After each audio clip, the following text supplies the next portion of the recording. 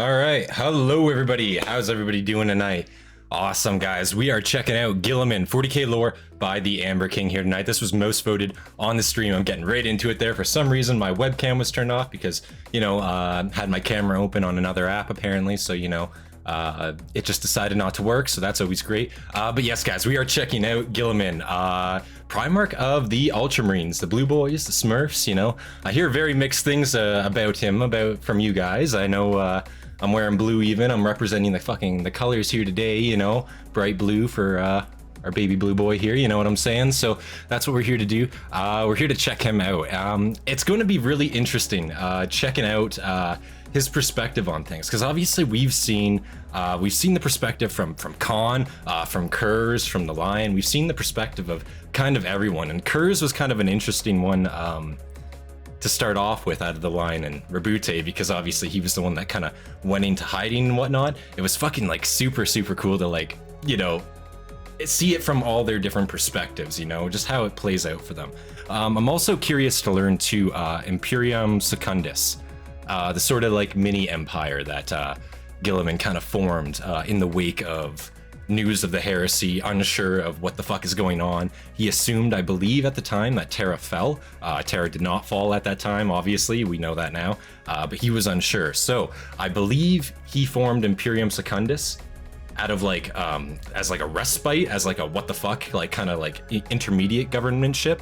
But obviously once he found out that the Emperor was still alive, he shut that shit down immediately. But yeah, it's gonna be a fucking good one tonight. It's four and a half hours long basically. So this stream's probably gonna last until probably 12 or 1 EST. So it's gonna be probably a 6-hour stream kind of thing. It's gonna be a long one for sure.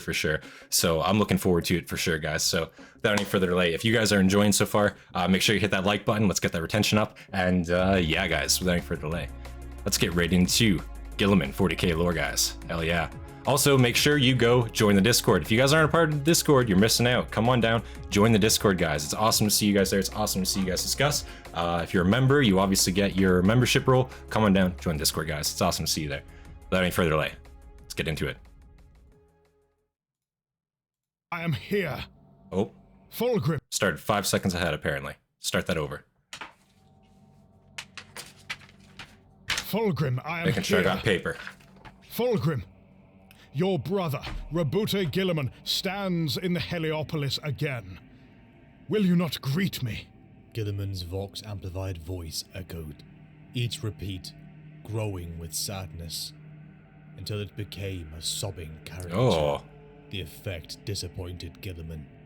My brother, your cheap sorcery cannot upset me. What the hell? Come out and face me if you dare, or have you become as cowardly as you are debauched?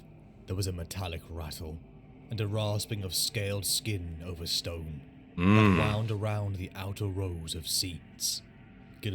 I don't want to pause right off the bat during this speech, but this whole animated segment that they have right off the bat here, this looks fucking sweet. Is this new? Has he just started doing this? Have I not caught this in the other ones? This whole on animated intro here. This looks awesome. Wow. There was a metallic rattle and a rasping of scaled skin over stone that wound around the outer rows of seats. Guilliman squinted. Featuring a Vox in the Void? No shit. Awesome. Okay. Allowing him to see only into the circle. Holy shit. I hear you, Fulgrim. Come out into the light. This time, Fulgrim replied. His voice was as mellifluous as it always had been, but the neediness that had lurked at the back of his words had come to the fore, a poison masquerading as confidence. Why are you in such a hurry? Your strategy is to play for time, is it not? To allow your sons and their fine new paints to cripple this ship. They look so colourful now, Guilliman. Wow. So less dull than blue. How was it to break up your legion, Guilliman?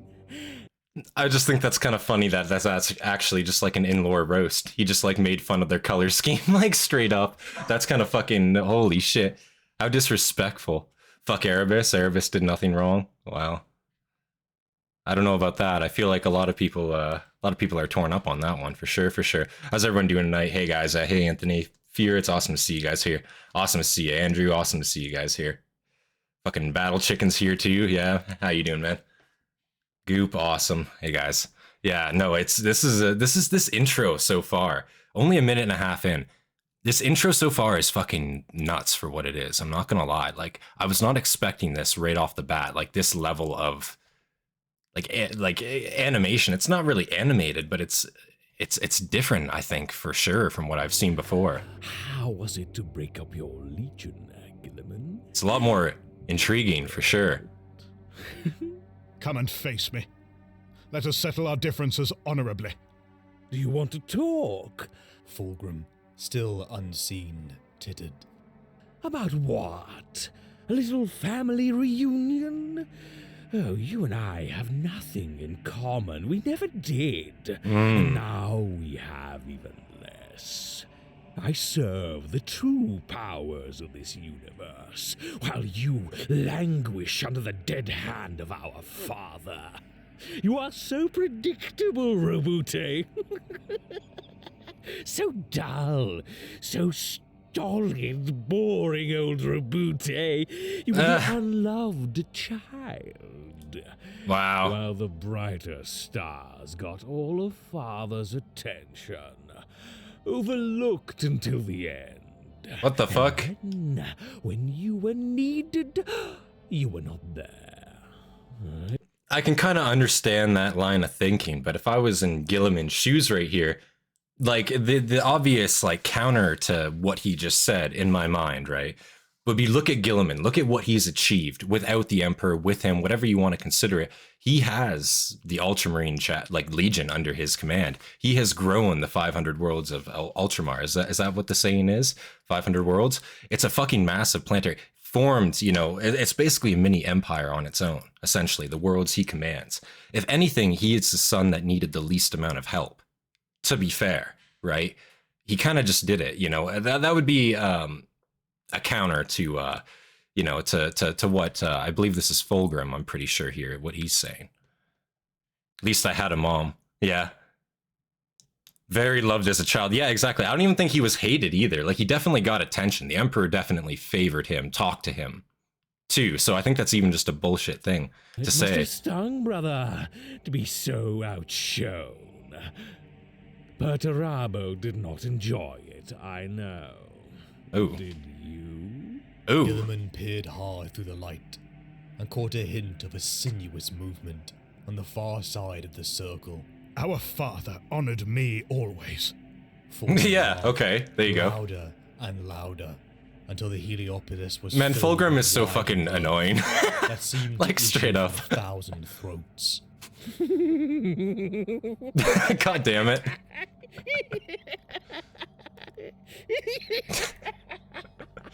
Oh, forgive me. Like, how do you not punch that motherfucker? Like, straight You up. don't remember my eagle, dear Robute? It was I who was honored, not you.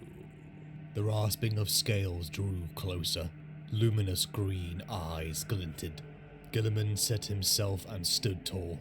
My legion may not have won your plaudits, Fulgrim, but I chose the slow and steady road, and that was the better way. That's true. You were always racing towards perfection, away from your fear of failure. Your fear made you run right into the arms of damnation. Failure? Damnation? I have not failed. I am not damned. I am saved. Wow. Fulgrim slithered into the light. For the love of terror, Whispered Guilliman. Guilliman had seen pit captures of his brother. From the siege of the Imperial Palace, he had viewed them many times, noting the changes wrought upon his sibling, Yeah. as dispassionately as he could, fighting back the revulsion he held at the sight. Literally. The Phoenix Gate had been no surprise. He knew what to expect. Like, again, yeah, you can sit there and you can say, oh, I'm saved, but look at, like, you know, and you guys tell me too, it's not every heretic legion per se that got physically changed by their corruption, right? Some, I believe, like the Alpha Legion, for example, I believe they remained largely unchanged, physically at least. That could be wrong. I'm not entirely sure. But like others, yeah, you look at them and it's like, motherfucker, you're clearly just a demon. Like you're clearly like, you got something going on with you. You can say you're saved, and maybe, you know, you perceive this power, if you want to call it that, as being saved. But holy shit, if it's not just like what the fuck, you know, like that, it's crazy. Damnation is subjective, I suppose. It's subjective, but holy shit. Yeah, Fulgrim being sassy. Dude, Fulgrim's a little fucking... He's a little bitch, you know what I mean? Every time I've pulled Fulgrim, it's like, holy shit, you just want to sucker punch this guy with the way he speaks, you know? You know, like, just... He's just such a fucking, like, conniving, like, dick, you know what I mean? Just the shit he says. But that's just maybe my opinion. Alpha and Black Legion are fairly normal, that's fair. Alpha is mostly unmutated. Iron Warriors, Alpha Legion, even Night Lords were mostly unchanged. Perturabo was disgusted by it. Yeah, I fucking would be too. How do you not be disgusted by it? The Phoenix Gate had been no surprise. He knew what to expect. But faced with Fulgrim in the flesh, Guilliman struggled to contain his dismay. The Phoenician's legs were gone, replaced with a long serpent's tail. His torso and face had become elongated. His chest altered to accommodate an additional pair of arms. Despite his obscene form, everything was weirdly perfect. The muscles on his bare chest were exquisitely defined. The skin was a gorgeous shade of lilac. I guess it depends, yeah. Lower half who's doing the corrupting. Color, and he moved with grace to shame the Eldari. But all this was a perversion of his former beauty. If not of the very idea of beauty itself. It was too much. So perfect in its awful twisting of the human form, that it went beyond the ability of the mind to process. Fulgrim's new shape provoked revulsion by its very nature, whilst awing with artfulness. By design, he was made to arouse and repulse equally. His head in particular was changed. Long and crowned with horns. It rose crimson from his shock of white hair. So his yeah. Face remained his own. So at least his face remained unchanged, but like this motherfucker's literally growing a pair of horns. You know, like that's not normal. You know, like you just don't, that stuff doesn't just happen, you know? Like I get, you know, you guys got a number of other mutations going on. You got a number of other, you know, biological implants, you know, upgrades, let's call them, sure. But this is not that, you know. This is, you know, sprouting horns one day. That's not good, man. Like you look like a fucking demon. Like you look corrupted, dude. To anyone not in like you look like you're fucked up, you know. Crimson from his shock of white hair. His face remained his own, a sickening joke to crown his dark transcendence. Seeing the features of his brother melded to this monster brought tears to Guilliman. Finally wrought ornaments jangled on Fulgrim's limbs. Soft leather straps held long gloves in place on his right arms. The left arms were painted with delicate patterns. His fingers hung with chains, and their nail-stained clashing shades. Sigils decorated the buckles of his harness. Interesting. Tattooed upon his skin. Interesting look he got. Fulgrim rose on his banded tail, holding his forearms wide in the insipid light of the inner circle. Behold, my brother. There. So his breath is perfumed. Interesting. At least it doesn't just smell like shit. At least he's like, you know, he's trying to like, you know, if you're gonna like, you know, be corrupted, I'll say it, right? If you're gonna be corrupted, at least like you gotta end up like him. At least not be like fucking just like rotten like a corpse, you know, like Nurgle, like a, you know. But you know, but like that, I could get behind that look a little bit more, you know. I feel like, you know, for sure. But it's, you know, it's when you come out and you looking like a fucking corpse, like that's my problem, right? Like that's where it's like, holy God, you know. Maybe that's just a wrong, you know. Watching Vox's premiere of a new proper ooh, how was it? Fucking, I'll have to check that out sometime too, yeah. The only problem with the new mini, the face, I'm okay with them looking ugly, not goofy. Yeah, see, that's my problem with like minis' faces sometimes, is the like sometimes they look fucking a little goofy, you know what I'm saying? Like they just, and that's no fault of like anyone's, but sometimes they look a little goofy. Some are definitely better than others, though, is what I will say. There is the truth, thought Guilliman. The miasma of corruption, a corpse hidden in a bed of flowers. Join with me. You must be tired of all this strife. We can bring an end to war and revel together in sweet excess for all eternity. I can show you things, pleasures you would never have dreamed existed. Pleasures? You think of the warp as a hell, but it can be a heaven also. Together, we can usher in an age of delight for all mankind that will never end. Never. You have been deceived. I will not follow you into darkness. Wow. Said Guilliman. He stepped backwards, his hands going to the hilt of the Emperor's sword. Enough! He drew the sword of the Emperor in his right hand, and it burst into flames.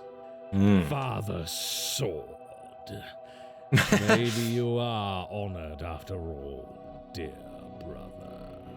The hand of Dominion sparked into life, an oily field of blue light encasing its massive robotic fingers, an underslung bolt gun. Raising the flat of his blade to the muzzle of his helm, Guilliman saluted his brother. He thumbed a switch, and a sheath of energy covered the blade to match that of his fist. I will say, though, at least he's, like, still showing him respect, even though he is a complete heretic, a massive traitor. At least he, you know, Gilliman's going out of his way to show Fulgrim at least, you know, at least a bit of a salute before they fight here. I think that's at least good, you know? I mean, I don't see why he would do it in my personal mind. I don't think he really deserves it, per se. But, I mean, it's good he did. Everyone here had better have liked that last fantasy video. Yeah, Battle Chicken. Yeah, you better get on everyone's ass about that. You better start taking names and getting the baseball bat out on that one, is what I will say.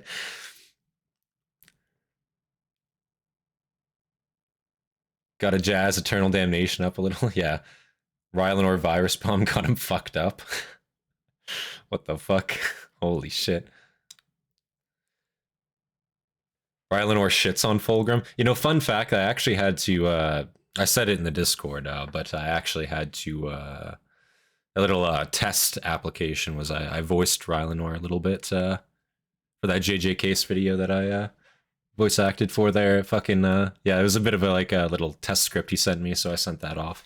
It was actually for Rylanor, so I learned a little bit about the character there. Not a ton, but I looked him up.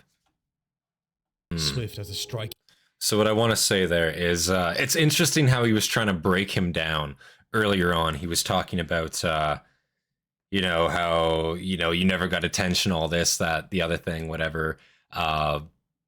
He basically told him, like, yeah, you got no attention, like, you don't really have achievements, but now that didn't work. The deception didn't really work, so now he's just saying, like, yeah, all right, fine, you might have shit, but you're still dull, you're still stupid, you know? And, like, I believe Fulgrim at this point. Fulgrim at this point, man, I'm not sure exactly, right? It's a little bit left in the speech, but I believe Fulgrim at this point probably could beat him. Probably hands down, right? Like, I don't think that's a bad take. Maybe not. Maybe, I guess we'll find out, perhaps. And know the liberation. So that was an interesting excerpt. I wonder if it's going to return to that at the end, or if that's just going to leave us there on that one. But if I had to assume, that's probably when Guilliman gets put into that coma, or what it's called, right? I believe he was basically put in a stasis or some sort, like a massive, like, coma for years, and that's kind of where he's been. But he's woken up now, has he not? Am I incorrect in that? I'm pretty sure in, like, recent 40k lore he's woken up. Perhaps I'm wrong.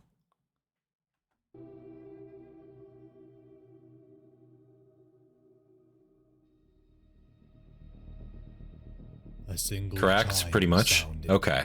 A clear, pure note that cut through the clangor like a knife.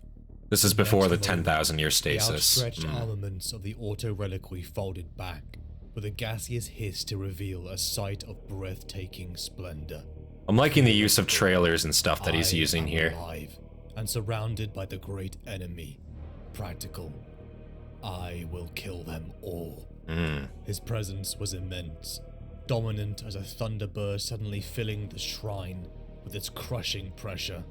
Guilliman was clad in a magnificent new suit of armor, an ornate masterwork that had travelled all the way from the forges of Mars, within Call's auto reliquary. Guilliman felt his grip tighten around the blade of the Emperor, lit now from hilt to tip with leaping flames. Goddamn. And in his eyes was a look of such murderous intensity that even the loyalists within the shrine quailed to see it. Boiling within was a rage that would have made Angron shrink.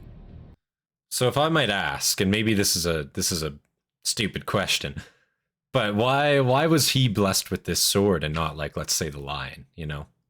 I feel like you know, it's an awesome weapon, don't get me wrong, but I just feel like if he can get his ass beat, right? If he can get his ass beat by Fulgrim, and the lion might stand a chance.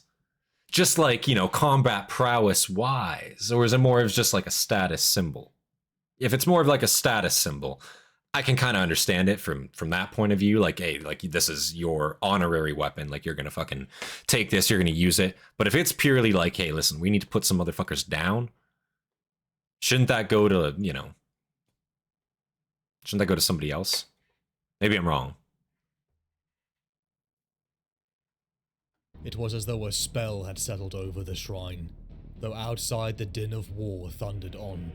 Within that echoing chamber, friend and foe alike stared awestruck at the legendary figure, reborn in their midst. Oh, he woke up first? He was entombed with them. Oh, okay. The silence.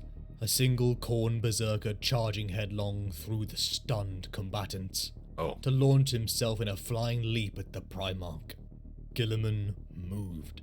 His burning blade drew a pyrotechnic arc through the air as it swung, bisecting the Khorne berserker at the waist and hurling his severed halves to the ground. Goddamn. As the Chaos Worshipper's armored corpse crashed to the floor, the spell was broken. With a great howl of hate, the Black Legion warriors surged towards Rabute Guilliman. Black Legion. He started to walk forward, and the carnage truly began. First to die was a sorcerer, whose powers had shaken the temple to its foundations. Guilliman raised his mighty gauntlet, a hand of dominion, and a storm of armor-piercing fire erupted from beneath to rip the tainted Psyker to pieces. Next to fall were the remaining Black Legion berserkers. Following their comrades' example, they flung themselves screaming at the reborn Primarch. Like their fellow, they were reduced to armored meat, smashed from the air with terrifying speed. Guilliman was running now, storming forward through the hail of bolts and shells unleashed by the Black Legionaries. Rounds exploded against the Primarch's armor, but none could pierce its plates. As he crashed into the front ranks of the Black Legionaries, Guilliman let out a blinding roar of pure, undiluted fury. He didn't know where he was. He didn't know when he was.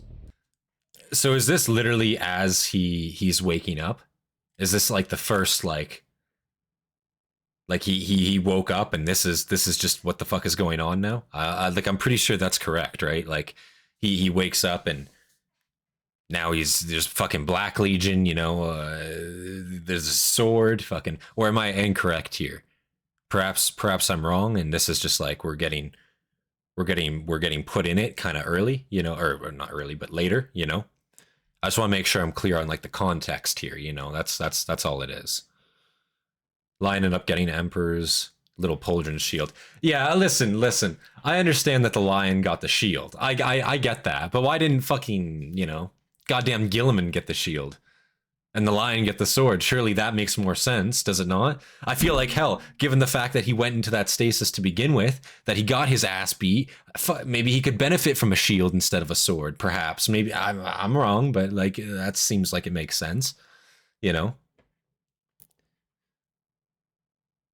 Gotta dip out soon. 10-hour double tournament practice tomorrow. Have a good one. Yeah, you have yourself a good one, Matthew. You have a good night, man. Lion didn't need the sword? Ugh. Lion always needs the sword, man. but he knew an enemy. The Primarch's first blow threw a Black Legionary high into the air, blood streaming behind the corpse in a red trail. His second strike smashed a traitor Terminator into a bronze and marbled column with enough force to drive the Chaos Worshipper clean through it. Hold on a sec. A whole quest to awaken Guilliman. There was a Black Legion attack on Ultramar at the time. Okay. So there was basically like a fucking, you know, there's a whole event series that took place. Guilliman woke up, and as Guilliman woke up, just so happens that Black Legion were, you know, doing Black Legion things and raiding and pillaging kind of thing. Is that correct? Bobby needs all the help he can get in a fight. Marbled column with enough force to drive the Chaos Worshipper clean through it and out the other side. A spiked power fist swung for Guilliman's chest, only to be lobbed from its wielder's arm before the blow could land. His return swing parted his attacker's head from his shoulders, Casually launched a Terminator, cauterizing the stump of the traitor's neck, and the body crumpled to the floor. On it went. He was moving with such speed that even the heretic's superhuman reactions couldn't save them. None could match him. None could even come close. And the few opponents that landed lucky blows... He's still a Primarch. He is still a Primarch. Masterwork armor. Chief Librarian Tugurius felt Guilliman's gaze upon him then, just for a heartbeat. The Primarch's appraising stare seemed to strip Tugurius down to his soul. Oh. Then Guilliman... No, imagine it's like longer for a heartbeat. It's like, oh yeah, just for a heartbeat, but it's actually longer. Like he's actually just like making direct eye contact as he's beating ass. Like, you know, I think that would be way fucking funnier if he's just like death staring the librarian as he's like kicking all this like ass in the background. Holy shit. That would be a statement right there. No, but yeah, I understand. But could you imagine just like for just a half second, he just like fucking like, what the fuck? Appraising stare seemed to strip Tugurius down to his soul. Streaming lore? Yeah, man. Through the enemy it's a thing. With every blow, he sent mutated corpses tumbling through the air. His expression was carved granite and frozen in hate, a mask of vengeful anger that had endured for millennia. Last he was conscious, his sons were dragging his bleeding body, throwing themselves as sacrifices against his demonic brother Fulgrim. Even now he felt the sting of the wound on his neck, but it did not stop him from barreling into the twisted horde of creatures before him, nightmarish parodies of the Adeptus Astartes ideals. There were those donning armor he didn't recognize, but emblazoned with the symbol of the Ultramarines. But most importantly, he could feel the taint of chaos. For now, that was good enough to tell friend from foe. Yeah. As he cleaved enemies in two, he quashed down the Listen, it'd be pretty obvious sometimes. You guys say Black Legion isn't totally changed. The Black Legionaries continued to hurl themselves at the reborn Lord of Ultramar, clearly willing to sustain any amount of casualties if it meant laying Guilliman low. Yet they were laughably outmatched in almost every regard, sweeping the Emperor's sword in wide arcs, firing off hammering volleys from the hand of Dominion. He reaped a bloody tally as he drove the traitors back. As they retreated, so the prone form of Marnius Calgar, chapter master of the Ultramarines, was revealed. His armor cracked, and his face beaten bloody. Guilliman paused for a moment in his rampage, looking down upon this fallen son. Calgar stirred, one eye opening to look up at the Primarch reborn. Satisfied that his scion lived, Guilliman pressed on, leaving the fallen chapter master to stare in disbelief at his resurrected gene sire. Across the chamber, Grandmaster Voldus of the That would be pretty nuts if he's been down for 10,000 years. Chaos Sorcerer's back. Shit, man. The heretics were powerful psychers both, but neither could hold a candle to the Grey Knights. The last of the heretic leaders lost their nerve, barking orders at his underlings to cover his retreat from the shrine. The sorcerer turned, lumbering in his Terminator armor, and found himself face to face with Rabute Guilliman. Isn't that kind of fucked how a heretic Terminator is also, I believe, a psyker, perhaps, or unless just a psyker was in his presence, but he's fleeing. He's actually just turning tail and he's fleeing. He's like, fuck that, I'm getting out of here. You know, like we're done. We're done. Do Chaos Marines, when they die, are they brought back? Are they resurrected in a sense? Depending. Or is that only like fucking Nurgle, I guess, that would do that shit? Because don't like their soul would go back to the warp, right? Or how does that work? Because I'm pretty sure like it's just fodder at that point, you know? Screaming witch light rushed in as the sorcerer attempted to conjure a potent curse. Before he could even spit really? Jagged syllables to unleash his power, the sorcerer was eternal damnation. Okay. Sums it up. Clamped firmly around the traitor's gorget. But depends on what lore you read. Okay. Strength. The Primarch lifted his foe high into the air. Guilliman's face was a cold mask of disgust. Ooh. The sorcerer made a last, croaking attempt to speak, before the Emperor's sword slammed through the traitor's midriff, and ripped it up swiftly. Ancient armor and most of the time they die permanently? As easily as silk. Some thousand suns have come back. Okay. Rush to splatter upon the flagstones. Leaderless, reaped like corn by the seemingly unstoppable Primarch and his allies, the last of the Black Legionaries turned and fled. Not a single one of them would escape the fortress of Hera alive. Goddamn. Reinforcements came rushing in. Every Ultramarine fell to their knees at the sight of their Primarch reborn. It was almost too much. Guilliman looked to the strangers that surrounded him. You would think like we're saved if you saw him back. After 10,000 years? Shit, dog. Even two Eldari, and only one he did recognize. Oh. Though much changed. Belisarius Call, Archmagos of Mars. Belisarius is here. Holy shit. As he began to move, everything was confusing. But the sound of war outside let him do something he knew how to do. Win a war. In the Strategium, he accepted command of the defense. Instantly. Chapter Master Manius Calgar, he's in it. And barely able to stand, shook off his help. He knelt before his Primarch, the myth given life, and gave command of the Ultramarines to him. Fuck, look at like the humans just in his presence. That's crazy. A touch of comfort washed over him.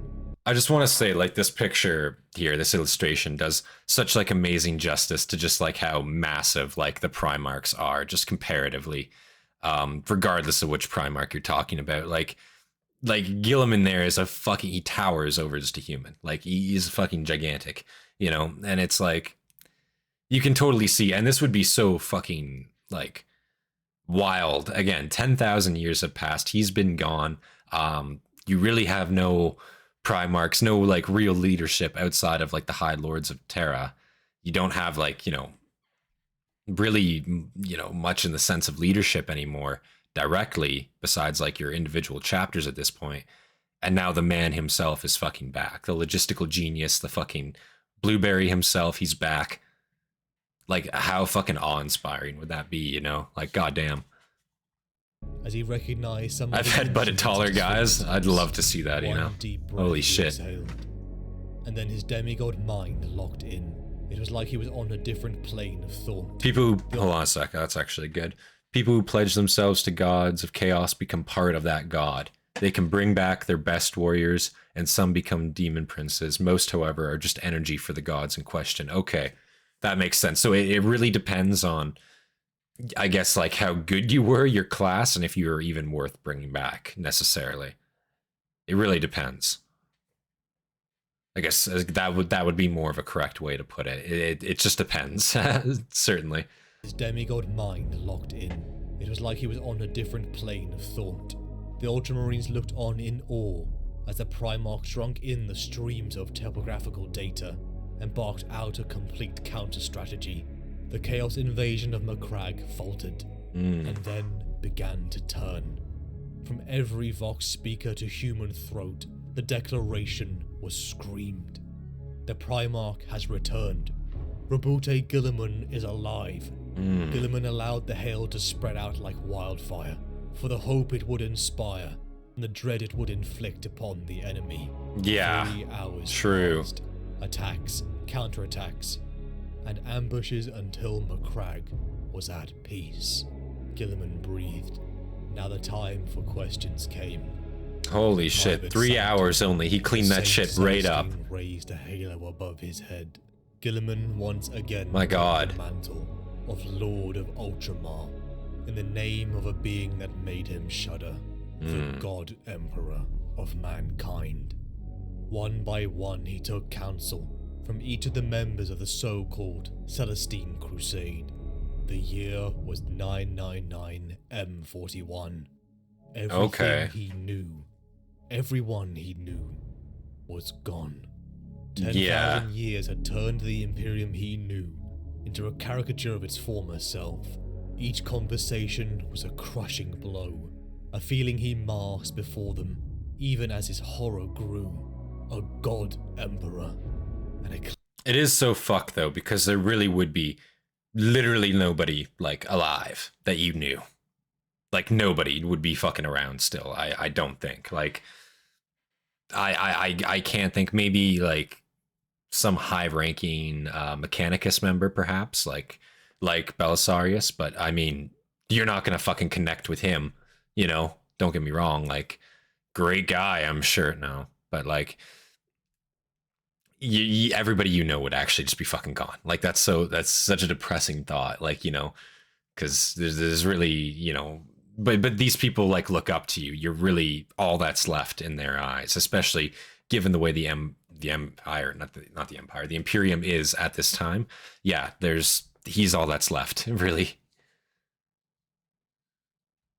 Even as his horror grew, Call is about it, yeah. God Emperor, an ecclesiarchy, a grim dark future of only war. All of his brothers gone. He placed his head in his hands. Wish in the book we would have actually got the full dialogue, not just the overview. He snarled. What more do you want from me? I gave everything I had to you, to them. Look at what they've made of our dreams. This bloated, rotting carcass of an Imperium is driven not by reason and hope, but fear, hate, and ignorance. Better that we'd all burned in the fires of Horus's ambition than live to see this. Oh my God. Guilliman heard the lie in his words. Wow. Amongst his brothers, none had been more idealistic than Rabute Guilliman. None had envisioned a brighter future. Yeah. Not just for mankind. And he just uttered those words. That's fucked up, man. That flame of hope had been a part of him for as long as he had lived. Even now, as it was smothered by darkness and woe, Guilliman realized that his flame endured. There's hope still, he told himself, turning back to the window and placing one armored palm against it. He stared out at the work gangs, laboring to repair the damage of war. At least he's hopeful. He's trying to be proud and as optimistic as you can be. They had been born into this dark millennium and had known nothing but the hardship, literally, suffering and despair of unending conflict. Yet they still struggled on unbowed, despite the countless enemies that Big E basically said piss off. Guilliman had seen a better age, one of hope and triumph. What right had he, a superhuman son of the Emperor himself, to show any less strength and courage than his followers born into darkness? That's literally true, though. Guilliman had seen what humanity could achieve. That's actually such a good way to look at it. He knew what fruits Cor's labors had borne beneath the surface of Mars. He believed that a better future for the Imperium was still possible, but only if those who tormented mankind were first defeated. I see. All this misery, said Guilliman, all of this suffering and pain, it is not the doing of humanity, but those who have betrayed us. Too long have the pawns of chaos dictated our species' fate. That's a crazy typo in the captions. Guilliman felt new strength fill him, inspired by it. The Primarch took his pain and his desolation, his depression, and locked them away deep within his mind. But his rage he kept. That he would have use for. Hate could keep you alive longer than anything else. Later there would be a time to mourn, to reason, to accept. Like, I don't know what the fuck. A new Like, yeah. Like, what the fuck is that supposed to be? How does that even happen? This is YouTube. Like, what? That's their captions. Scream wailed out across the immaterium. A roar from the gods of chaos themselves, echoing as they were enraged at the return of one of the anathema's sons. Theoretical, I must talk with my father. Practical, I must go to Terra. So I want to pause there and just say, Guilliman's whole reasoning there, I really fucking enjoyed the way he, like, so like that whole transition, I'm sure it took longer in the books, but maybe he got over it pretty quickly still. He went from kind of like depression there, it's almost better we would have burned, to fuck, well, maybe it's not all lost, to looking at his people, looking at people that have been born in this dark age, this utterly hopeless age. And he's looking at them and he's saying, well, if they have hope, if they have enough strength to endure, like me seeing a better age of humanity, one that was better, what right do I have to sit here and bitch? What right do I have to sit here and complain? I should be helping them get back to that age, because I think we very much can, you know? And I think that's the best, like, the best outcome, the best take to have on it. Because, like, you got to stay optimistic, of course. So yeah, at least he's able to stay optimistic in that regard. Fulgrim stole the captions. He did. Yeah, he absolutely did. Triumph of Illinois. Yeah. Illinois is the state actually fucking conquered. It stomped. That's lore. You didn't hear? Practical. I must go to Terra. In their thousands, pilgrims, Imperial Guard, Ecclesiarchy, Hastatis, and even Inquisition came to Macragge, coming to witness themselves and to verify. Shows the public hope. He does suffer badly from ultra depression. I believe that. Seen since the Great Crusade itself, Guilliman let the crowds witness a procession of a returned Primarch. The Ultramarines march with pride. The pictograms would be shared throughout the galaxy. The Grand Triumph held the banners of dozens of chapters, millions of guard, and a son of the Emperor. Yeah. Guilliman put on a brave face. They could not see his weakness. How his heart ached with a sorrow so profound he almost couldn't bear it. But they needed to see him strong. Yeah. They needed to believe the lie. With the roar of the crowd at its height, the Archconsul of Macragge placed a golden laurel upon Guilliman's brow. A welling of future glory swam in his mind. A galaxy to conquer and reforge in his image. Entire subsectors would venerate and scream his name. He could be the very demigod they cried out for in their prayers. And when chaos was pushed back and defeated, he would ascend the golden throne himself. Wow. As was his right. The last thought stood out to Guilliman, as if finally there had been a wrong footing. He wrenched the wreath from his head violently. He ordered the Archconsul to be restrained. The thing that had paraded as the man melted with the touch of the Grey Knight Grand Master Voldus. An amulet hung around the creature's neck, and emanating from it came a voice Guilliman recognized instantly. Fulgrim's voice scraped. Wow, so just like that, they're instantly trying to corrupt his ass. You're going to be the Emperor. Yeah, you're gonna remake this in your image. Yeah, that's right. Yeah, you want to be the Emperor. That's correct. Yeah, put this wreath on your head. Yeah, you're gonna sit the throne one day. Yeah, Guilliman. Yeah, that's all you, buddy. You got this. Like, holy shit, that's from the gate. That's instant. That's instant they're on his ass about that. Like, God, give him a break. He just woke up. Like, what the fuck? In his mind. That's fucked up. Welcomed his brother back to the universe. These feelings of triumph were only one of the many temptations he had in store for his beloved brother. The fake rope scar on Guilliman's neck always itched, but now it burned.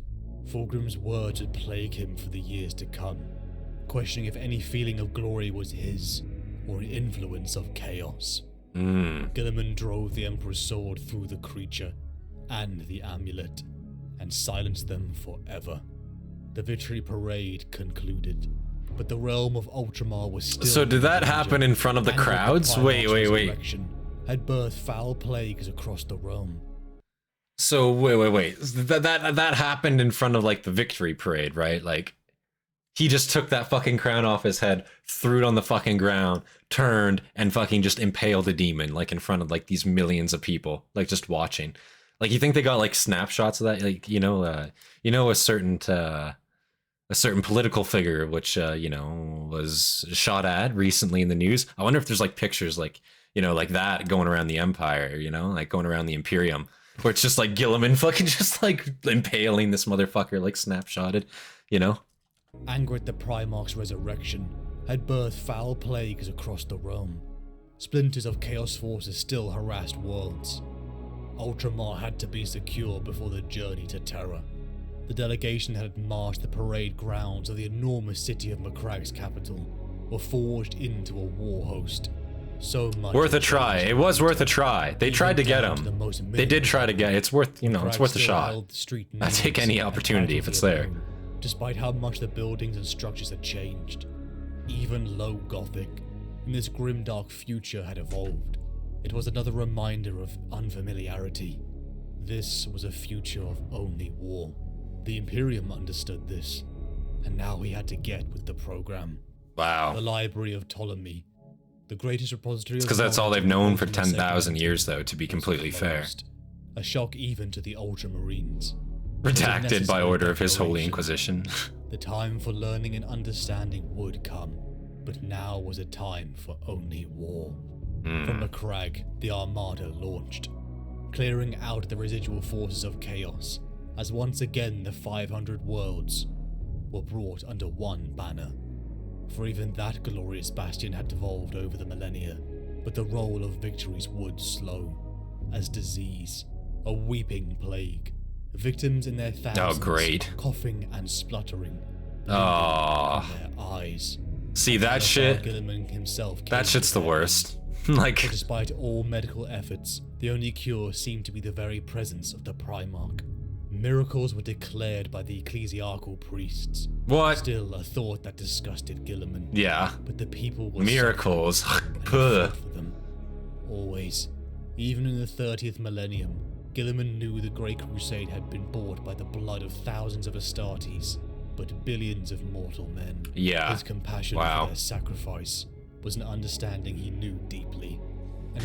So, like, he fucking absolutely despises what the Imperium has turned into at this point. He fucking hates it. He's disgusted by it. Absolutely. But he knows the presence that he is. He knows how inspiring that he can be, especially to these mortals. He brings great comfort to them, right?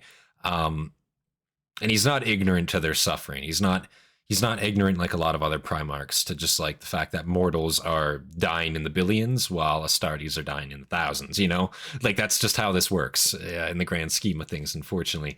So it's like, yeah, at least he's actually got compassion for the average mortal. And even though he doesn't agree with the facade, and like, yeah, I definitely believe like reforms certainly need to be made, but at least for now, he's willing to let go of those assumptions or that biased against what the Imperium has turned into for good reason, but he's willing to let go of it to try to help these people, to try to let them overcome the adversary that the Imperium is currently in.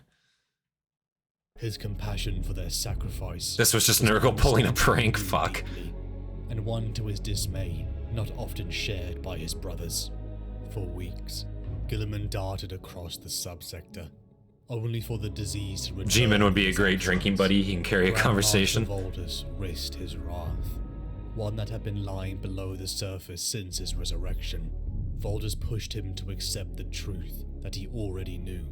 This disease, this plague, it was a ploy of Nurgle to keep Guilliman here, away from Terra. His compassion was being used against him. Wow. Guilliman swallowed the truth. He made the hard decision, as he has been forced to do countless times. He left the task and Ultramar to the Space Marines, giving overall command to Marneus Calgar. Before a great conclave, Rabute Guilliman declared a crusade. A great host with the destination of Terra. Imperial Navy, Mechanicus, forces from dozens of chapters, members from the Celestine Crusade such as Inquisitor Greyfax, Saint Celestine, Grand Master Voldus of the Grey Knights, Marius Almerich of the Black Templars, and with a contingent of Victrix Guard led by Caetus Acarius. Not a lot of really, really good fighters, don't get me wrong. A lot of great, I'm sure, wartime leaders. We're seeing some of the Black Templars there. We're seeing multiple inquisitorial units there, as well as elements. The Mechanicus is there. But holy shit, I imagine Guilliman must fucking hate working with some of these people, like, is my assumption. Just given, you know, again, miracles, fucking, you know, the ecclesiarchy, fucking, you know, the whole goddom, demigoddom thing. You know, I'm sure internally makes them want to fucking vomit, but I think, like, again, you need these people, you need to work with them. And they're really, again, some of the best fighting forces you currently have available to you. You can't really underutilize them or misutilize them, I guess, in that sense. And you need them working with you. You need them to be allied to you, to actually like you in a sense. And they already see you as their natural leader. So to shit on them doesn't really make much sense, you know? And with a contingent of Victrix Guard led by Caetus Acarius. Not since Lord Solar Macarius had such an imperial might gathered. Wow. Not since Cadia had fallen, and the Cicatrix Maledictum cut the galaxy in two. The Terran Crusade launched, making small jumps through the growing warp storms. Guilliman had tried to save Ultramar, but he needed to save his father's empire. What would he say? Had he even dared to think what state he would find him? Nurgle was removing the symptoms when Gman was near the mortals, so Gman would waste a bunch of time. That's fucking sick. Failed. He had been too late. The closing of the heresy, when Horus had died, and the Emperor had been interned upon the Golden Throne. It would not be delayed again. Into the Maelstrom, the warp storm that stained the edges of the Ultramarian segmentum, the Terran Crusade found its first conflict. An enormous Chaos fleet had arrayed before them, bearing the marks of the 1,000 Suns. His brother, Magnus the Red, had come to toy with his brother personally. Great. A ritual of immense power threw the Terran Crusade into the heart of the Maelstrom. The fleet desperately made 1,000 Suns are pretty cool, jumps, not gonna lie. did not risk the violent tides of the warp. Yet still, each time, members of the fleet went missing, suffering a fate worse than death. Escape seemed impossible, as they Suffering a fate worse than death. That just makes me think of Event Horizon again, man. Like, what a great film that was, guys. If you didn't see my reaction to that, go check that out also at some point. But fuck, what a great movie that was. Honestly, I really enjoyed that for being an older film. Like, again, some of the CGI was dated and whatnot, but you can see very clearly the inspiration from Warhammer there. And I just thought it was such a great, like, direction to take. It's such a great direction to go, and it really just, like, showed, like, you know, the fucked up thing, like, you know, the reality of what potentially could be happening in the Warhammer universe, for sure, you know. I think that was super fucking cool. It was a super cool interpretation, although not canon by any means, not canon, you know, probably not that far off, you know, is probably what I had to guess. Fucked up shit, man. Wow. bring a fate worse than death. Magnus the tomato. Seemed So true. impossible, as they now swam deep in Corsair space. The Red Corsairs, the warband of the infamous Huron Blackheart, began ambush after ambush. Guilliman kept repelling them all until the fleet found itself trapped, surrounded by a cordon of broken ships chained together. The Red Corsairs launched a bombardment operation in the Macrag's honor and moved towards the bridge, accompanied by demons of Tzeentch and Kairos Fateweaver himself. Guilliman and the greater demon Fateweaver began to duel one another. The Lord of Change revealed that he'd been implanting subtle doubt into the mind of Guilliman ever since they entered the Maelstrom, and now used that subtle doubt catalyst to finish him. God damn it. Guilliman was forced to his knees by the negative emotions and became trapped in psychic crystal chains. The Fateweaver ordered the Imperials to surrender themselves, lest he execute their Primarch. Faced with no other option, the Imperials surrendered and were taken captive. Wow. Those that refused were forcibly taken or killed.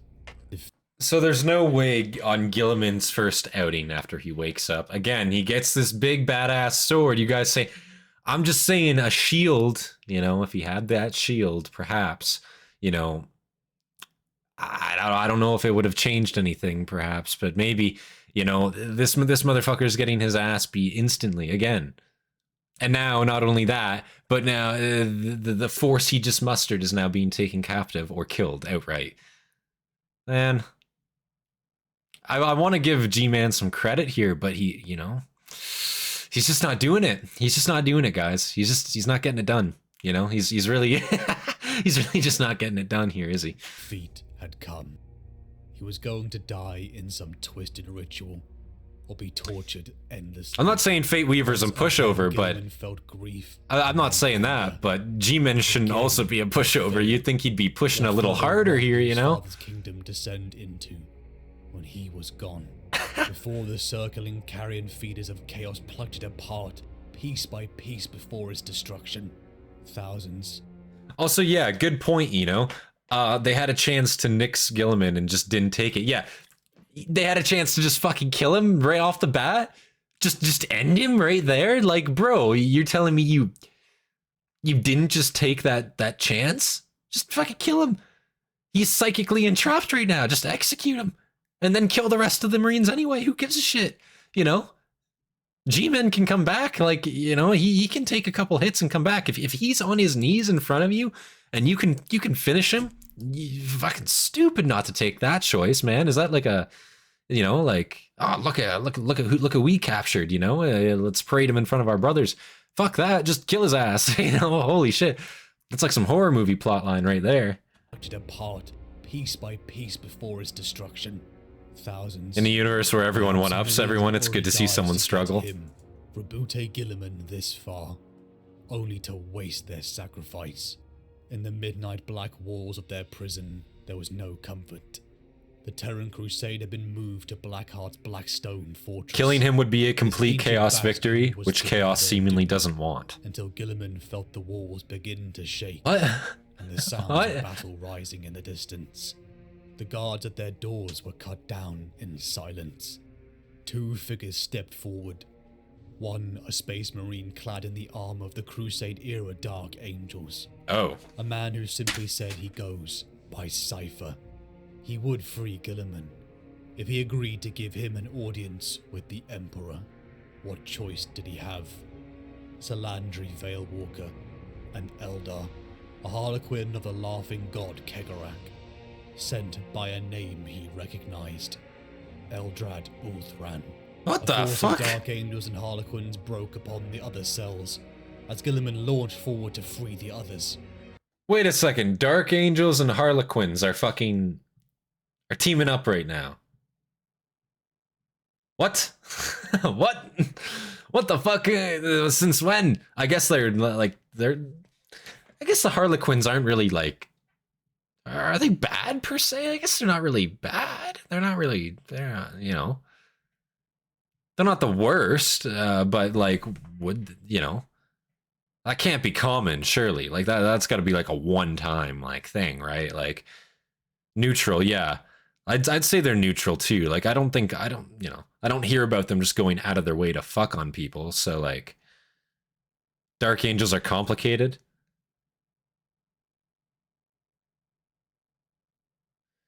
I realize Gman gets his ass beat a lot, but he's always down to run a fade against any of his brothers. I think he has most Primarch v Primarch fights than any other Primarch. Give him credit. I'm giving him credit. I am giving him credit. Like he does, you know, he fights a lot. Like I'm going to give him credit where it's due. He does do that, but he just doesn't win. That's the problem. He doesn't take a W, you know? He only takes those L's, and every time he takes those L's, he's usually, see, my problem is like, why are you putting yourself in the position to take an L in the first place? You know, wouldn't it be better just to not have to do that? You know, like, listen, I get honor dictates and all that, but listen, like, if you're not the best fighter and you know this and you've gotten your ass beat a couple times, surely you would realize that your best role would be away from combat. Maybe not on the front line, maybe, you know, as an inspiring presence to inspire your fighters, you know, but maybe not right up there. If you're fighting like the best of the best, you know, if you're fighting like some bitch basics, yeah, go up there and do your thing. But if you're fighting like, you know, you're fighting like some other Primarchs that can beat your ass, will beat your ass. Like there is no can, they will beat your ass. I feel like just don't fight them, you know, don't put yourself in that position. You know, you got to maneuver, you got to be strategic about that shit. The sound of distant battle there cover. Inquisitor Greyfax, Saint Celestine, Grand Master Dark Angels are Horus, very convoluted. Marius Almerich, Caetus Acarius, thousands of Astartes and Imperial Guard. All were broken out of their cells one by one, as the Imperials grew into an armada. Liberating their captured weapons and vehicles, they made their way towards the heart of the Blackstone Fortress, towards the Webway Portal. The forces of Tzeentch and their dizzying twisted hordes clashed into scarlet red. The blood-frothing tides of Khorne. The capture and seemingly still living Primarch had angered the Blood God, and his avatars had arrived to sweep aside their rivals. But both turned to face the Emperor's sword-wielding Primarch. Platforms the size of parade grounds held host to a clash so violent it melted mortal senses. Wow. Skarbrand, Demon Prince of Khorne, bounded forth. Guilliman turned to see something else emerging. Space Marines wreathed in flame, and charred bone, they scorched their way into the demonic horde, seeming to be ghosts of some vengeful dead. What the Guilliman fuck? had no time to question it. Marius Fair enough. Black Templars paused, and then threw themselves at the bloodthirsty Skarbrand. A moment Guilliman used, barking orders as the Imperial column raced towards the Webway portal, honoring the Templar's sacrifice. Covered in blood, but with Almerach's blade still in his heart, Skarbrand broke through. Demonic axe met the Emperor's sword, as sparks and flame flew in the area of death. Guilliman felt the rage building within, pulsating. Such was the effect of the demon's presence, and there was so much anger to draw from, but Guilliman swallowed it, placing walls against his fury and bloodlust. Caetus Acarius and Saint Celestine begged Guilliman to follow, as at the Webway gates, the Terran Crusade had almost fully passed through. Yeah. Guilliman turned, unleashing a full clip from the Hand of Dominion, and blasting Skarbrand's skull apart. There you He go. left the chasm, treading over the glorious dead who had bought this chance to escape. And then Guilliman entered the Webway. I will say you gotta give credit to the Black Templars, though. At least they're, you know, they're still out there fucking, you know, they might be radicals, but at least they're, you know, they'll fight to the end, you know. That's what they're good for. They are very good for holding out and fighting till the end, is what I will say from what we saw. If, you know, Hell's Reach was any indicator of that, fucking yeah, they'll do that. So good they were there, they can be counted on, and good they got a little homage paid to them here in this. The problem is that really only Gman stands a chance against other Primarchs, so he literally has no other choice. I mean, Lion's back, isn't he? Lion stands a chance, I feel like, right? Like, Lion should definitely take those fights. And also, fucking, I guess when he does come back, Vulcan, on occasion, Vulcan can also sometimes take those fights whenever he chooses to come back. I don't know if he chooses or how that works. He's a perpetual, so he does come back, but, you know, you gotta strategically time that shit. You can't just be taking them, right? Like, Legion of the Damned, baby. We need more Legion of the Damned lore.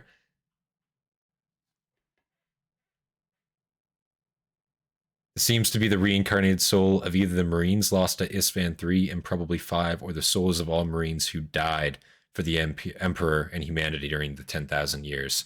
Yeah, that's kind of nuts. Like, these fucking souls just kind of come out of nowhere and start attacking people. Very fucking crazy.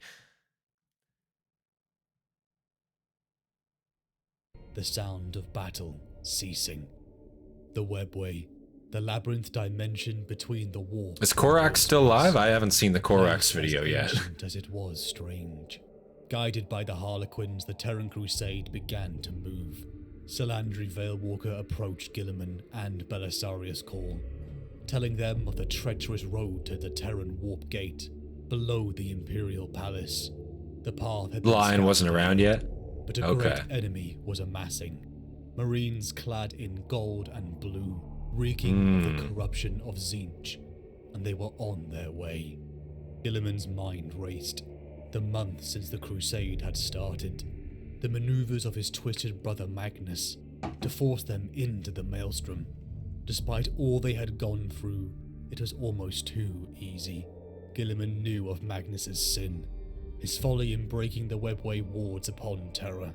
The demon Primarch knew the way, but not how to get in, unless he followed them. The Golden Throne itself would be in danger.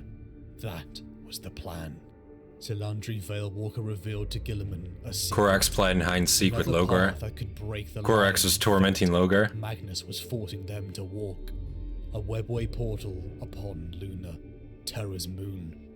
But once they arrived, they would be on their own. Until Imperial reinforcements could arrive, they would be vulnerable. Guilliman made his choice. His only choice. He became the symbol. The one the traumatized Imperials needed. By the front, he ordered the great host forward. Terra was within reach. For days, weeks, they marched through this strange land, all too aware of the enemy force closing in. The prayers and exaltation of the God Emperor raised their spirit high. Guilliman let them have that. He had not made a decision of what to do when confronted by the faith the Emperor himself disavowed. They were close. Guilliman could feel it. Streams of blue blazing bolt fire came arching in. Days of near relentless marching, and finally the Thousand Suns were upon them. Imperial arms returned fire, as Volders and the Grey Knights charged, bursting the dust automatons of the Rubric Marines apart. Also kind of crazy too how fucking Grey Knights are present in this battle as well. Like, you really do just have everybody. Everybody was called, and basically everybody seems to have answered. Nobody's missing out on this chance. You got one of the Emperor's boys back, and I guess this too. When did Lion wake up again? When was that? How long after Guilliman? I believe, what was the date here? 999 M41. So was it M42, M43 the Lion woke up in, roughly? You know, if that's so, like, I'm just trying to get an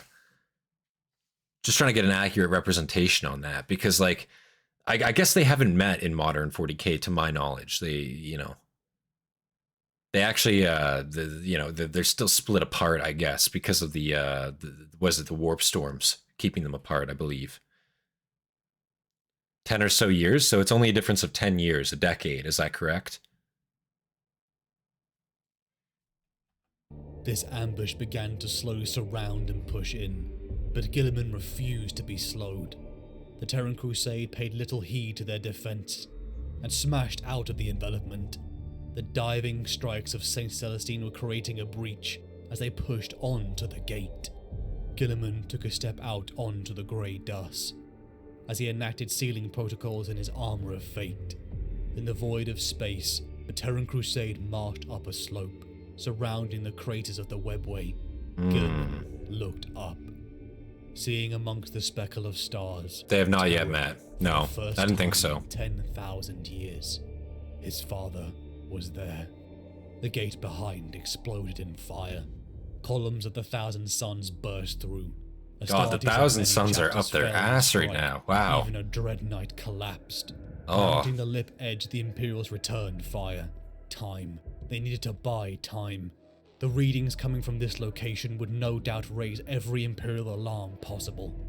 Flying discs, Zangors, Rubrics, and vile sorcerers streamed up as a defensive line of land raiders. Tanks, Skitarii and Hastatis returned a mass volume of fire. Cypher cleaved Rubrics in two. Greyfax slammed silver spikes through their eye lenses. St. Celestine dove through the lines as Belisarius' call atomized them. Wow. They were holding until the webway gate began to pulse.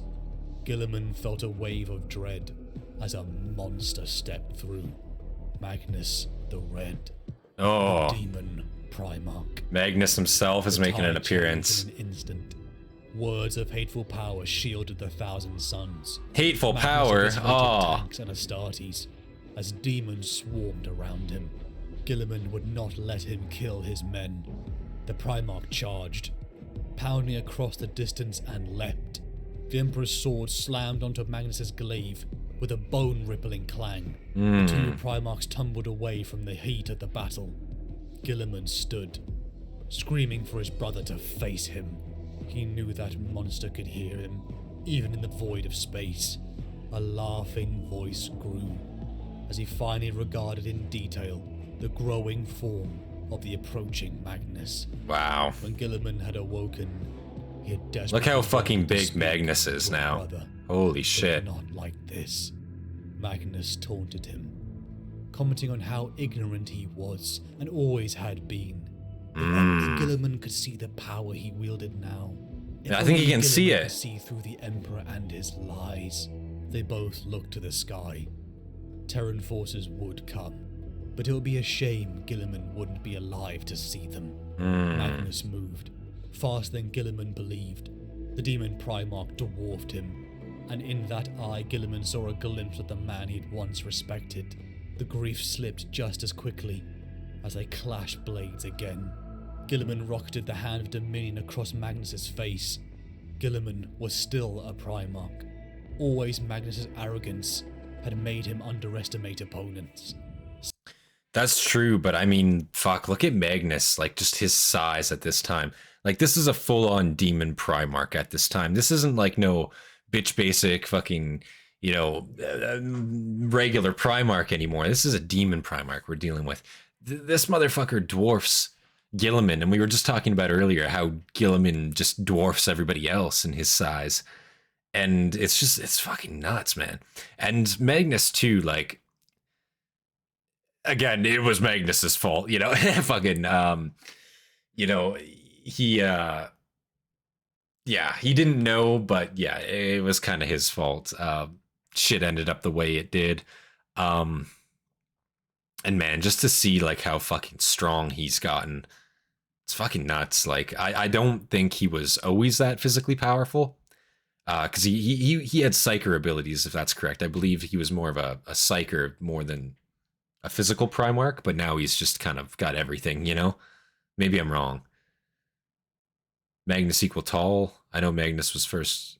Once fist fought a Titan. Okay, maybe I'm wrong. Maybe Magnus is just a fucking god and he just always has been. Maybe he's just physically inept, or not physically adept, and just fucking always has been insane, you know? So the wingspan makes him like 2.5 times larger too. Yeah.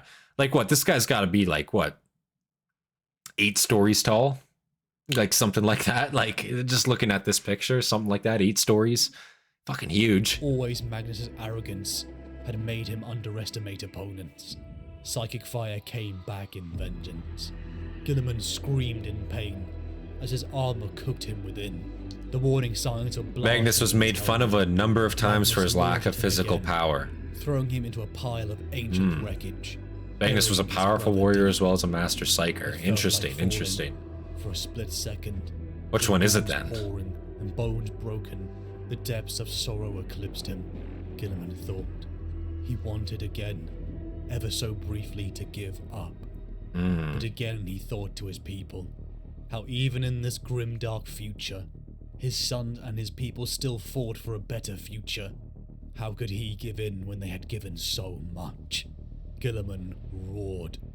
His vocal cords became hot as he scrambled heedlessly out of his tomb. He stood at the top and looked hatefully at Magnus, the Emperor's sword flaring in response as the demon Primarch met his gaze, raising one eyebrow. The clash was going to begin again. But then the sky began to glow. Arcs of flame and artillery began to rocket into the Thousand Suns. Wow. The Imperials had arrived. Thank The God. desperate survivors rallied as teleportation flares opened up around them. Clad in golden auramite, the Adeptus Custodes joined the fray. Okay. Aldous, Celestine, Greyfax, and Khorne joined the surging Imperials. Now, you don't really see Custodes, you know, outside of Terra there. So the fact that Custodes making their way here, you know, and they're on their way to Terra, so I assume, you know, they can probably get there for sure. But the fact that they're there, they're probably going to turn this around. This is like, you know, especially when you have Grey Knights present as well, and now Custodes. These are like the demon killers. This is what you want to counter demons here. That's fucking crazy. As the yellow drop pods of the Imperial Fist slammed into the enemy, ships reaped lines of explosives as molten arcs of rubric armor was sent. They're on the moon? They're on the sky. Okay. As a ship door opened. Luna, as the Guilliman moon. saw the blanks of the Sisters of Silence land next to him. Guilliman smiled. The odds had been very much evened. Guilliman rallied as he and the sisters charged, Magnus's foul magic evaporating before the psychic blanks of that ancient sisterhood. The Emperor's sword again clanked against glaive. The blades moved at such speed, mortal men couldn't follow. Guilliman now you have Sisters of Silence there too. They're done. They're surely done. He threw everything he had at the titan-sized monster. Cuts bled from Magnus's heels as the sisters wore him down. He killed several for their transgression, but still the demon was pushed back. Guilliman poured everything he had at his once brother, all the way to the webway gate itself. He kept pushing, seeing the Harlequins at his edges, the sound of battle behind him dying away. Magnus staggered, resorting to tossing the battlefield corpses at Guilliman. Wow. Guilliman kept pressing, and with one last effort, he rammed the Emperor's sword into Magnus's gut. Oh. The demon Primarch's flesh sizzled as he screamed. At last, Guilliman finished it, kicking his brother back through the gate. Siege could have him. Guilliman fell to his knees. Hearing the last of the enemy being cleared up, he made for the lip's edge. Must be very depressing for Magnus always being such a failure, you know? To meet the retreating Thousand Sons army heading straight for the gate, straight to him. The last three Sisters of Silence, Guilliman charged one last time. He slammed into the lines as the Imperials in unison descended upon the last of their enemy. The dust settled, and finally Guilliman let his body begin to heal, but exhaustion flooded him. An enormous golden ship landed, descending to meet the leaders of the Terran Crusade. A procession of Custodes marched forth, bringing Guilliman and his companions in. The guardians of the Emperor bowed, telling him they would take him to the Imperial Palace. Thank God. They would take him to his father. He was in the dust of a corpse. Imagine, like, they're literally on the moon, right? But, like, the Custodes just are like, that's too far. That's not the palace. We can't leave. We can't leave, guys. Like, sorry. And they're just watching this, like, take place on the moon. Just like how fucking crazy would that be? Like, they're just like, they don't give a shit. They're like, yeah, wish we could do something, but, you know, fortunately, you know, Malkador was physically weak, but his psychic made him horrifying, hence being able to be smacked around by a Primarch. After Guilliman returned, he allowed the Custodes to leave Terra to crusade again. Well, thank God. Like, again, like, I don't understand, and like, I think if the Emperor had a text-to-speech device made a great point on that. Those videos, man, like, why the fuck would you have the best equipment, the best weapons in all of the Imperium, and you're just gonna sit around and guard the palace? Like, no, go the fuck out there and be useful. Like, what the hell? Well, the Sword of the Emperor can permakill demons. Guilliman doesn't know how to activate that aspect of the weapon. If he did, that gut shot might have permakilled Magnus. Yeah, like, I was hoping that would be the point, right? Like, you gotta just fucking... gotta put him down. I wouldn't have even kicked him through the webway. Like, if you're clearly winning, prevent him from retreating and just fucking, like, beat his ass until he's for sure dead. I don't know how that would work necessarily, but... yeah, you gotta prevent a retreat, you know? If anything. Does a tool call its wielder father? Maybe. At least the Custodes got dressed in armor for this, so true. To his father. They actually got, like, you know, of a corpse king's court. finally armored up, instead of just being weird 24/7. Ages. Father, he said. And when he said that word, it was the last time he had meant it. Father, I have returned. Guilliman forced himself to look up into the pillar of light, the screaming of souls, the empty-eyed skull, the impassive god, the old man, yesterday's savior. What must I do? Help me, Father. Help me save them.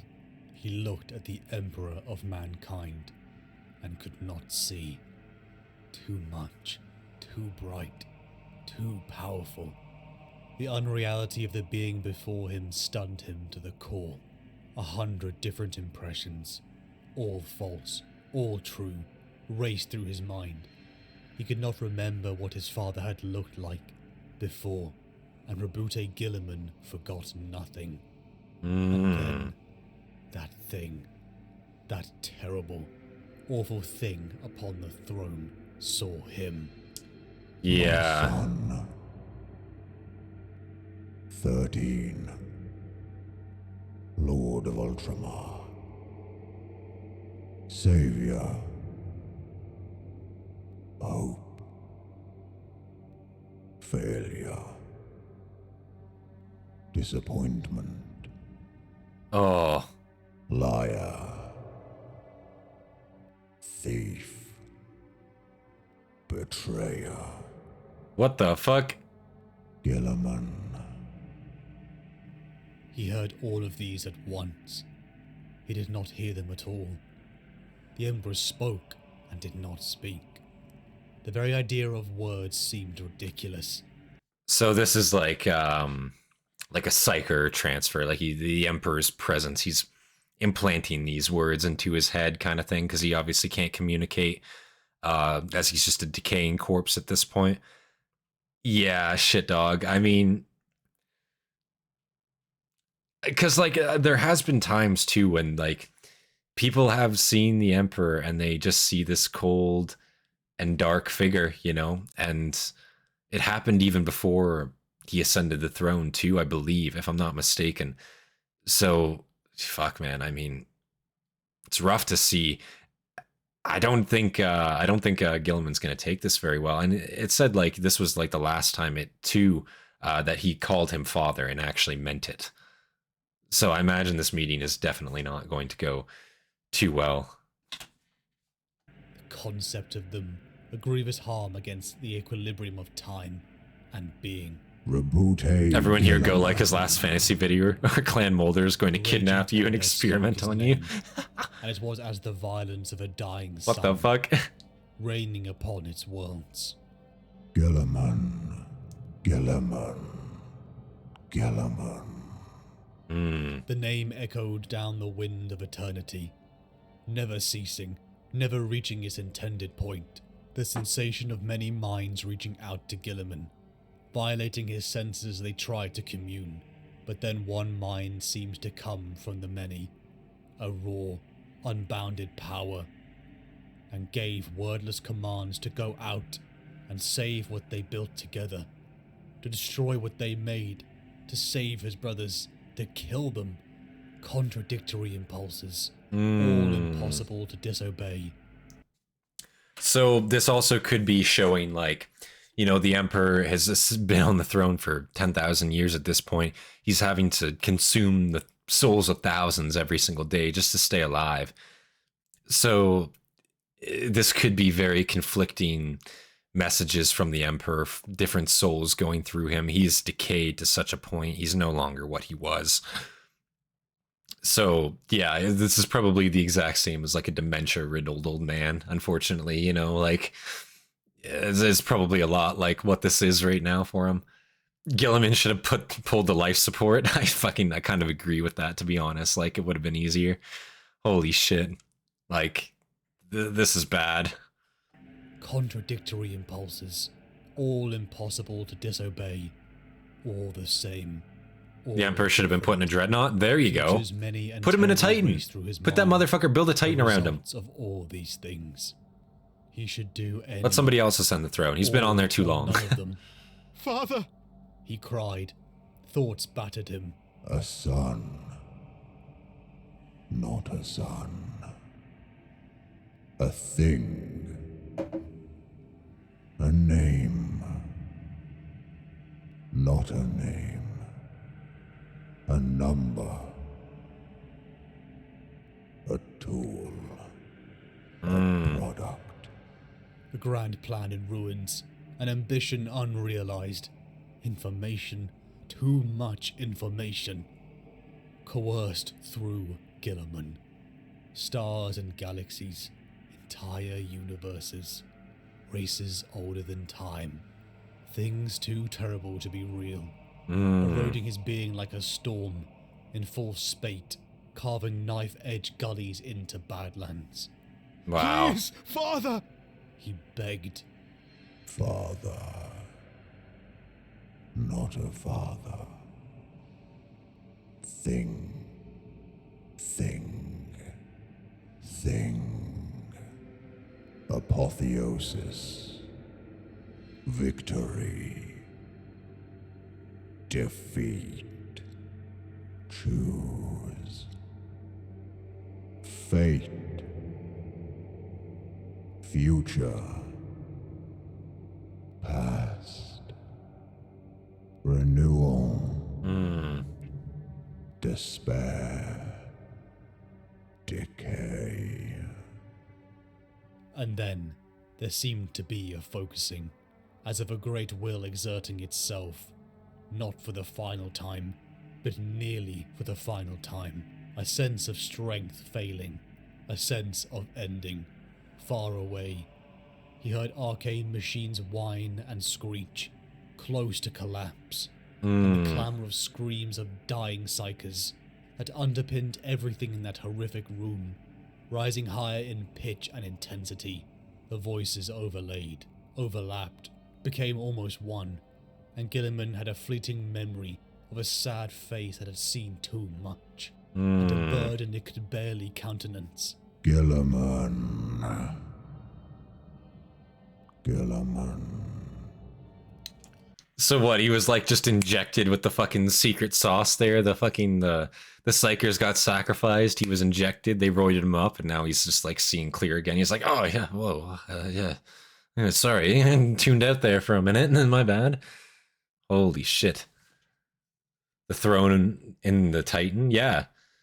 Just a Tool is crazy. Just a Tool is crazy. Like, the Emperor in general is talking pretty crazy right now. Again, like, this is a dementia-riddled old man. Like, I don't know how Guilliman can look at, like, the Emperor as he sits here right now and take anything he says seriously, you know? Like, I know he's still the Emperor, of course, but, like, you know, like, look at him. Like, it's pretty fucked up. He's not, you know, he's not as he was, let's say. Magnus was the intended power for the throne, Vulcan his failsafe. That makes sense. Yeah, Magnus seems like he'd be perfectly fitted for the job. And Vulcan too, because Vulcan is a perpetual, right? Couldn't Vulcan, in theory, sit the throne and come back? I guess not, because it deatomizes you, right? Like, that's the whole thing. Is it, like, fucking completely gets rid of your soul entirely? And that's why, like, Malkador was almost, like, spared, in a sense, because he didn't have to go to the warp, almost. Hear me, my last loyal son, my pride, my greatest triumph. How those words burned him. They were not a lie, not entirely. It was worse than that. They were conditional. My last tool. My last hope. A final drawing in of power. A thought expelled like a dying breath. Guilliman.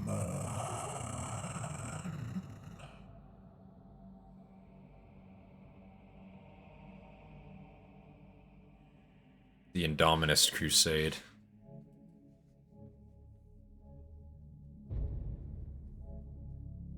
"10,000 years have passed since the Primarch Horus turned to chaos and betrayed his father, the Emperor of mankind, plunging the galaxy into ruinous civil war. Vulcan's life was to destroy the throne by using it. Oh. Xenos invasion, internal dissent, and the perfidious attention of the dark gods of the war. Emperor's a perpetual also anyway, that's true, I suppose. But I feel like the Emperor could be, even though the Emperor is also perpetual, I feel like the Emperor could be definitely better utilized not sitting the throne and doing other shit, you know? For sure, for sure. Like, I feel like, you know, he would definitely be needed in that way, much so.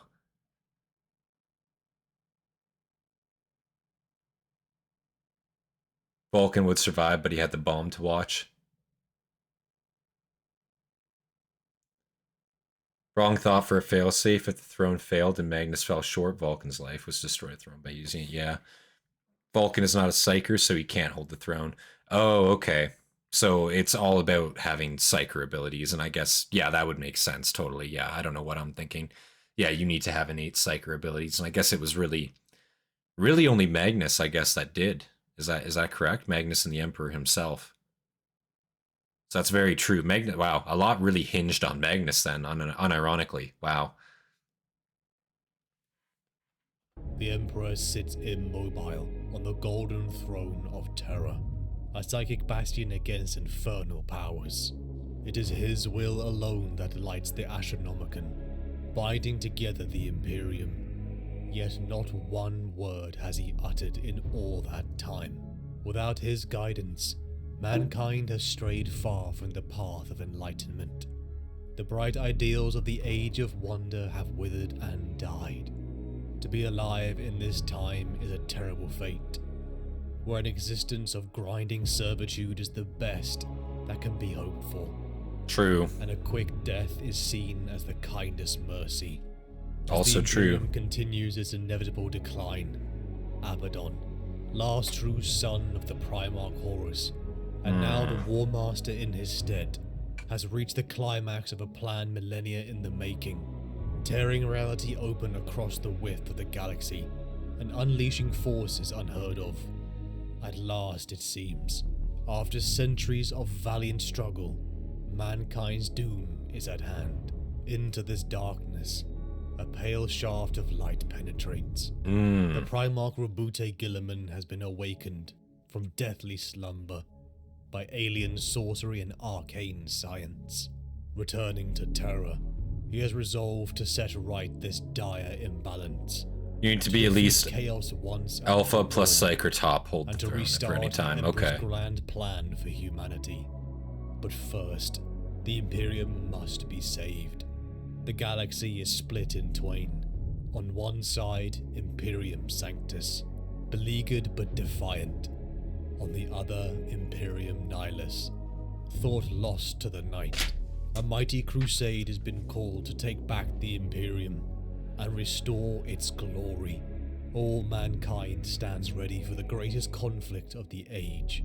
Failure means extinction, and the path to victory leads only to war. This is the era Indomitus. It felt like standing before the core. And Abaddon too. He's the main antagonist in, I believe, Battlefleet. Is that not correct? During the prologue, I'm pretty sure you fight him, and he's on Horus's flagship there. You watch him ram the Blackstone into Cadia.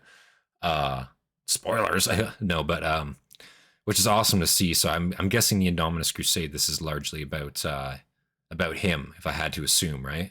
Is the era Indomitus. It felt like standing before the core of a sun. So Vulcan have a button to blow up his Terra if they eyes. lost? That's kind of It fucked felt up. like only moments had passed. Talisman of Yet 7 the hammers, which would expected detonate victors of Terra. What the Terran fuck? Crusade had waited days outside the He's the War golden Master doors of Chaos the palace. currently. I see. The ramparts and streets were filled with millions. From the serfs, pilgrims and citizens huddled in the mass of pollutants and incense. The aristocracy and high lords in their towers, all waiting until finally the door opened. Rabute Guilliman's memory was perfect, but it failed when he tried to remember every detail of what had occurred. He looked up. He was resolute. The Emperor's last hope. He would save this Imperium. Theoretical. The Imperium is in danger, half cut off by the warp. Practical. The Imperium must be stabilized. Guilliman assembled the High Lords of Terra. Cadia had fallen. The Zictrix Maledictum had cut the galaxy in two. Not since Horus's forces had been there at the very gates of Terra had the Imperium been in such a precarious state. I see. Taking charge as Lord Commander of the Imperium once again. Does Guilliman make an appearance in Battlefleet?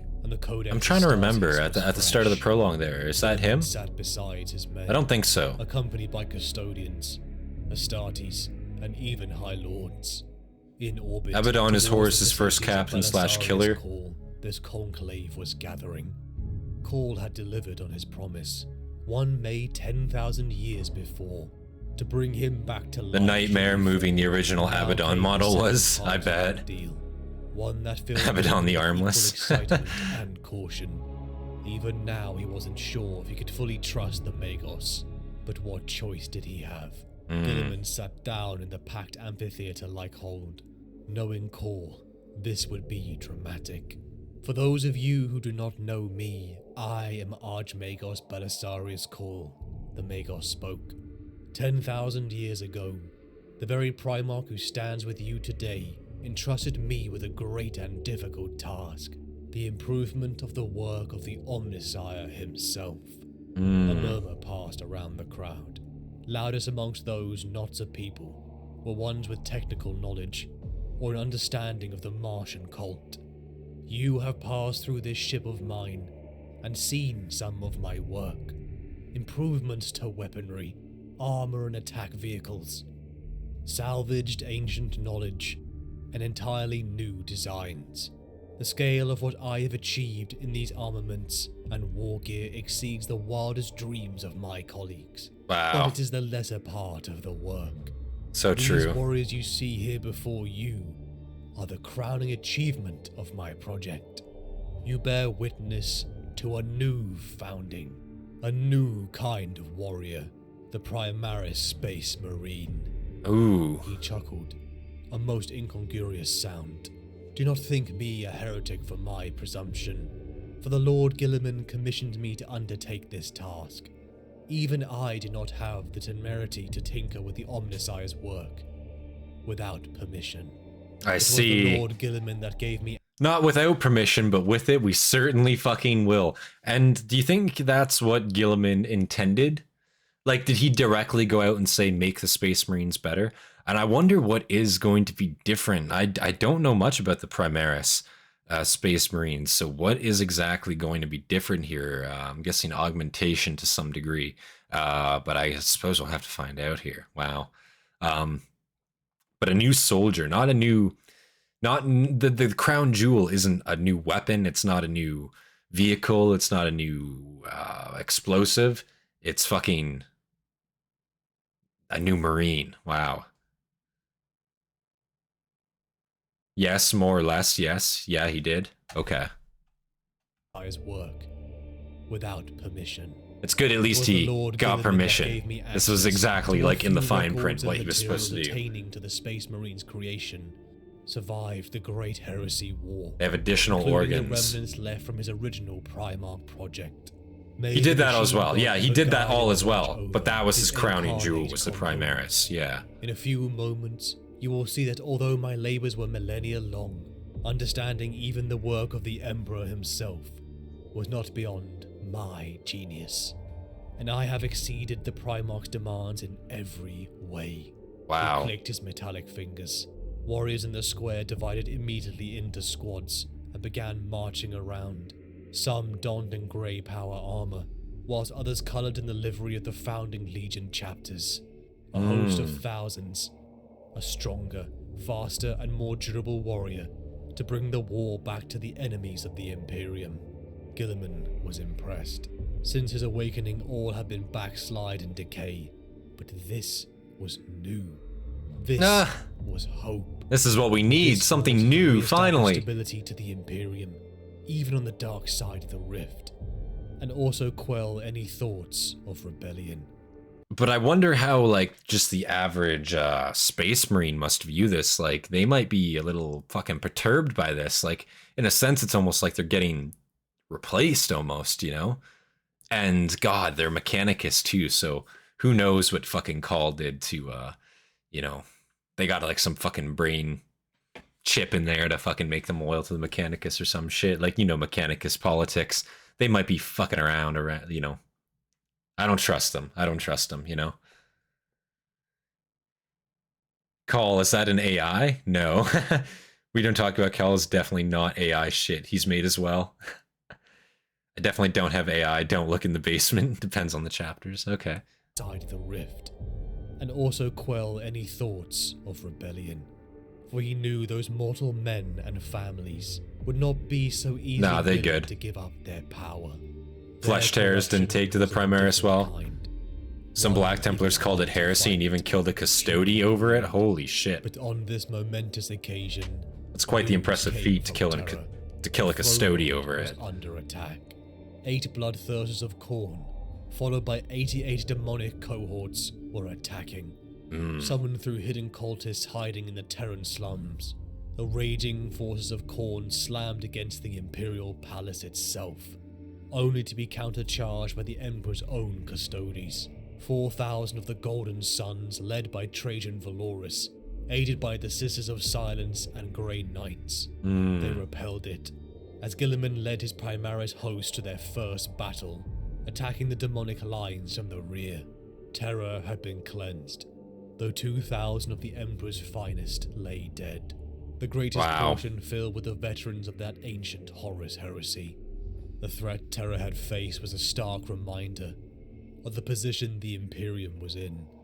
So this wasn't like a bitch basic like isolating and cultist like uprising. Like this was a full scale like invasion. The Imperium must be almost and reinforced. 2,000 dead custodies or Grey Knights. It's pretty crazy. Began to pool. An armada the size of a Great Crusade fleet amassed. Rabute declared himself not just the Lord Commander, but the Lord Regent of Terror. He had to be more than just a general, if the Imperium was to survive. He knew the declaration. This was a massive invasion. Yeah. By the High Lords and nobles, who now saw the threat. Doesn't he still keep that disassembled Necron? Greater than the arch enemy. How the Emperor would weep to see. Dark Angels don't trust them that much. Guilliman thought. After a few, I imagine many chapters would have problems with these, with the Indomitus Crusade, Primaris Space Marines. Grand host filled with custodies, Inquisition, Ecclesiarchy, and the Primaris Marines launched, setting out to reclaim the stars. Across thousands of worlds, the desperate defenders of the Imperium looked to the skies, their prayers to the God Emperor answered, as an enormous fleet, led by a son of the Emperor, pushed back the tides of chaos and Xenos, led by a new generation of his angels of death, of the many tens of thousands of Primaris Marines, created by Belisarius' call. Tens of Only thousands. half initially formed into new chapters. The rest had been gathered into great armies, each of one gene line. They wore the livery of their founding Primarchs, their badges crossed with the pale grey chevrons, and within their gene groupings, they were then further organized into chapter-size formations. There the agreement with the Codex Astartes ended. So, just to be clear on what exactly a Primaris Space Marine is, they still have their original father's gene seed, therefore they're still, I guess they have different Primarchs gene seeds in general, right? Therefore they're still donning their original chapter, original Legion's armors, and then therefore into that they've been broken down into their own individual chapters. So you have chapters that are only Primaris Space Marines, is that correct? And I'm assuming, like, to make one, are they vat grown or are they trained like a normal Astartes is? You know what I'm saying? Like, are they, like, how different is it to make one of these guys? I'm wondering, you know? Same thing, but 3 additional powerful organs. Titus had to become Primaris to survive. Original gene seed, 3 new organs. Okay. into chapter-size formations. There the agreement with the Codex Astartes ended. The Primaris formations designated the unnumbered sons of the Primarchs, and over the years given themselves the name Grey Shields. They were the new sons of old science, and they had no fraternity but they're like normal Astartes, just new organs and bigger. Okay, normal child soldier Astartes, fair enough. Marines fought like legions of old, in huge formations of one type.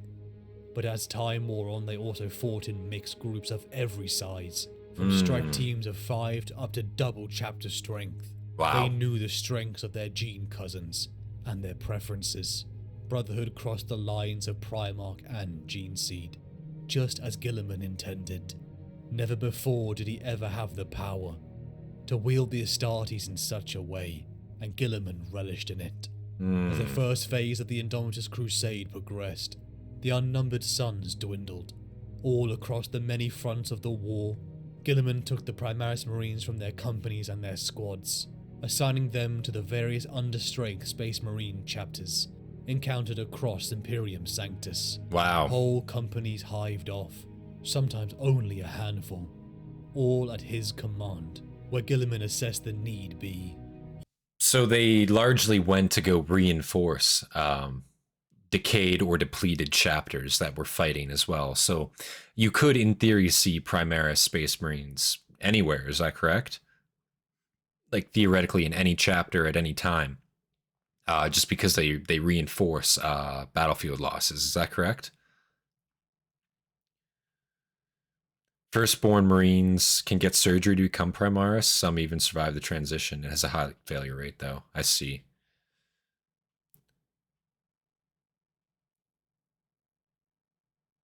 You probably don't remember, but in the first Chris Quotes video, the chapter master of the Flesh Terrors argued with Dante about how he thought the Primaris Marines were dog shit. Yeah, I actually think I do recall that slightly. Yeah, they were straight up just arguing about it for a while there. Yeah, honestly, that's a great video too. Fucking Chris Tester again. He makes such fantastic narration work. A lot of reinforcements already made chapters. Almost every chapter at this point has Primaris Marines. Okay. All at his command. That's good though, at least they're getting reinforced. The need be. Even at times Guilliman used them to create whole new chapters. Warrior by warrior, the unnumbered sons were scattered across the galaxy, taking with them the secrets of their creation to their new homes. Unremembered sons of Guilliman became Aurora Marines or Doom Eagles. Unnumbered sons of Dawn joined the Black Templars or Imperial Fists. I see. Unnumbered sons of Korax became Raven Guard or Raptors. Ooh. It was a decade of renewal, a time for hope, one that gave Guilliman no rest. Worlds were liberated, cleansed and repopulated where the Crusade ventured, even upon a world that brought Guilliman great shame, an Earth-sized dust bowl that over 10,000 years before had been known by Monarchia. Guilliman breathed its air, felt its sun on his face. The last time he had stood here, he had raised his brother Lorgar's so-called perfect city, punished for the crime of worshipping the Emperor. Yeah. How times change. Irony, am I servant right? under his command prayed to that very being. Here it had started. The moment Lorgar had been crushed, fleeing to find new gods to worship in its wake. Guilliman only did what his father had ordered him to do, yet he still felt guilt. Even when his brother had struck him across the face, it felt like atonement. What came next was a war that broke the Imperium.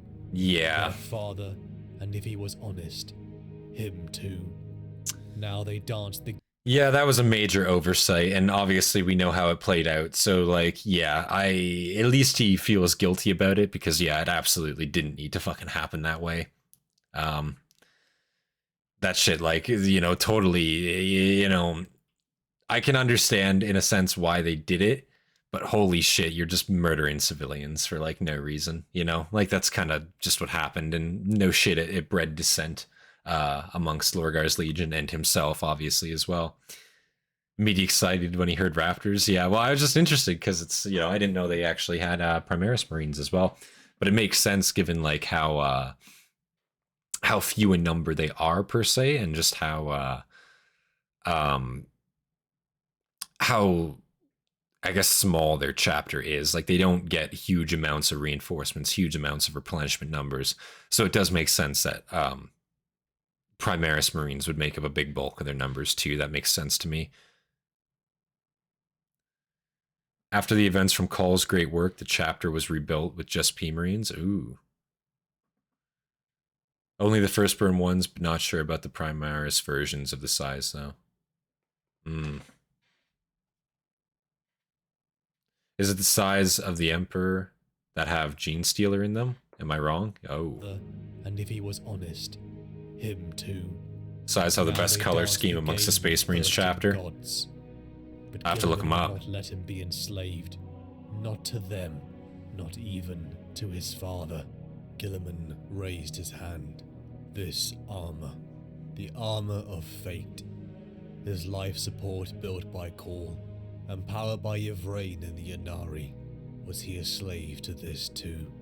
He hated how it chafed on his scar left by Fulgrim. Hated how he couldn't quite fully close his hand. He was told by all of them that if he removed it he would die, but he would not be enslaved to anything. Upon a frozen waste, Guilliman descended alone. Despite the protests of Cato Acarius and his Victrix Guard, striding to the ruins before him, he made his way towards a tower. One built in a time long before humanity was primordial soup. A lithe figure in black armor and a crescent-shaped helm floated cross-legged in midair. He was lit by a shaft of light that emanated from nowhere and orbited by an interweaving pattern of spinning runes. What the fuck? Guilliman breathed, his breath smoky in the cold air. He met with the He's about to meet some... called one of the most powerful... About to hear some dark truths right now, it seems like. Greetings, Eldrad Uthran, Ooh. Farseer of the Eldari, Ooh. said Guilliman. He spoke in the tongue of Uthran's people of Ulthwé. The projection of the Farseer flickered slightly as the ancient Eldari welcomed him back. Guilliman's mind was incredible, able to focus on dozens of things at once, but never a master of one. And his imperfect Eldari tongue offended Eldrad as they switched to High Gothic. Wow. As much as Eldrad tried to keep it from his words, that ancient arrogance smothered everything he said. They were kindred spirits, in a way. Creatures out of time. Guilliman asked what he had come to say. He asked if he could remove the armor of fate. You wish to be free of the influence of my kind, Eldrad said, his voice fading with his body. You see the armor as a goaler, holding you hostage to our whims. Know this. I just like how Guilliman tried to be respectful. He tried to talk to him and he tried to speak his language to him, but he's just like, yeah, your Eldari sounds like dog shit. Just let's talk in just fucking High Gothic. Let's just speak English to each other. It'll be a lot easier, I think that's kind of funny. But also interesting too. He's trying to come here for a personal reason. He's trying to seek freedom from the things that bind him. Very interesting, because I don't feel like what's binding him right now is binding him too much. But I guess from his perspective, it's, you don't want to be owing anything necessarily, I suppose, is probably how he sees it. As a goaler, holding you hostage to our whims. Know this. The fate of humanity and Eldari are bound together. Either both species will survive, or neither will. Your Emperor understands this. There are greater enemies than the Primordial Annihilator. In the times to come, you will see. The struggle is only beginning. The old war returns. Eldrad was an outline, a shadow. Remember this conversation, and reconsider carefully on the day your realization comes, whether you wish to stand alone. Yes, Guilliman could remove the armor of fate, but it would cost him in a way he may not be willing to endure. The crusade continued. Imperium Sanctus they called the side. Yeah, it's usually never worth it, is the thing, is it? But the true danger lay ahead, as after only a few short years, the Indomitus Crusade would attempt to cross the Great Rift. To the lone bastion of Vigilus, Guilliman braced as the fleet navigated the Nachman Gauntlet. The ships shook with such violence, these warped tides putting an immense strain on the navigators and psychers in his ranks. After months, the Crusade pushed through, with minimal casualties, but now alone to navigate without the Emperor's North Star. The fleet made its way towards a distress call, perhaps days or even years old. Baal, home of the Blood Angels, was under attack, and it called for aid. Guilliman stared at the picked feed screens and data slates. Hive fleet. Is this Tyranids? Yeah. The Tyranids, a foul Xenos he had not seen the like of in the Great Crusade. You guys told me that Baal was actually targeted by the Tyranids, and that was actually one of the arguments of like, do they have hatred or not? Because apparently they actually went out of their way to attack Baal, even though it wasn't like advantageous for them to do so. But I don't know, man. I think killing a homeworld of a fucking enemy combatant, like, I feel like a hive mind has to realize that, after fighting them enough times, like, this is probably a worthy target to take out. Maybe it's a hot take, but goddamn. Yeah, but Hive Fleet Leviathan, shit. If I when I paint my Tyranids, I'm probably going to be painting them in Leviathan color schemes, probably. But I'm not too sure yet. I guess we'll see. One whose scars the hive mind does hate upon Macragge. The swarms and tendrils of the great hive mind were already in the process of devouring Baal Primus and Secundus, a great host, a summoning of the chapters of blood, under a legend. Dante fought desperately to defend it. The combat records and deeds of this hero of the Imperium, a son of his brother's gene line, was extensive. 1,500 years. Guilliman had been born in another time, but Dante had lived many lives more than him. It was a comfort to know that such gems existed in this grim future, perhaps men who could understand him. Reeling from the shockwave of the birth of the Great Rift, the Indomitus Crusade fell upon the Tyranids. The skies began to clear as Guilliman landed within the devastation. With the Emperor's sword on his hip, he sat upon his command throne, organizing the cleanup as the hero was brought to him. Dante had seen the Primarch before, shut away in a stasis field in the fortress of Hera on Macragge, where he had sat a second from death for most of the Imperium's history. Interesting. Here he was, alive and breathing. And isn't that such an interesting way to like put it? Like, there he was, a seconds away from death for most of the Imperium's history. That's just it. Like, most of the Imperium's history, they only really were around and did shit for a couple hundred years, really. Like, and then shit went down and suddenly, they weren't around anymore. But this guy's been around 1,500 years. He's been fighting nonstop since then. Yeah, technically a lot more experience, Galaxy-esque than potentially the Primarchs at this point, just based upon how long that they've been fighting for, straight up. Maybe that's a hot take again, but goddamn, like, you got to give him respect where it's due. I'd say yes, but it's not the same kind of hate we have. I mean, yeah, I don't think, again, it's hard for me to conceptualize hate from a hive mind.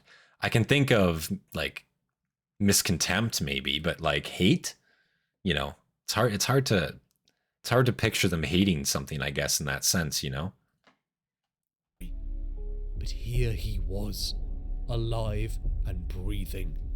The Primarch's physical presence hit Dante hard. Guilliman was nobility writ large, a monument in flesh. He was overwhelming. Ignoring the hurt of his healing wounds, Dante fell to his knees with a clatter and dropped his head. "Can it really be true?" he whispered. "Is it really you? Do you live?" Guilliman stood and set his sword aside and came down the steps. Get up, Dante, said Guilliman gently. I will not accept displays of humility from a man like you. Interesting. You are one of the few in this era who have earned the right to speak to me on equal terms. Wow. Rise now. Dante grunted with pain as he attempted to get to his feet.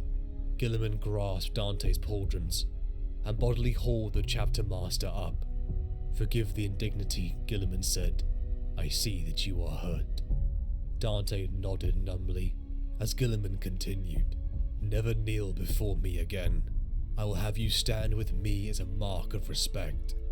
I will order you not to if I must. I would rather our relationship not function on those terms. Interesting. I have no time for deference. There is much to do, though if your pains are great, you may of course sit, he said with a ghost of a smile. Dante looked up. Is this the dream of a vision? Wow. Neither. I live, said Guilliman. I have returned to save the Imperium.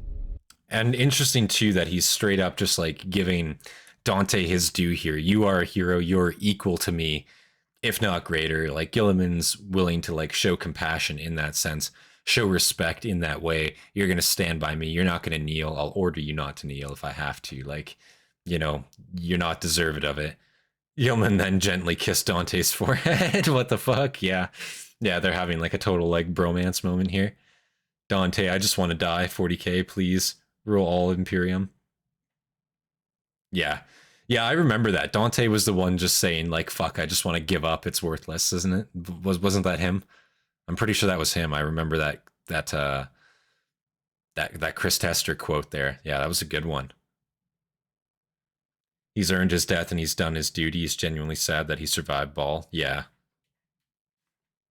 Like, I hear that Ball was a fucking complete mess. Like, it was an absolute fucking mess. I don't know the specifics of it, but... Forgive me, my lord, Dante said, stepping back to look at him in the eye. I failed. I called all the chapters of the blood and lost them all to save Baal. The Arx Angelicum is in ruins. Thousands of Space Marines are dead, and Baal is devastated. Forgive, said Guilliman questioningly.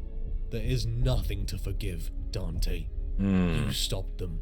When we arrived, the High Fleet was greatly depleted and easily destroyed. As we speak, the Indomitus Crusade is scouring the system of the last remnants of the Tyranids. You achieved what few others have, and destroyed a major High Fleet tendril. Yeah. I would congratulate you, but there is nothing I can say that encompasses the scale of what you have achieved. Literally. Guilliman put That's a just hand it. on Dante's shoulder. Like, such a massive, Saved Baal from the hive mind. massive And with it, accomplishment. the greater part of this segmentum. At that, Dante wept freely. I am sorry. I am sorry, he said. I almost lost everything. Please forgive me.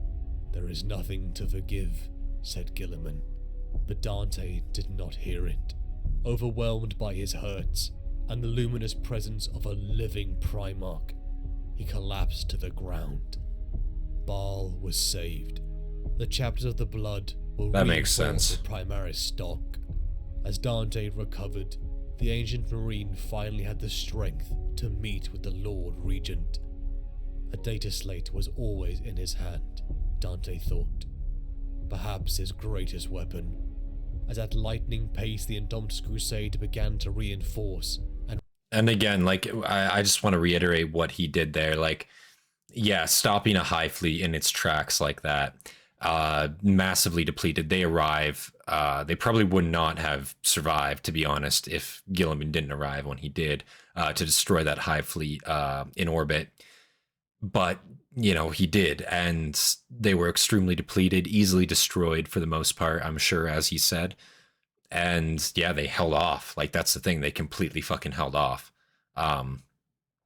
Even though, like, they in theory shouldn't have been able to.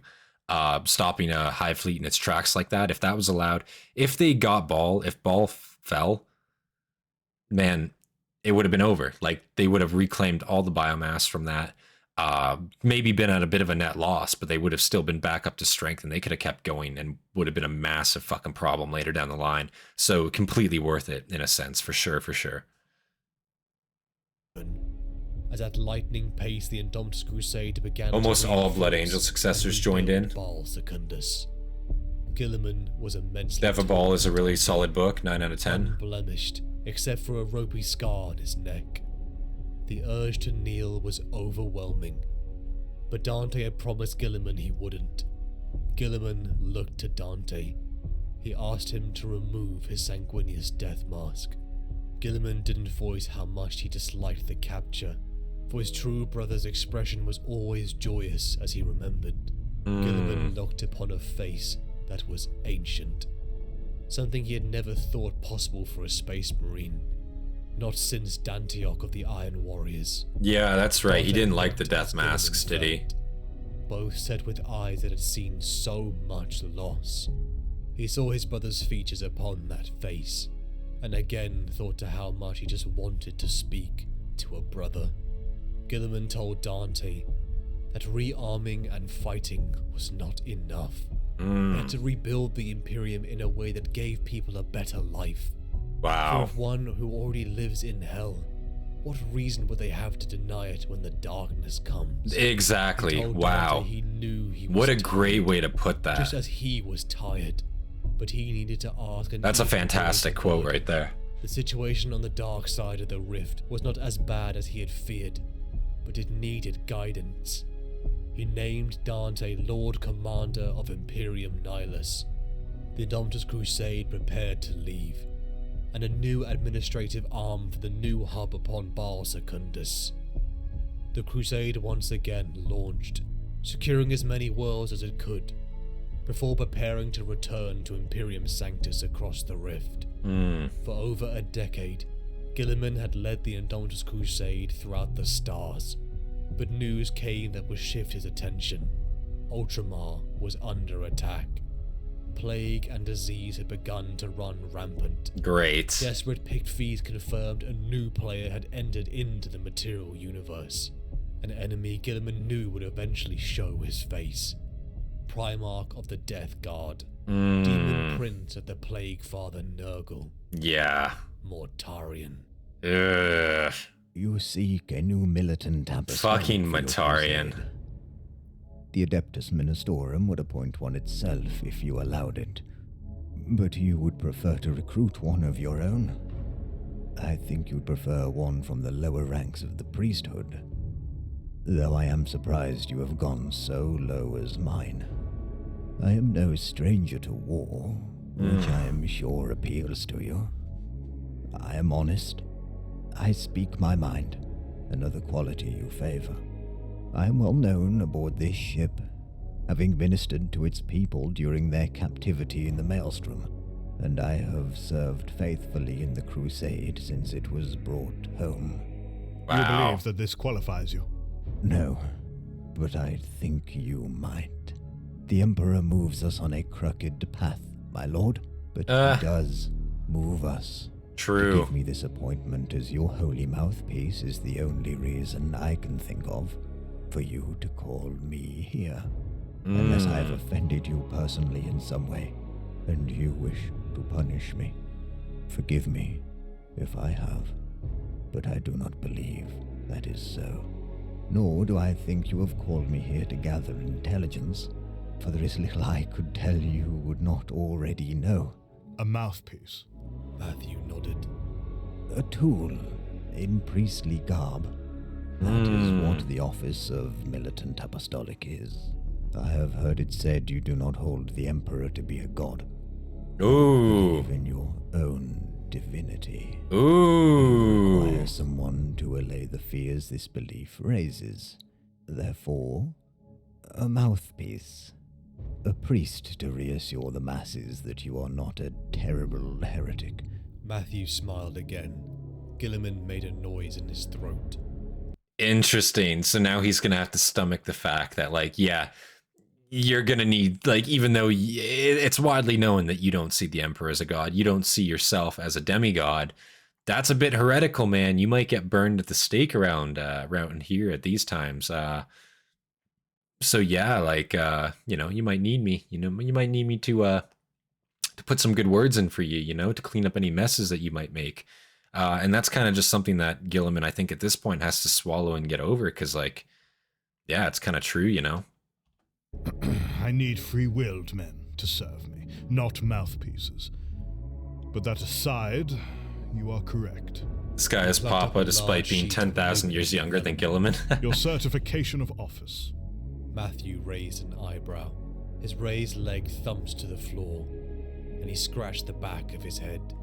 That's it? No ceremony? Mortarion, Not the man with today. 0 showers. No. I will, of course, formally invest you soon, but I need you to begin work now. He has to come to terms with fate being a real weapon. It's a Exactly. great honor. It is. You do not take the certification. I am not sure I am worthy. I must be capable before I accept. Perhaps I should not accept. Guilliman shrugged his mountainous shoulders. What the fuck? You are wise to hesitate. He put the sheet aside. You have questions. Ask them. You are entitled to. So he just, I was like, afraid questions would be unwelcome. he just was, you know, brought on. He basically explained, like, the role that he was needed for to Guilliman before Guilliman probably even realized he needed him for that role. And then when he's offered the job, he's like, maybe. I guess I'll need to see about that. I'm not sure if I'm quite ready. It's like, what? Motherfucker, you just came in here and you just said all that. Just say yes. We know you're going to say yes. I was afraid questions would be unwelcome. I make my methods and tempers well known. Am I such a stranger to my own people? You are surrounded by legend, my lord. Matthew looked about the room, craning his neck to take in the shelves. What is it exactly that you are doing here, my lord? Guilliman followed the priest's gaze around the high stacks. Knowledge is power, and my own is lacking. I have a great deal to understand before I can rebuild the Imperium. To that end, I'm collecting as many histories of as many worlds as I can. I will use them to model the last 10 millennia so that I might study it. Interesting. And from it make a true history, the likes of which has not been written for thousands of years. A true, in By quotation doing so, marks, history. Yikes, I will Guilliman. understand what went wrong with the Emperor's plans. Oof. And with my plans. Well, the Be heresy, able to for one. formulate a corrective. You speak plainly. Nothing is gained through obfuscation. Time is short. Why would I lie? I see. Also, why would he lie I beg about your that? pardon There's no reason for my to. impertinence, my lord. You are aware enough to recognize impertinence, yet you still proceed. Ooh. Interrupted Guilliman testily. Ask me or do not. There can be no secrets between you and I if you are to serve me effectively. My apologies. The priest said smoothly. Frater Matthew's peaceful face showed the barest sign of strain, but a tick under one eye betrayed his nerves. Uh-oh, guys, I unplugged my fucking headset. 1 second. That's not good. There we go. We're back. One eye betrayed his nerves. Guilliman noticed it, irritated with himself for putting the man on edge.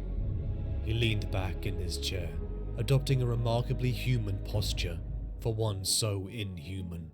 He folded his hands in his lap. Let us start anew. It is I who should apologize. A man may hold a different point of view to another, but it is no excuse for ill manners. Once, I was more even-tempered. But now... Guilliman trailed off, his eyes straying over the mounded remains of 10 millennia of history. Things are not what they were. I am not who I was. I am pressed on all sides. I let my temper get the better of me. It is late, and there is so much to do. He shook Very his head true. and attempted to smile. Please, priest, your impertinence. Voice it openly. Frater Matthew relaxed, a change in posture, imperceptible to a normal man, but clear to the Primarch. Yeah, interesting. Like, his, you know, he has to still remember that he is a Primarch. He's super imposing to fucking anybody that he's around. and he like, you know, he's just like straight up like, what's the word? Just intimidating, I guess. Like if you're gonna sit there and you're gonna cut him off, like of course he's gonna be kind of frightened of you. He's not gonna be necessarily trusting of exactly what you want to hear, you know, because he doesn't know you, right? So you kind of have to be open-minded with him, I guess, in a sense.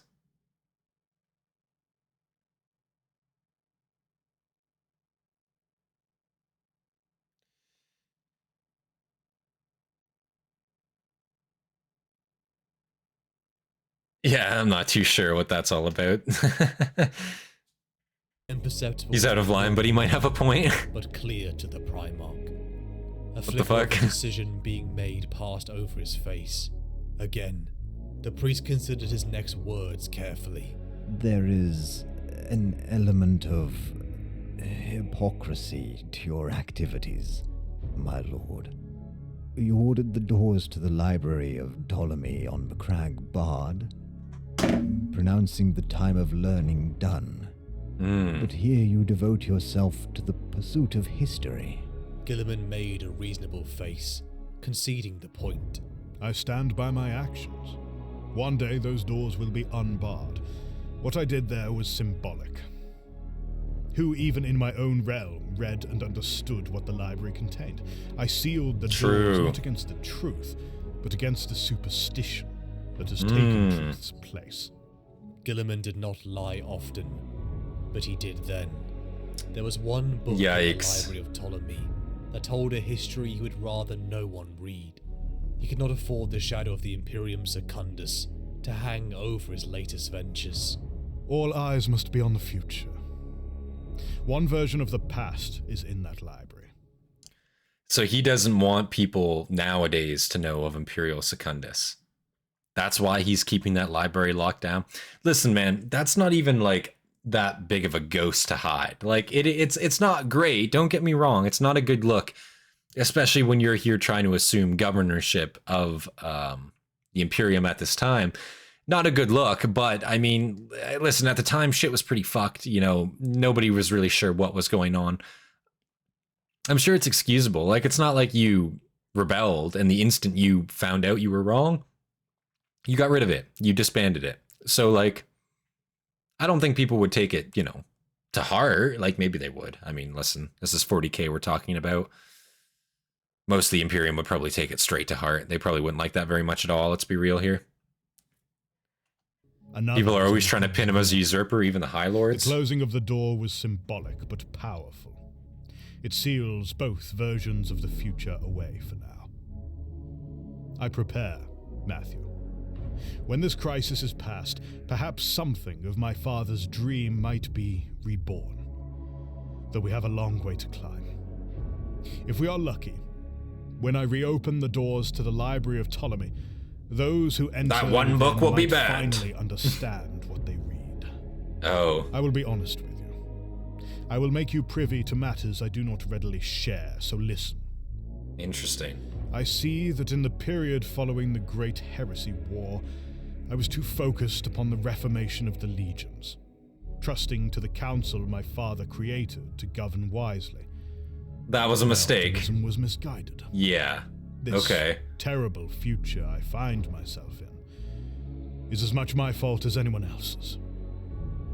Now I have concluded my revisions of the Codex Hastatis, I have begun work upon a new book. This book I shall call the Codex Imperialis. In it, I shall set down the principles of good governance long denied our species. Compiling an accurate history is only the start of the process. Interesting. You do this while conducting this war. I have few of the powers your priesthood ascribes to me, Matthew, but I do have some abilities. I was made to accomplish many goals at once. Truly the Emperor was wise in creating one such as you. The unwelcome signs of awe stole across the priest's face. Not as wise as you think. I was one of 20. 2 failed. Half the rest turned on my father. True. The Emperor is not infallible, nor am True. The blasphemy was intended to provoke the priest, Wow. A cheap tactic. Matthew was thankfully unmoved. 20. The priest arched an eyebrow. Yes. Oh. 18. Oh my god.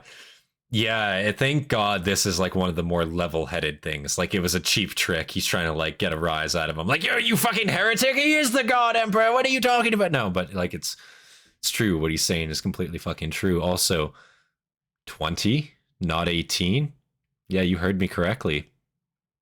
20, big dog, not 18. Like, what the fuck? That would be like a fucking moment for the priest there. Holy shit. 9 holy primarchs. 9 fallen. Priest's gonna get his mind blown. Yeah. That is what the scriptures say. No. 20. Your church is ignorant of many things. As Wow. most people weren't aware that Horus and his followers had been loyal ones. That his 2 Wow. fellow siblings were not known in this 41st millennium was hardly surprising. More information deliberately hidden. More myths. I see. Matthew looked thoughtful, stowing away the information for later. He smiled serenely. But in your holiness, you did not turn. I am not holy. Worship the Emperor if you must, but I am not deserving of your praise, nor will I accept it. I Wow. have heard some of your beliefs. When first awoken, you insisted upon something called the Imperial Truth. Guilliman looked away, irritated, reminded of old lies. He had been so rash, to so stringently voice his objections to the ecclesiarchy in Wow. those early days after his awakening. It had Wow. taken him time to recover the full measure of his wins, and he had been alarmed by what he found. Yeah. His feelings He probably awoke and just talked so much mad shit instantly. Like, what the fuck are you guys like on over here? You know, this is what I left you in charge of, and this is what you fucking have turned it into. You mongs. Like, how have you done this to my Imperium? Like, he was probably talking so much mad shit, but he just woke up. So like, I can imagine he probably wasn't thinking about the long-term repercussions of just what he was saying and just how heretical it in theory could have been. You know. Yeah, you probably should have put a little bit more thought into that one. Probably prepared a speech, maybe. Made some like cue cards or something for next time. full measure of his wins, and he had been alarmed by what he found. His feelings on the Imperial Truth. Swore never to remained mention the 2 conflicted. missing Primarchs. He had not forgiven Yeah, the true. Emperor for hiding the true nature of the war. It's been something you can't talk about for the past 11,000 years. So true. That one great lie undermined everything else the Emperor had done. If he had not lied, then history might have been very different. Theoretical, thought Guilliman, slipping into Macraggian dialect. What if he were lying about more than the gods of the war? Once, he would have never entertained such thoughts. This True. living hell had challenged everything he had once believed. There was a great change coming to humanity, for which Guilliman was ill prepared, because of the Emperor's lies. There were other threats abroad now, more players from distant aeons, whose presence competed with chaos in their danger to mankind. Had the Emperor known about them too? What had he seen behind the gate? A modified version of it, yes. Reason still has a place amid all this madness. Some may disagree with that. Said Matthew amicably. Wow. His eyes glinted shrewdly. As I understand it, my lord, this truth denies not only your divinity, but that of your father. The Emperor denied his own divinity. Said Guilliman flatly. Like, yeah. The priest shrugged. Guilliman had seen the look on the priest's face too many times on other holy men. It was the look of the blindly faithful. Wow. If the Emperor himself stood up, thought Guilliman, came down off his golden throne and proclaimed, "I am not a god," then they would burn him as a heretic. True. Matthew exhibited few signs of fanaticism, but the Primarch would give it time. Yeah. The more serene the priest on the outside, the deeper his faith was on the inside. That's And the deeper the not faith, necessarily wrong. to the fires of his righteousness. It was a risk, but there was a balance of humours Guilliman required. His militant apostolic needed some of that zeal. Be careful there is not too much fire, Rebute, he chided himself, or you will be burned. True. Militant apostolic. So at that point, yeah, you're talking about being overthrown again because of what you're doing being seen as a heresy. Yeah, like that's totally a risk. And who knows, like this Matthew might be harboring, you know, he might be chill with hearing it on the outside, but on the inside, he's like, holy fuck, Guilliman's crazy. This isn't Guilliman. This is some fucking some demon embodying Guilliman, like, you know, because like everything they're hearing is like completely so left field from what they've been told for the past 10,000 years. You know, the ecclesiarchy rising to power, it's totally throwing a wrench in this whole like I'm not a god thing, for sure. And it's probably so awkward for Guilliman because he's just like praised as being divine everywhere, and he's just like flatly like, I'm not divine. The emperor never claimed to be divine. Like, what more do I need to fucking do for you people to understand that? Like, holy.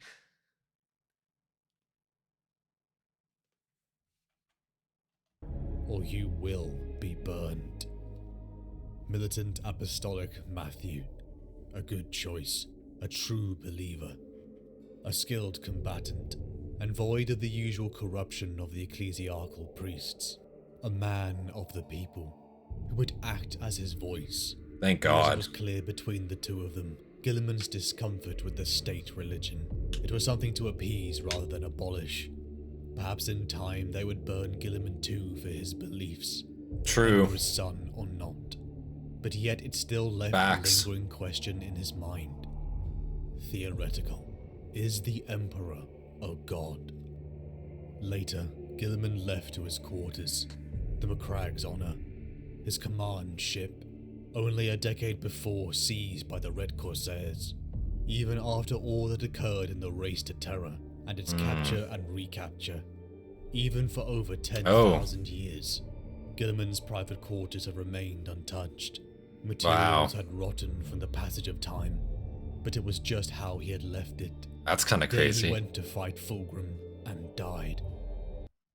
Isn't that kind of nuts though? His flagship was captured, recaptured, but like heretic forces or not, they left his private quarters the same. Or maybe this was like just like, you know, the flagship that they kept, and they kept it pristine, and it was kept under loyalist forces. I'm not entirely certain, but either way, like just goes to show like the respect they had for him. Like they're not going to go in there, they're not going to touch anything. This is his private quarters. He'll move it when he gets back because he will be back. You know, that's kind of like, it seems to be like the mindset they had. It's very, very cool to see, very interesting, and just shows how loyal the Ultramarines are for their own. Wow. How he had left it. The day he went to fight Fulgrim and died. It was some measure of comfort. He never had long to sleep, for such was the demands of the Imperium. But here he felt sanctum. He strode out, summoning to meet someone he was expecting.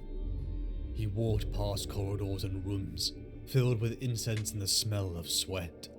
The training halls filled with Ultramarines in numerous chapters. He passed canteens and halls filled with the bustle of music, some with the barking of orders of the great Imperial machine. He took off his outer robe, letting a poor servant catch it, the man almost drowning in cloth. He was armored in the armor of faith. That's not what I Went thought. out to meet one of his own lineage. He let his robe drop and he let his poor servant catch it. Bow chicka wow wow. Like, you know what I'm saying? Like, I was like, whoa, holy shit, Gman. You gotta like, yeah, keep it on, you know? No, thank God though. He had many new sons, some he had nurtured personally, such as his Acari Captain Felix. But now he would meet one of the old stock, a firstborn as they were now called, kneeling before him in ultramarine blue, his pauldrons green, marking 4th Company, knelt Captain Uriel Ventress. I have spoken with my brothers about you, Ventress said. Listened to everything they had to report.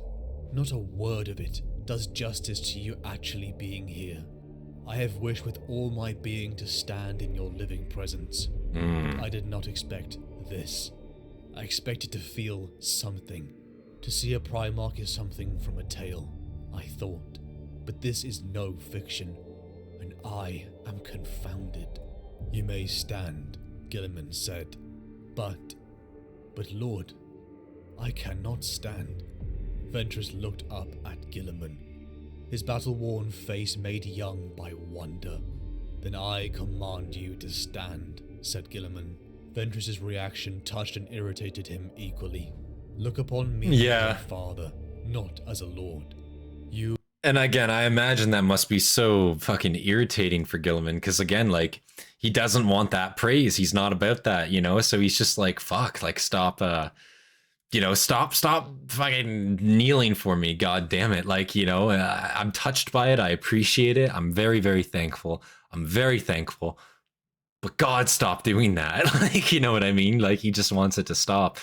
Yeah, it's totally understandable too. Like, again, he was never, what the time period he was raised from, that he has been from, such a culture shock for what it is now. Like, he's so not fucking used to any of this. Wow. Guilliman about to make the first Eldar human hybrid. Oh.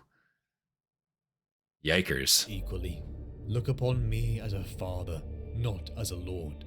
You are of my line and a son to me. As you command.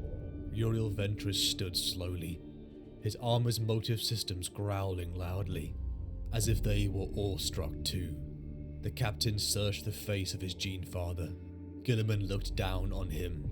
For all the captain's meek reaction, the Primarch could sense the defiance in him, the rage, the desire to serve, a temperament well. Ventress had been away at the time of his resurrection, but he had come from Macragge, under the orders of Calgar, to deliver news personally. Mortarion had been spotted. Forces of Nurgle were leading a full-scale attack upon Ultramar. The dead were rising and drowning entire worlds. Even forces of the Herald Typhus and a demonic host led by so-called Kugath Plaguefather had begun to ravage the edges of Ultramarian space. I know, like, typhus is the name, but just imagine just like a mega spread of typhus. Like, this is typhus, like, on crack is what this is, going around the planet. Also, though, like, in all seriousness, the fucking dead rising. Like, man, that's some horrific shit. Like, that's not what you want to see. That's definitely not what you want to be a part of.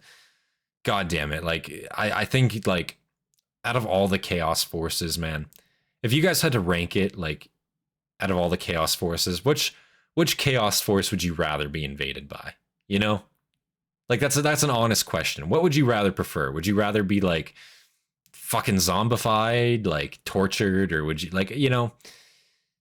What's the best fate? Out of all of them, what would be, like, the quickest, like, the easiest, you know? Like, let's get it done, you know? What would genuinely be the best? Like, I'm actually curious what you guys think.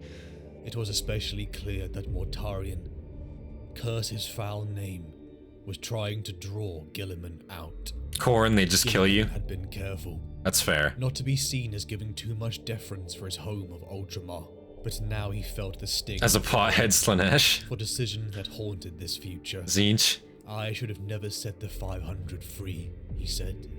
My lord. Undivided. I should not. Go out with giggles. So true. I thought I was doing the right thing. I thought I was following the Emperor's wishes, letting men rule the affairs of men. He gave a rueful smile. After I implemented the Codex Astartes and split the Legion, I thought it impossible for a force of 1,000 battle brothers to effectively govern such a large realm and perform their primary duty as guardians of the Imperium. My Legion was gone, and I did not want the chapter that continued their traditions to become insular. They would have been distracted, perhaps never left Ultramar, had they 500 worlds to govern. Maybe, said Ventress. Perhaps we could have managed it, my lord. I think your decision was wise. Was it wise? Said Guilliman. The Primarch turned to his son. You are so many generations removed from the original founding. You remain so true. To the Imperium. The dedication of the Ultramarines is a testament to the spirit of Ultramar and the will of the Emperor. Wow. It would have been better had more world been in your keeping. You must understand why I did what I did. I watched half my brothers fall to chaos, and became determined that no one would ever hold the power of a legion again. I became obsessed with the potential misuse of a few 100,000 space marines, and in doing so I forgot about the petty self-interest of lesser men. This is I, whose preoccupation was to hurry the Great Crusade to an end so that I could get on with the business of peace. True. He laughed at himself. Perhaps I would have failed, even if I had lived longer. These rulers who deny my seal and my right to revoke our treaties, they are not evil. They are not stupid. They are simply limited as all men are limited. Guilliman fell silent, and then smiled sadly. But to give him credit for what he did there, yeah, he did not focus necessarily on the most important aspects. Personally, I feel like at that point, the Primarchs that remained loyalists, I don't feel like they're gonna turn traitor anytime soon, especially after the Horus Heresy. I feel like if they were gonna turn, it would have been then. It wouldn't have been on their own, in a sense like that. So like, I totally feel like, you know, I think he's being rough on himself here, because he did need to focus on the Astartes, but probably not to the degree he did. I think legions probably would have worked fine, and arguably may have worked better just because more cohesion, bigger organizational scale, less infighting, less striving for command in a sense. But yeah, I think, yeah, definitely misjudged with the High Lords of Terra there for sure. But that's not even necessarily on him. That's more on the Emperor, more than Guilliman. To be completely honest, I wouldn't even say that's necessarily his fault. But maybe, again, hot take, I'm not sure. Does it shock you, my son? Nurgle will, hold on, I gotta read some of these off. Nurgle will give you poxes, Siege will break your mind, Slaanesh would torch you to death, Khorne would just split your skull, easy choice. Iron Warriors forced into brutal labor, please.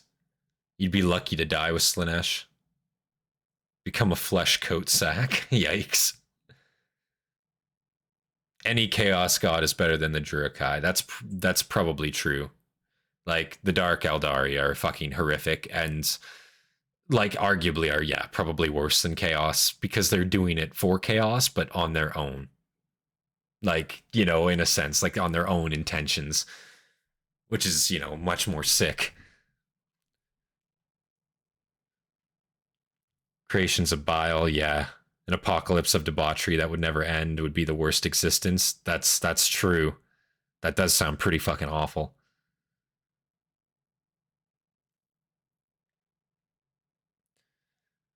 I think most all loyalists would be deemed traitorous excommunicatus. After all, Afarius is the one making that call. God damn it, dude. You're saying too much right now. You're saying too much. You're gonna get, you know, you're gonna get the fucking Men in Black showing up to your house soon. You know that, right? Like, they're gonna be fucking knocking, dude. Like, fucking Black Library is gonna be showing up and tossing a bag over your head, a sack, and taking you away soon. You're letting slip the secrets, man. In Rogue Trader, an Eldari Farseer was made into a chessboard by the Drakari. Oh god. That's fucked up. Oh, that's really fucked up. Sadly, does it shock you, my son, to learn the Primarch can err? Ventress looked uncomfortable. My heart says yes. But that Primarchs can be mistaken is an obvious conclusion when the argument is reasoned through. My lord, he said, your admission does nothing to lessen my respect for you. We of the Ultramarines remain human. Despite our transformation, we make mistakes. As a son grows, he learns that his father is not infallible, whether he is glorious or humble. Sometimes I wonder if I am human at all, said Guilliman thoughtfully, in any meaningful sense. If you were not, said Ventress, you would not care for the fate of other men. Many of my brothers did not, replied Guilliman. Maybe it is an affection. So, honest question then. And this is like, again, this is, again, fan theory here. In Event Horizon, theoretically, that would be, assuming they're the same universe, assuming all that, that would technically be Slaanesh then. Is that correct? That would be Slaanesh, because we saw a lot of torture taking place, a lot of body mutilation, let's say, a lot of physical acts, let's say, take place. I feel like Slaanesh, if anything, that would be like a very good representation of what Slaanesh would look like, for sure, for sure. The Dark Eldar do not outclass Slaanesh in terms of torture. It's literally why the Dark Eldar fear Slaanesh. That's fair. That is completely fair. Yeah, they fear him. That's why they do it. So yeah, actually, that's a great point. Pure Slaanesh exceeds Acari. Yeah, that's probably true. I'd agree with that. My brothers did not, replied Guilliman. Maybe it is an affection. Humanity is not measured on form alone, said Ventress, but by deeds, my lord. A mortal man may be inhuman towards other men, yet I have seen Xenos behave with honor and fairness when we offer them nothing but hate. Guilliman appraised the fourth captain carefully. You impress me, Captain Ventress. I've heard much of your deeds. I did not expect you to be so thoughtful. Your Interesting. Persists, my lord, said Ventress modestly. You are right to say warriors make poor rulers, so we strive to be more, to be wise men who would govern fairly, for the good of the greatest number, as you taught in the great days. Wow. Looked somber, yet the day when my sons shall set aside their weapons seems impossible now. It That does. is always my intention. After the Great Crusade, you are all to become administrators and statesmen. It seems so naive. Zinch, just madness and unpredictable change. That's true. As his Primarch ascended Could be. Ultramar Or just the warp messing people up. Yeah, that's also fair. Was in order. Another weapon Guilliman knew to wield, just as the Emperor did during the Great Crusade. A victory parade to declare the end of the first phase of the Indomitus Crusade. He knew the talk of tyrant, of usurper, had been whispered amongst imperial nobles. The handing over and delegation of power would squash that. Also, for morale, the Imperium needed to see itself winning, to believe that he was the savior. The parade would come, but first, answers. Guilliman descended into the deep core of the Macrag's honor, to a hold so secretive only two beings knew of its existence, and the layers of security that far surpassed paranoia. Guilliman stood before two filled tanks, coming to life. The muscle twitches in the tanks became a frenzy of gurning. The heads jerked and jiggled, mouths gaping in silent, drowned screams. Bubbles steamed over clayey flesh, agitating the surface of the fluids that nourished them. Eyelids fluttered, over eyes that appeared to contain shreds of intelligence, and they looked out from their watery prisons with absolute horror. Pressure built at the back of Guilliman's mind, until his eyes throbbed. The air smelled of hot steel. To me, it always came off as generalized warp, as the warp is more than just the four gods. That's facts. That's true. There's a lot of madness going on in there, for sure, for sure. If you assume Event Horizon is the same universe, it is more likely chaos undivided. If it was any specific god, it would be obvious. Basic chaos involved, torture as much as Slaanesh. True. Uriel caught a lot of flack because of his free-thinking nature. True. Uriel also got introduced to the Democuba. Oh god. Demon Cubula. Holy shit, I can't pronounce that word, guys. I'm having a stroke. I apologize.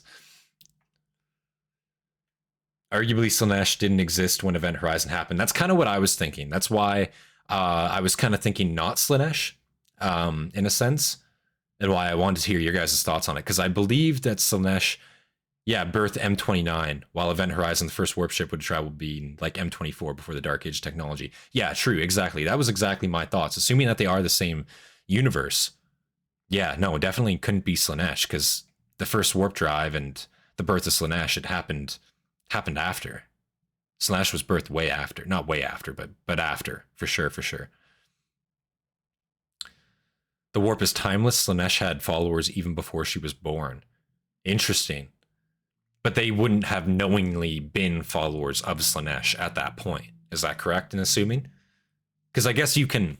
And I guess that's how like a chaos god at the end of the day gets birthed, right? Is like enough people are doing enough heinous shit that one day they come into being. So you could theoretically be doing something like that, but or like be doing those acts that cause that god to come into creation, but not actually know that that god is going to come into creation. So it's one of those things. Event horizon was M2. Yeah, that's true. Yeah, that is true. 2047, right? That's exactly when it takes place. Yeah, 2047. So yeah, M2 is what it would take place in. SpaceX mission, yeah. They said it was the worst space disaster in history, but I was just like, yeah, we'll see if we can do better than that so far. Hopefully not, though, right? Holy shit. Hopefully not. Until his eyes throbbed.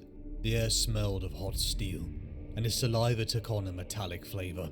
The emptiness his soul contained expanded. Beyond the physical confines of his body, there was a definite pop. Not generated by the machines, he was certain. And suddenly all was still. The thumping of hidden devices leveled out to a quiet whir.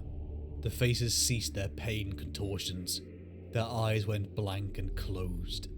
The bubbling ceased. The call inferior. An archaeotech creation of Belisarius Call himself. A recreation of the unique personality and knowledge of the 10,000-year-old tech magi. Guilliman found he didn't trust Call fully. The mad I wouldn't trust Call either. Was a unique being amongst his strange kind. He... One more concerned with what could be done, rather than should it. Call very had lived sus. For more than 10,000 years. Such a great span of time would wear out all but the greatest of souls. The changes he had wrought upon his body to support his mind had stripped most of his humanity away. His emotions had become ghosts. Excuse me. In the mechanism his mind now inhabited. And here, mediated through the Call inferior, they should have been practically absent, but Guilliman could never shake the feeling of intense superiority hidden in Call's pronouncements. Yeah. Nor ignore the touch of sardonic humor. Well, and I feel like that's Mechanicus in general, right? Even in this soulless copy, Guilliman looked around at their heads. They were too individual to have come from vat-born slaves. There was no sign of the penal coding tattoos, worn by servitors drawn from criminal stock. He did not want to know where Call had sourced his grisly collection. Yeah. Again, the Call inferior kept him up to date with the work of the real Miklós, supplying prototypes for black stone devices, formed from the Miklós' research of the pylons that had once sat in the now destroyed Cadia. Yeah. The heads once again professed their master desire to utilize the gene seed of the 2nd and 11th gene lines. The missing Primarchs. No, Guilliman stated emphatically. Wow. So Call really wants to go there. He really, really wants to go there. Hey, we have, 2 gene seeds that we could, we could just use if, you just simply said yes, Papa Gman. If you just simply said yes, gave me your consent, of course, we would never disgrace the Omnisire or his image, but, if you give us permission, then of course we would, attempt to go out of our way to make something happen there. Like, yeah, what the fuck? I can absolutely see why Gman is saying no to that. Why would he say yes to that? They got deleted out of existence for a reason. 2 failed Primarchs for a reason, right? Their legions wiped. And you want to use them. Goddamn. That definitely seems like some heresy going on right there. Very pleased Event Horizon has opened your mind to what the warp could actually do. Yeah, it was a very interesting movie. That's what I mean. Again, I know they're not the same, and actually, some people actually commented. I think I had 1 or 2 comments there receiving flack for calling it inspired by in the title, but it totally was inspired by. If you do a quick Google search, man, straight up, one of the screenwriters admitted, the 40K had a direct influence on the story of the movie, and even some of the symbolism you see in there, some of the objects you see in there. Totally, inspired by 40K. And one person said it damages both medias to compare them to each other. And I'm like, what the fuck? No, that's not true at all. Inspiration can be given freely. It can be shared freely. I don't think, something taking inspiration from one thing ruins either of them in a way, they're, free expression and all that. And it takes it in another direction. It's completely interesting to me. I thought it was a great movie. I actually really, really enjoyed it. I'd never seen it before. It came out a little bit before my time, but yeah, no, I thought it was a great movie for what it was. I would love to see a remastered version, like a new one, an updated one, maybe the CGI a bit newer or whatnot. Same story, same overall like theme, but maybe just a little updated would be good to see for sure, for sure. But then again, I don't want them to fucking ruin it like Hollywood ruins most things, that's for sure.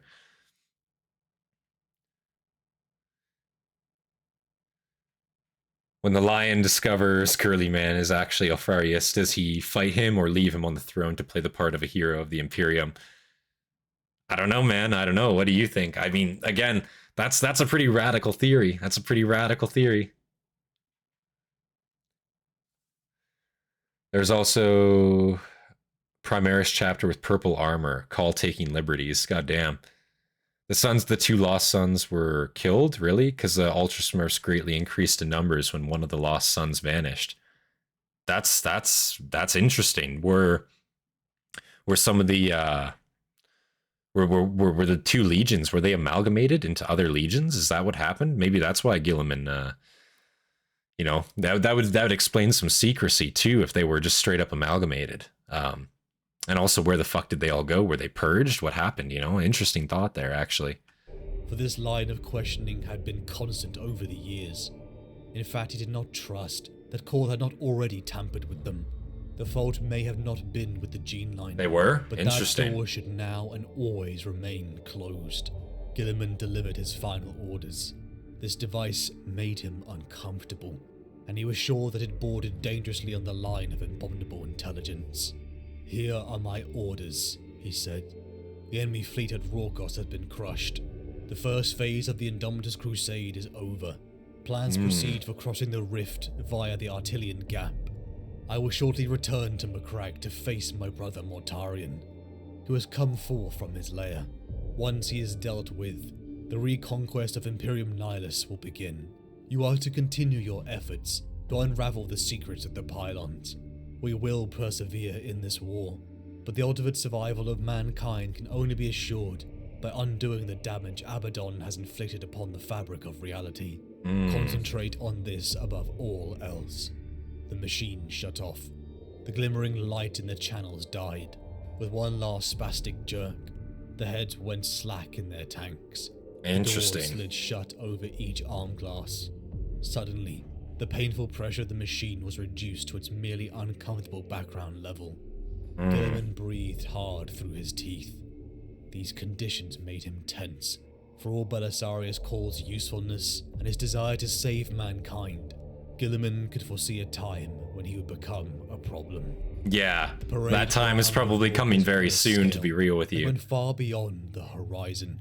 The stream of holy men went on for hours.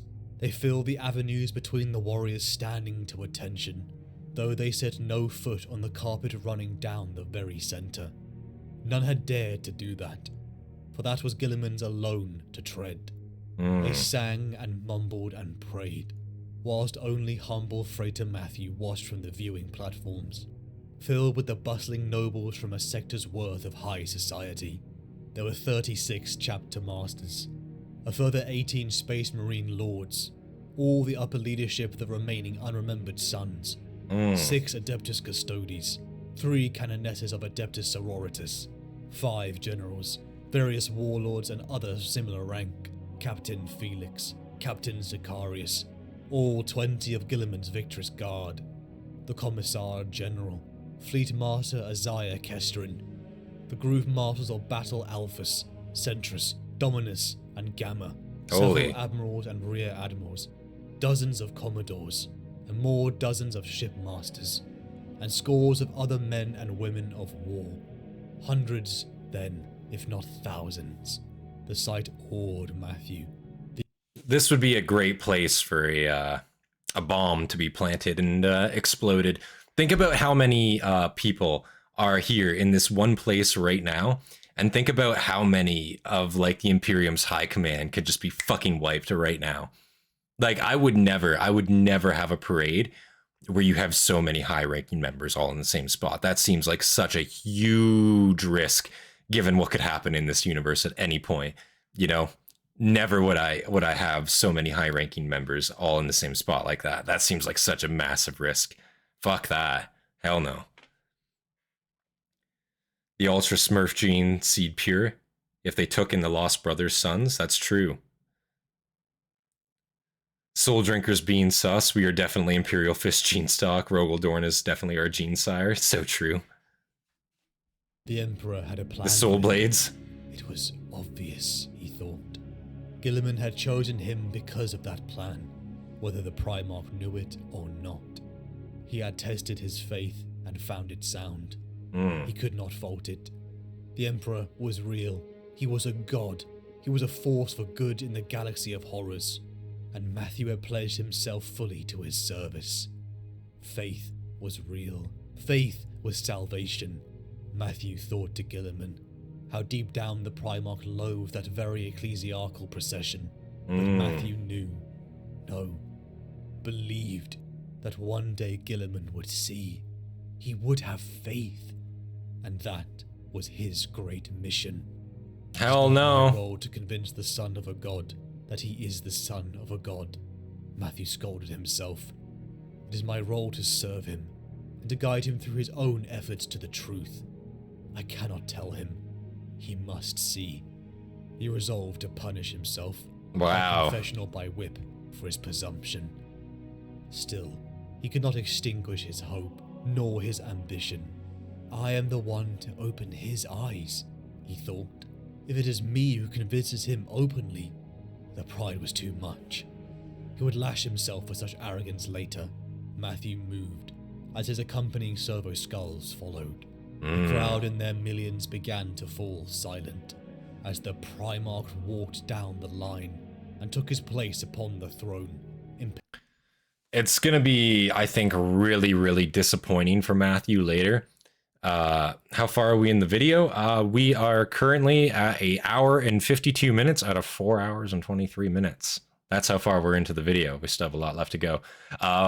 Which actually leads me right into this. If you guys are enjoying the video so far, leave a like. Make sure you leave a like on this video, might as well. And hit that subscribe button if you're not subscribed already, for sure, guys.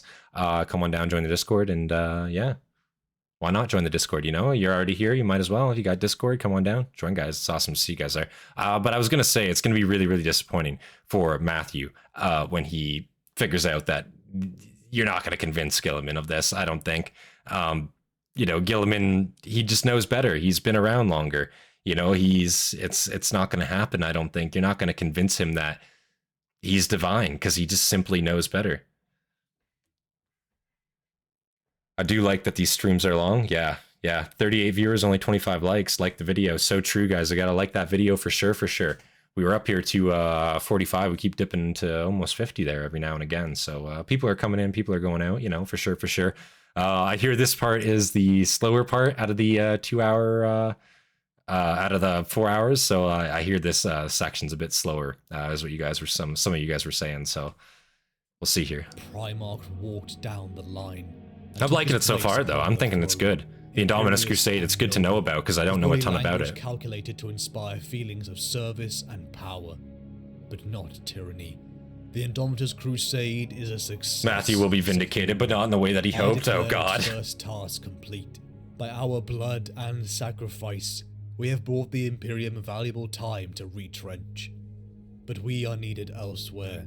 Some of us must part ways. He paused again. The opening moves of the Crusade are over. This triumph of Rorkos marks its great victories. The true work must begin. Matthew also gets turned on at the thought of Guilliman killing him. Yeah, Matthew seems like a bit of a freak. He was sitting there talking about, like, fucking flagellating himself, fucking, you know, for thinking too much. Your forces will disperse, and shall bring ruin to the enemy wherever they might be found. The unnumbered sons have fought with a strength that would shame the legions of the Great Crusade. The time has come for you to be rewarded for your efforts. New assignments will be given. New chapters will be formed. Some of you will go to join the progeny of your gene sires, who will welcome you as brothers, and provide you with places of honor both on the battlefield and at the feasting table. Others of you too must leave me, for my path takes me into unknown peril. But hear this. Though I send you away from me, I do not do so because you have failed me, but because you have won my respect. You have performed impossible feats of arms. Wherever you go, the warriors of mankind will see the honor badges upon your battle gear. Goddamn. They shall know hope, and righteousness, and fury, and see that victory can be theirs. Inspired by you, they shall rise up with certainty in their hearts, and guns in their hands, and with a mighty roar they shall cast back the enemy into the formless warp for all time. You have done this. You will do this. I stand before you, humbled by the sight of you, the men and women who are the heroes of the Imperium. Guilliman held aloft the hand of Dominion, its robotic fingers clenched in a victory salute.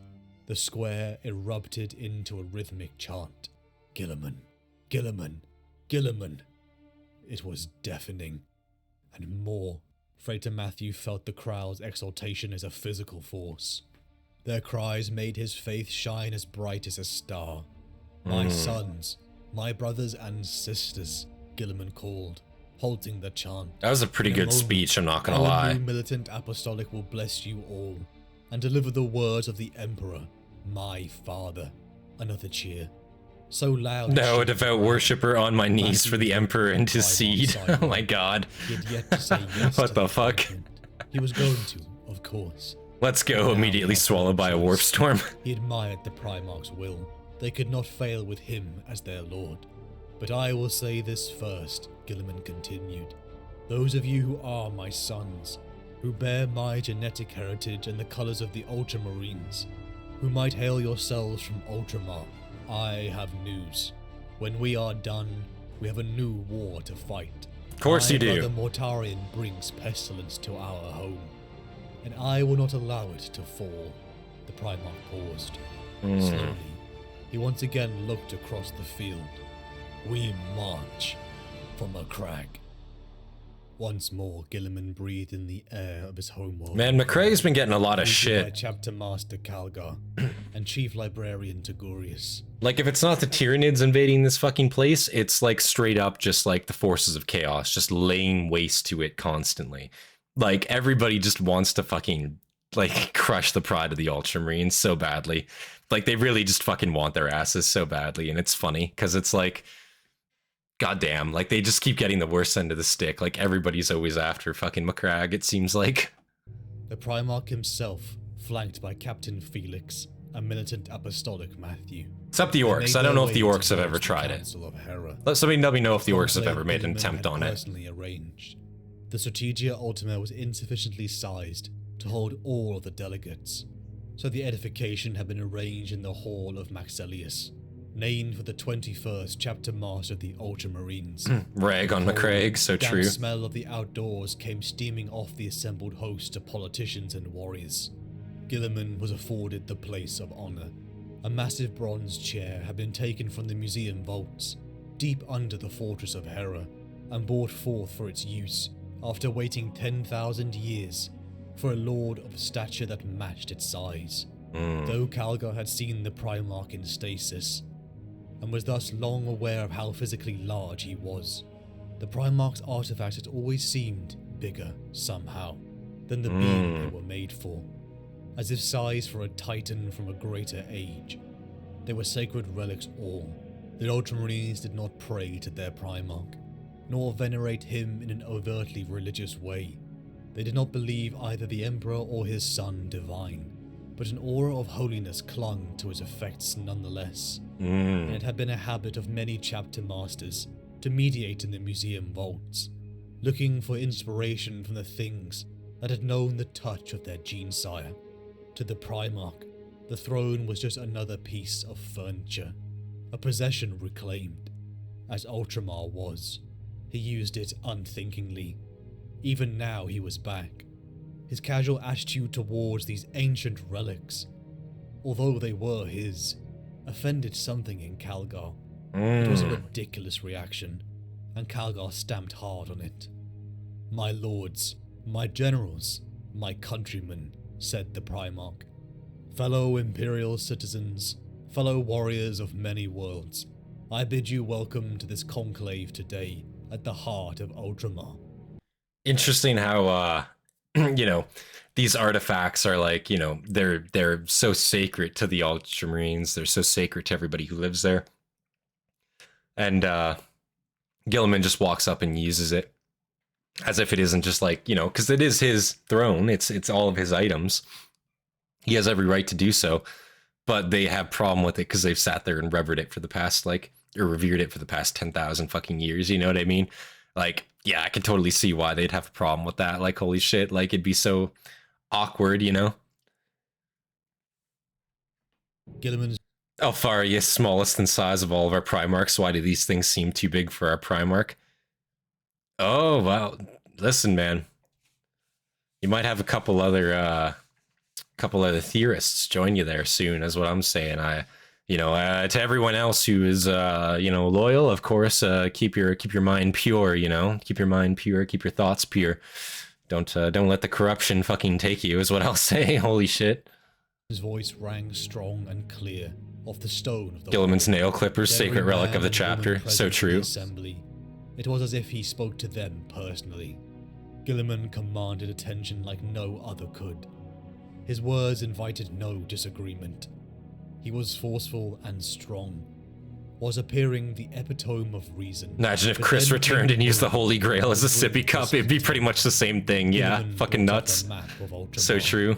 A map far older and larger than his holy manscaper. Its ancient borders. Guilliman divided Ultramar into 4, giving each quadrant to a new tetrarch. A leader sourced from the various Space Marine chapters that called this realm their home.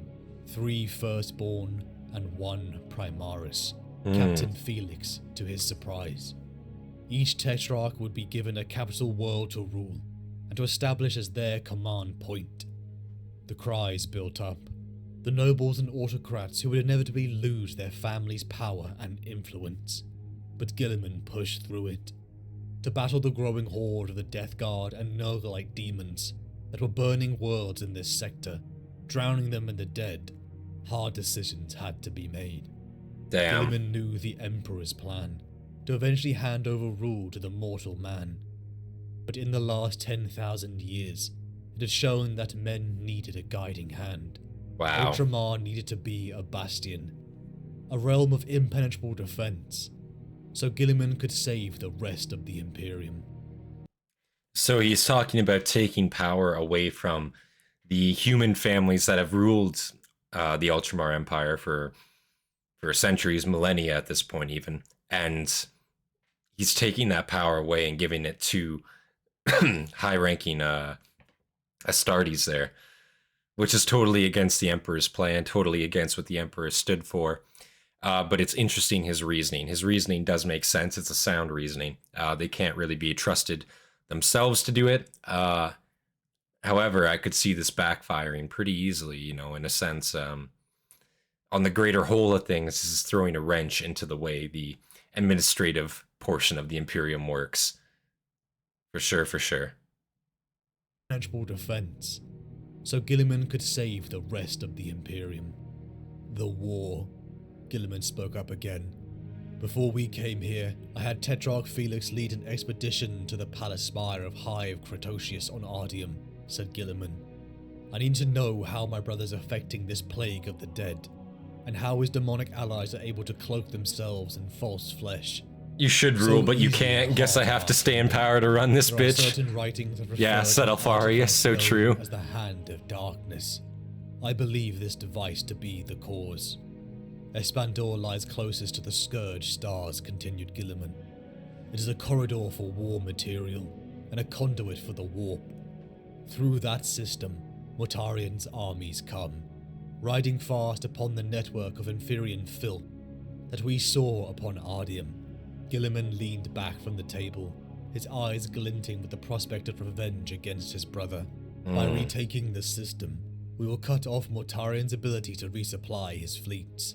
If we can locate these machines upon Espandor and disable them, the torrent of power sickening the soul of Ultramar can be closed off. His demonic legions will struggle to remain manifest. The dead will not rise so easily. The fleets above Ultramar began to coalesce, as Imperial forces gathered for the campaign. The offshoot Indomitus Fleet Primus, was swelled and then powered on to their target, Espandor. Espandor was a cardinal world, and therefore its cities were crowned with churches and temples. Yeah. Perhaps never a stunning world as others Guilliman had seen, but now it was a hellscape. Clouds of flies almost blotted out the sun. Wow. The rivers ran thick with mud, mucus and fecal matter. That's fucked. But also, what a contrast, yeah, like high Gothic architecture, obviously. These are church worlds overrun by the dead. Isn't that such like a cool concept though? Like, and it exists in 40K, you know, where you can have these two like complete opposite forces exist at the same time and interact with each other. I think that's why 40K is just so interesting, because you get so many different mashups of concepts just going on at the same time. I think that's really, really cool, for sure. You're gonna run out of traps before I run out of Skaven sleeves? What the fuck? The rivers ran thick with mud, mucus and fecal matter. The entrenched Imperial forces had been slogging through a siege for weeks, as millions of Imperial Guard fought face to face with the bloated Angels of Death, Mortarion's sons, the Death Guard, their blubber, fat, and even eyes and tentacles bursting out of their armor. The state of rot that permeated the world rusted entire cities. Yet from above, the lances of fire came down like the judgment of angels. The advance began upon the capital city. Marines donned in over a dozen colors of different chapters, under the command of Tetrarch Felix, began wading through a slop-infested river. Felix felt the mud swell around his Gravis plate. He did not know why Guilliman had placed such trust in him. Perhaps it was a sympathy. As Primaris stock, Felix had been born during the Horus Heresy, periodically frozen and unfrozen until fully awakened into a universe even he didn't recognize. Wow. Something he knew Guilliman felt the same way about. So the Primaris, the Primaris are technically have been around since the Horus Heresy, but they've been in stasis. They've been prolonged, I guess, in a sense. Is that correct? So technically you have Primaris Space Marines, which have been around that long, and only now are they being put into action, utilized in that way. That's kind of crazy. But I guess they really did just need Guilliman's go-ahead to let them go and let them free in that sense. And obviously he was put under for 10,000 years, so wow. Something he knew Guilliman felt the same way about. The forces became some of them disorganized as the waves of some of them are very old. Bloated Death Guard slammed against them. The source, the ancient suspended Eldari device, corrupted by Mortarion, was located in the center of this rotting city. Dozens of worlds are being ruined, just like Espandor. But now the Imperium would fight back. The battle was brutal, but finally Felix and his force cleared a way to the city square, his pity growing for the diseased survivors that clung like rats in the shadows. The path was now clear for the Primarch. As Guilliman descended down personally, the corrupted device's chamber had been secure. First generation of Primaris are from 30K. That's fucking crazy. Guilliman walked over a carved stone motif, They just haven't been used necessarily. Is that correct? Creator, and into a space constructed entirely around that belief. The cathedram enclosed a huge volume to fit the enormousness of the people's faith. The stonework was encrusted with decorations and statuary. It was almost frenzied in its devotion, a plea in stone to be noticed and saved. Goddamn. Like the truth it purported to encompass, the space within the halls was empty. If only they knew, thought Guilliman. He looked upwards through the roof towards the clearing skies. Beams dangled from decaying ligaments of iron. The floor was slippery with rotten timber and fallen tiles. Everything was ruined, but still legible idolatry to the God Emperor clung to the inside. Theoretical, he thought. The Emperor is a god, and denied his own divinity to protect humanity. Corvus is scary. Practical. I'm interested in checking Corvus out next, to be honest. Obviously, we're going to have another vote, of course, but I would like to learn some more about Corvus, for sure. But became one. Practical, he is a god. He dismissed the idea. These theoreticals had been bouncing in his mind for so long, he had begun to grow weary of them. But his mind would not stop generating counter-arguments to his own beliefs. Theoretical, the Emperor was always a god, but was unaware of it. Practical, he is a god. No, he thought. Theoretical, the Emperor became a god to protect humanity. Practical, he is a god. He is not a god, he thought. Theoretical, Guilliman thought savagely now, turning his anger against his traitorous mind. The Emperor was never a god, denied he was a god, and had been wrongly elevated by men who see power and mistake it for divinity. Practically, True. The Emperor is not a god. He is not a god, said Guilliman out loud. He could not countenance the thought. Accompanied by Sisters of Silence, Custodes and Victrix Guard, Guilliman followed Felix to the very darkness pulsating plague across this world. Imagine Guilliman, of all people, uttering, "He is not a god" out loud in the presence of Sisters of Silence, Custodes, and all these other, like, loyal chapter members, you know what I mean? You would just, like, turn your head slowly and just, like, look at him and be like, what the fuck? Like, dude, you can't just be, like, speaking that hate speech out here. Like, we're out here fighting the forces of Nurgle. Like, god damn it, Gman, just keep it together. Just keep it together for the sake of your guys here. Just keep it together, please. Holy shit. Like, you can't just be uttering those sweet nothings here now. Like, look at what we're doing right now. Guilliman followed Felix to the people need to have faith, goddammit. Plague across this world. A clock, an oozing, bloated device that spoke of a beauty utterly befouled, sat upon an altar. Guilliman had dearly wished to face his brother. The chances of meeting Mortarion upon Espandor... Custodes would be okay with it, that's true. Even though it was clear the Demon Primarch had expended a great deal of effort investing in the Cardinal world, Guilliman reminded himself he could not be impatient. This was but the first step. He would find his brother, and he would kill him. The Sisters of Silence formed a circle around it, all forces arraying a quadrant, as Matthew entered the hall. Striding up to Guilliman, the blood and battle mess still staining his robes. Guilliman... Most Space Marines don't see the Emperor as a god. That's true, but a lot of them do. A lot of them, or at least they see him as divine, in a sense. Maybe not as a god, maybe that's the wrong word, but divine is definitely the correct word. Even how they're treating Guilliman's artifacts, even they show, like, displeasure with him using them so openly. I think that just goes to show even just how sacred, like, I guess, in a sense, like, even though they might not be viewed as gods, they might not be viewed as demigods, they are still viewed as divine as a whole, I like to think. At least that makes sense to me. The Black Templar are an exception. The Space Marines do not think the Emperor is a god, but yes, they venerate him. Sisters of Silence see him without warp trickery, the only ones that really do. So what are their thoughts on him then?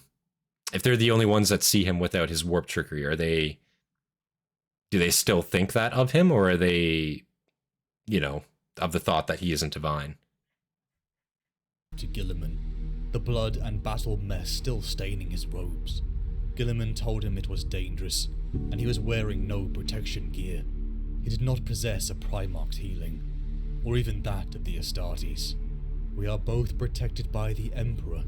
My faith shields me, said Matthew. The priest dropped to his knees in prayer. How God could one worship such hate? Whispered Matthew. Guilliman told him they, like all heretics, were fools, duped by such power. You speak mercifully of heretics, said Matthew softly. They shall find no mercy from me, said Guilliman. They are what they are, but we must not forget that most of them were noble warriors, and were led down this path by others. That's Words true. From a beloved leader can twist a man's heart. It was, I believe, the Emperor's fault. If he had not lied, did he really lie? Asked Matthew, into the silence. He was barely breathing, caught up in revelation of his god's words. Yes, replied Guilliman. Yeah, he did definitely lie. He did. Yeah. He knew the true nature of the warp, but kept it to himself. I deduce he wanted to keep my brothers and I from temptation, but instead ignorance left us vulnerable to it. Horus was a good man before he turned. He was proud and arrogant, that is for sure. But he believed in the Emperor's dream. Yeah. The Imperium. And the Horus love generally between wasn't them that so bad. Strong. Necessarily. Guilliman looked at Matthew solemnly. He had once believed that. He truly had. Now he lied just like the Emperor had, because he knew the truth of the Emperor's affection now. Guilliman continued. Chaos found a way to use Horus's love and pervert it. My father made a miscalculation, and it cost us all dearly. Matthew searched for the right thing to say. Gods are not beholden to the same laws as mortal men are, my lord. Its reasons for lying are beyond our understanding, even yours. Guilliman pulled a face at Matthew. He knew what was coming. The naive attempts to convince him that his father was a god. But yeah. Matthew, like all priests, those were pretty naive attempts. Speaking to know much of a man they'd never met. That's also Guilliman true. Had seen him, spoken to. Like, yeah, you're talking about, oh, well, he's a god. You can't know why he lied. First off, he was my father, A. B, I actually fucking spoke to him. I was in his presence multiple times. I was there when all of this shit was actually going down, so I don't really think you can tell me what I do and don't know when I was literally there firsthand and experienced it, you know? Matthew, I think he's trying to convince him, but it's a meek attempt. It's certainly not gonna work, at least right now, with the approach that he's taking. Absolutely isn't gonna work. No way. Much of a man they'd never met. Guilliman had seen him, spoken Horus to was him, turned to chaos when he was shown a vision of the 40K certain galaxy. Yeah, yeah, he knew was. him better than he. But what was the But cause they of know that, all the you know? greatness of the Him Emperor, turning he traitor, was obviously. A liar, a manipulator, and at last they had spoke. He received Guilliman as a tool. The Emperor had allowed them to love him, and to believe he loved them in return. He had not. His Primarchs were weapons. That was all. Guilliman had died for him once, and strangely enough, he would do so again, but not for the man, but for humanity. Guilliman drew the Emperor's sword, the orb beaming from Matthew's face. Guilliman had to admit too, he felt the Emperor's presence when its fire crackled. If a man has all the powers of a god, he thought, is he not a god? That is what Matthew believes. Theoretical, there is the possibility he is correct. I am not immune to mistakes. Guilliman lifted the burning sword above his head. Imbued with the power of the anathema, it had the strength to annihilate demonic influence to the very source. Guilliman swung down. The device cracked and was eviscerated as he swung. It charred into embers, but as Guilliman began to walk away, the librarians in the room reacted. Something was coming. A tear in the warp burst open and sent the Imperials flying. A black, oily skin formed over the clockwork and broken stone. A demon rose up, gathering the materials of the clock and meshing it into itself, and it took on living form. Organs of wiring cogs sank into its chest. Ropey muscle moved under the shining black skin. Where the metal and stone showed in its form, they were corroded, brass and bronze becoming green, fused lumps, the rock pitting, though it glowed brighter and brighter. Forearms grew, the fingers becoming long, backward-facing spikes like wings of a bat. A short, powerful pair of legs burst from the back of the mass. Huge shoulders swelled in seconds, unnatural bones cracking as they grew at pace. And this is where Matthew gets eviscerated, am I right? Nurgle emerged. Fear me, for I am the rot drake, the foul catcher, the master of last moments. I am the death of time, it said. Wow. The draconic rotten beast lurched forward. Munitions began to ram into its flesh as it smashed and gored marines, custodes and sisters. Wow. Guilliman bellowed everyone to fall back. Only he alone could face it. Quaramar swung its finger. And he's taking that 1v1 again. Seriously? Down hard at the Primarch. I swear to God. I swear to God, if Guilliman gets fucking taken down again, if he gets fucking beat again in this fight, I swear, man, he better fucking take this one home. That's all I'm saying. He better fucking take this one home. Like, he's on the record here this time. Like, I'm keeping track. Like swords, slashing down hard at the Primarch. Guilliman parried one hand, dodging the other. The sword of the Emperor blazed white hot as it connected with the demon's skin. But though the sword's touch alone was death to most demons, it was not enough to harm the last Watcher. Guilliman was forced back by the dragon thing's onslaught. The surviving custodians advanced on it. Their weapons swinging perfectly matched with each other, they cut it many times, but the wounds closed, as Quaramar aged and grew young in a constant cycle, putting all his strength into his legs. Rabute Guilliman waited for Quaramar to come screaming at him. Then he leapt. He cleared 20 feet from a standing start, arms and legs wheeling as he fell towards the demon's back. 20 feet from a standing start's pretty impressive, his goddamn. flayed skull around to snap at the Imperial Regent, but he clung on as they both flew towards the portal. Only at the last second did Rabute Guilliman reverse the sword of the Emperor, and with both hands drive it down through the beast's back, piercing his mechanical heart. Quaramar screamed, its wings thrashing. Guilliman leaned back on the sword, making the demon rear up higher in the air. Power built within the weapon, and it glowed incandescently until light burned in every rent and orifice of the demon's body. Guilliman cast his burning body back through the rift, as the librarians under Togurius rallied, closing the war portal for good.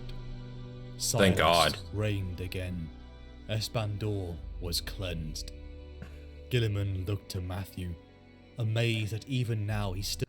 Lorgar sits there smiling, well, not anymore, because Korax is outside his window taunting him. Gman still loses to Lord of Copper Wiring, if you know, you know. Gotta love an underdog. Yeah, I don't know, like, I thank God he beat that one. Like, that's all I'm gonna say. Like, Gman really needs every win he can take, you know, and, you know, he's really got to take those ones where he can. And if he lost this fight in the presence of Custodes and Sisters, man, that's a bad look. Like, you know, don't even take the fight if you're going to lose it. That's my advice to you, because it just looks worse for everyone involved. Even though you, like, did the honorable thing, at least that's what you want to tell yourself. Bro, you still lost. You still fucking lost. You still lost. And everybody saw it. You still lost. Like, that is not a win for the Imperium. Your honor doesn't matter. Just saying. You know, like, the demons don't give a shit. Like, Corvus technically created Super Primaris during the Heresy. His grew to adulthood and max ability in months. Then Alfarius spoiled it. Well, after stealing the uncorrupted data on how to do it, god damn it. He just pulled a minor prank. Alfarius seems to be doing a bunch of, like, fuck shit behind the scenes, but I guess that's his whole point of the Alpha Legion, right? Is he just you know, they infiltrate, they fuck around, and they do espionage. They're espionage based. Guilliman looked to Matthew, amazed that even now he still looked untouched by any disease or plague, even in the demon's presence. For those that could hear it, Guilliman said, "The Emperor protects. The Emperor loves us all." He lied, but it was one they needed to hear. Wow. Espandor was secure, and now the more important target in the sector was next. A world he was sure to find his brother upon. The Crusade set course for Parmenio. Parmenio. Part 3, The Plague Wars.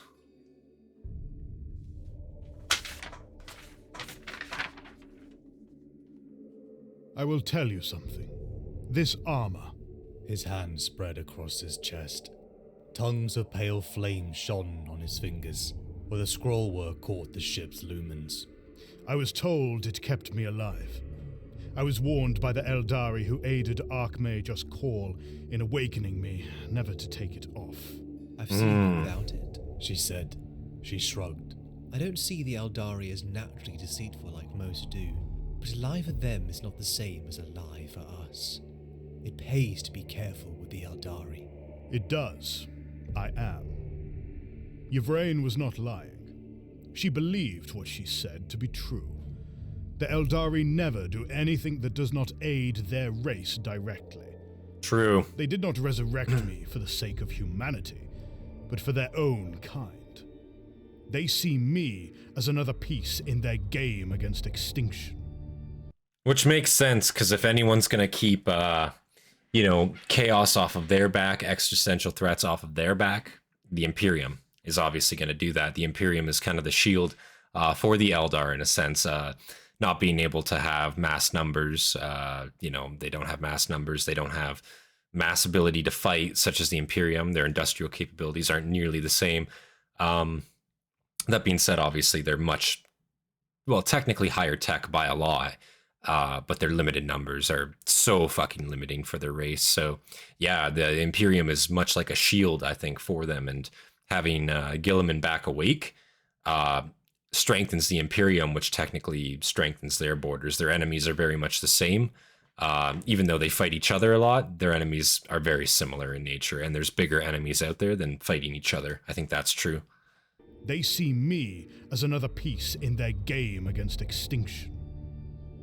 I do not wish them ill, but I cannot be their pawn, just as I cannot become the weapon of the Imperial cult. She told me what she did because she wants me alive. You took it off anyway, Sulemanya said. She thought a moment. You took it off to defy them. I never have only one reason for doing anything. Defying Yvraine was part of it. I do not like to be told what is and is not possible. But the driving reason was that I cannot be enthralled to the Eldari. If I allowed myself to be dependent on the armor, what happens if it malfunctioned, or they turned it off? Call built it, but I doubt he understands the fullness of its workings. Probably not, no. Dictated to him. To avoid alerting them, I conducted the research on the Armor of Fate myself. Do not think there are none of the Eldari's agents abroad in Fleet Primus. One of Eldrad Ulthran's own flies with us, after all. And there will be more, human and Eldari. Interesting. I do not have the technical skills of some of my dead brothers. The armor is complex. But I was able to determine the majority of its processes, and what exactly it was doing to keep me alive. It is esoteric. Warp tech.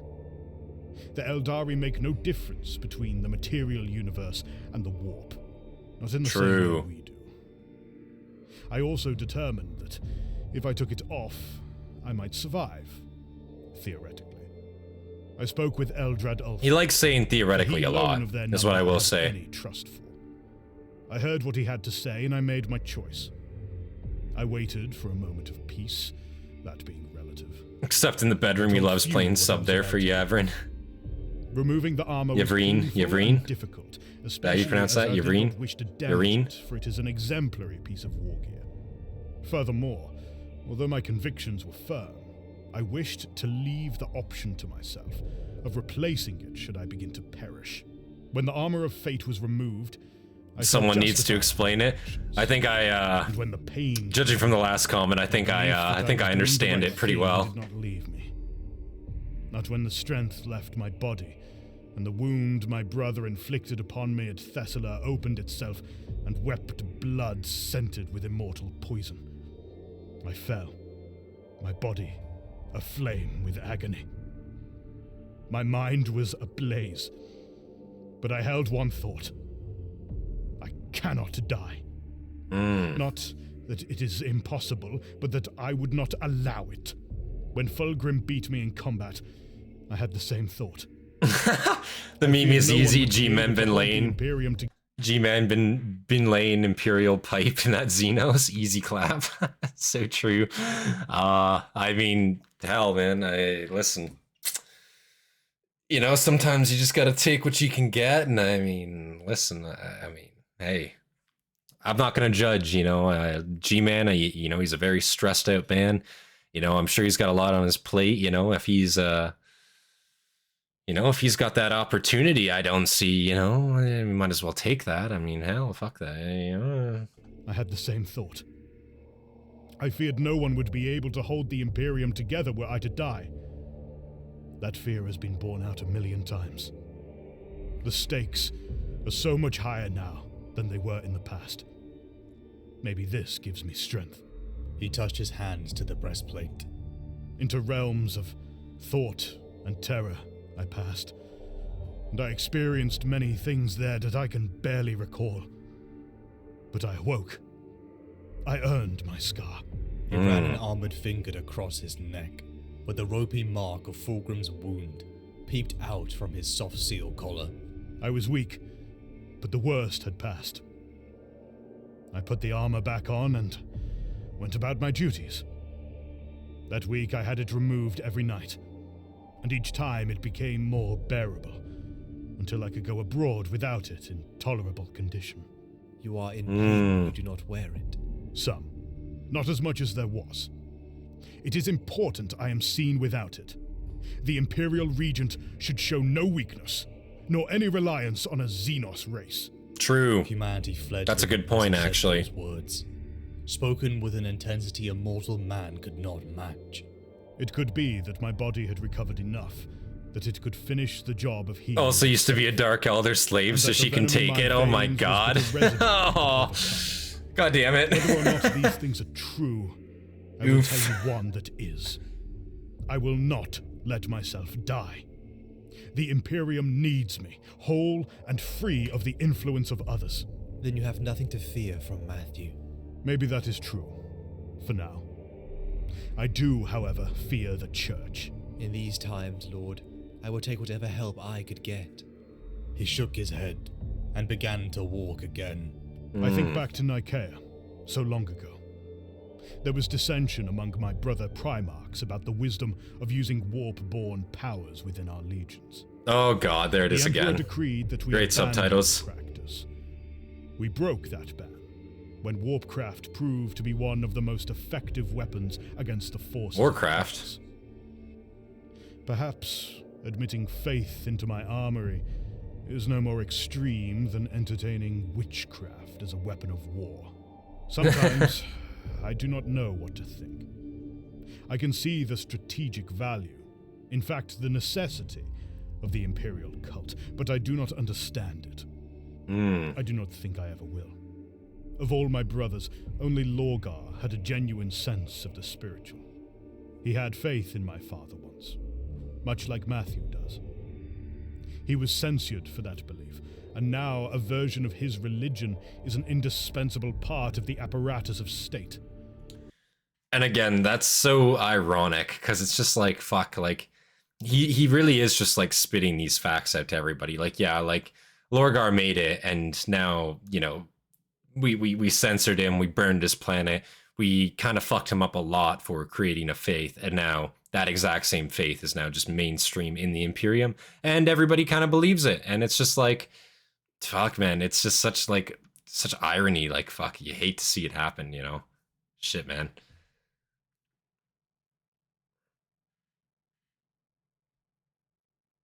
Oh my god, what is this? Primarch pipe? What is this, chat? Holy fuck. Call has given him some upgrades. The irony of that is so black. So true. It was Lorgar who fell first, not Horus. Did you know that? The Horus heresy was a long time ago, my lord. It is a time of legend to most.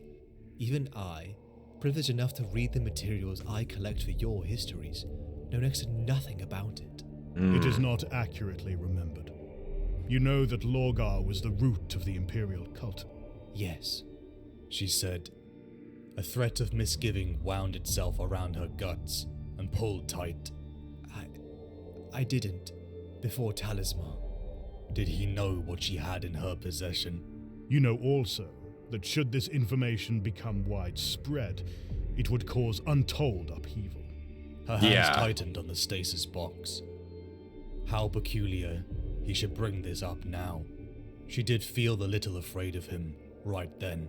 I shall tell you something none now know. The Emperor ordered that Lorgar, who was called Aurelian, desist in his worship of him. He did not. So my father had me teach him a lesson. Oh. Lorgar had raised a city in praise of the Emperor. They called it Monarchia, the perfect city. Yeah, and then I came. My legion destroyed it. Made it not so perfect. I took no pleasure in the act. Though I suspect the roots of corruption were planted long before the Emperor took Lorgar to his side, it was my legion's humbling of Aurelian that helped push him into the embrace of chaos. Suleimania's eyes widened in shock. I wouldn't say, like, helped push him. I would say, like, you basically just, like, fucking overhand threw him into Chaos's arms when you did that. Like, yeah, you burned his planet down and publicly humiliated him in front of his legion and everybody who was a believer of what he was saying. And the Emperor, again, let this go on for so fucking long. For so fucking long, he let this go on. When they met, I'm pretty sure he straight up had like a feast in his honor and like proclaimed him a god to everyone right then and there. And it's like, what the fuck? Like, but he let it go on, you know, he allowed it to happen. So it's just like, what the fuck, man? Like, why would you allow that? To push him into the embrace of chaos. This marble pillar of Macragge. Blame yourself for The sacred orbs of Ultramar. So true. It was my job to know. I was made to plan. Each of my brothers... Let's destroy everything he loves. He will grow from this. Exactly. Like, what the fuck is that supposed to do? Like, straight up. Our talents overlapped. Redundancy, I suppose. I should be incorporated into any system. Lord Rogel Dorn and I, for example, both inherited his capacity for strategy and contingency planning. But in combination, our talents were unique. Dorn was a greater builder than I ever was, and I a far better administrator. Neither of us saw this coming. Nor did Sanguinius, who had powers of foresight second only to the Emperor himself. Of us all, I think perhaps... And Kurz. Don't forget about Kurz, yeah. He too had the power to see the future. Yeah. The Night Haunter. Suleimania whispered. Guilliman nodded. Was he as gifted as they say the great angel was? He was. Even more so, perhaps. Insane. Yeah. Perhaps if he had not been, this all could have been avoided. Assuming, of course, the Emperor hadn't intended this to happen all along. Whoa, there it is. Fucking... Yasili, do you think you can truly comprehend the workings of my mind? No. Like, again, that was in Luton's one video there. His part 4 of the Emperor of Mankind, I believe it was. Yeah, he alluded to that. Like, yeah, was it the Emperor's plan that the heresy actually does happen, that the things are ending up the way that they are? Does this increase the Emperor's power, them believing in him as a god? You know, it makes you think, like, yeah, was this truly, you know, planned out, I guess, you know, like, was this part of his grand scheme? Lorgar did nothing wrong. Honestly, Lorgar got fucked with pretty hard, I would say. Like, he tried his best. I think if, you know, he was given proper instruction from the Emperor when they met, I think things would have gone a lot differently if simply they had just communicated it a little bit more. I think that would have solved a lot of problems, I'm not gonna lie.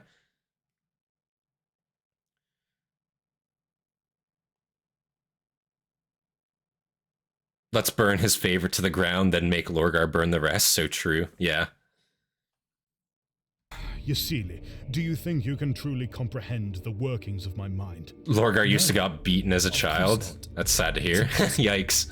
I've got a pretty high opinion of myself, but you are far more than human.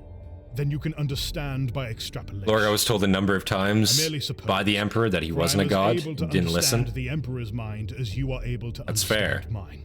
She pulled her face. Has something I said given you cause to worry? It's funny, and I don't mean in an amusing way, that you bring up your brother Lorgar with me today. Guilliman raised an eyebrow. How so? Can you read minds? She asked frankly. I don't think you can, but you are, well, you are what you are. Guilliman might have laughed again, were it not for her deadly serious air. The Emperor did not invest me with any appreciable psychic ability. Now she was nervous. Quickly, She unhooked the stasis box from her belt and held it up to him, before she changed her mind. "I've brought you this. Once I knew what it was, I was pretty anxious to keep it hidden away from the others. Only I and Skorpani have seen it. Danton did too, but he's dead. You do not trust your colleagues. I don't trust anyone, apart from myself and you." She held up the stasis box. Interesting. "It's in here." And even she was like, you know, very hesitant to trust him there, which it makes sense. I mean, again, when you're dealing with the type of shit, like, you know, given the stakes that are currently on right now. Yeah, totally makes sense. And she's also an Eldari too, is that correct? Like, she's straight up just an Eldari. Unless I'm wrong here, but I'm assuming, like, what you guys were saying, also like the ears kind of thing. It's giving me Eldari vibes, but yeah, man, like, who knows, like, what the fuck that could be. I don't know what's going to be in this stasis box. I guess we'll have to find out here for sure, for sure. "Self and you." She held up the stasis box. "It's in here." I'm definitely not a god, as this psychic might send shockwaves across the planet. So true. It better be me that gave it to you. I'd be very careful with it. It's very fragile. I suppose it would be, being 10,000 years old. Or Oh, so. she's a rogue trader. Okay. But she is an Eldar still, right? Rogue traders are... She asked. Oh, wait, no, rogue traders are humans, correct?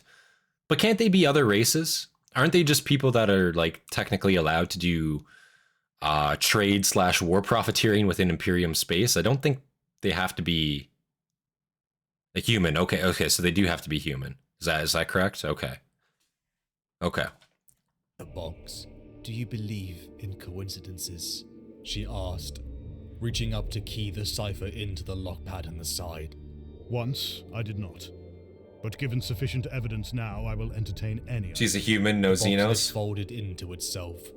Soft blue stasis light lit Guilliman's face. Super late after rewatch from the beginning, lol. Well, we're 4 hours in now, so... With a silent center. The eerie hush Excuse me. from the middle of the containment field. There can be no noise where time does not flow. She can Guilliman work with or looked hire into the Xenos box. sometimes, okay. His eyes went hard. Where did you... They can have Xenos allies, Xenos crew, okay. Guilliman recognized the book instantly. Something he had never read, but knew of its existence over 10,000 years before. It made him shiver to think of the ramifications, how this small thing had shaped the universe. He kept it in his own quarters, a problem to deal with later. A confrontation with Mortarion awaited. Parmenio was dark, clotted with rot and stink. Imperial lines bucked as the constant artillery rained munitions upon the advancing Death Guard. Slowly, the corrupted forces of Nurgle were building a mound, crossing over the waterfront. In a matter of weeks, their full force would overrun them. Across the broken and rotten ground, the Imperium line was falling back. But they and their accompanying sororitas stood still. Nice. Watching a miracle. A girl, no more than a teenager, walked barefoot. She should have been writhing in pain from the sore-laden air. Plague drones were making a run at Guard Captain Veriss, a simple veteran who sprinted to the girl's side. The girl held up her hand. Her eyes glowed yellow and bright. And in a voice not her own, she bellowed, "Be gone." The drones melted from existence. "Keep faith, Veriss," she said. Light streamed from her mouth, as it did from her eyes. Jesus. So brightly the man could not bear to look into it. Her voice possessed an ancient power that pushed inside him, rearranging the clockwork of his soul. What the Through fuck? faith you shall be saved. Belief is the path to victory. Believe and live. The Primarch is coming. Then Wow. she collapsed. Guilliman and his fleet, after weeks of travel, arrived in the skies above Parmenio. Theoretical. Mortarion wishes to draw him to Parmenio. Practical. So was that like kind of a like a premonition of sorts? Was that like Was that the Emperor imposing will in a sense? What was that exactly? Like, what would cause a force like that to happen? Rogue Trader game is good. Should play it sometimes. Yeah, I still gotta buy it. I know it's on sale. Some of you guys were saying it's on sale for the spring sale right now. I might pick it up. Just hurting on the coin right now a little bit, so we'll see what happens. But yeah, I might pick that up for sure. It looks like a really fun game. A lot of you guys have been recommending it to me, and it'd be really fun to play on stream sometime for sure. It's one of those longer format games that would be a great for a stream for sure. Rogue traders receive a document that gives them more freedom to act as they want. Think of them as legal pirates. Yeah, they're basically privateers to my understanding, like literally privateers, and in the 40K sense. They're allowed to use Xenos technology, employ Xenos and use their tech sometimes. Damn, that's pretty powerful.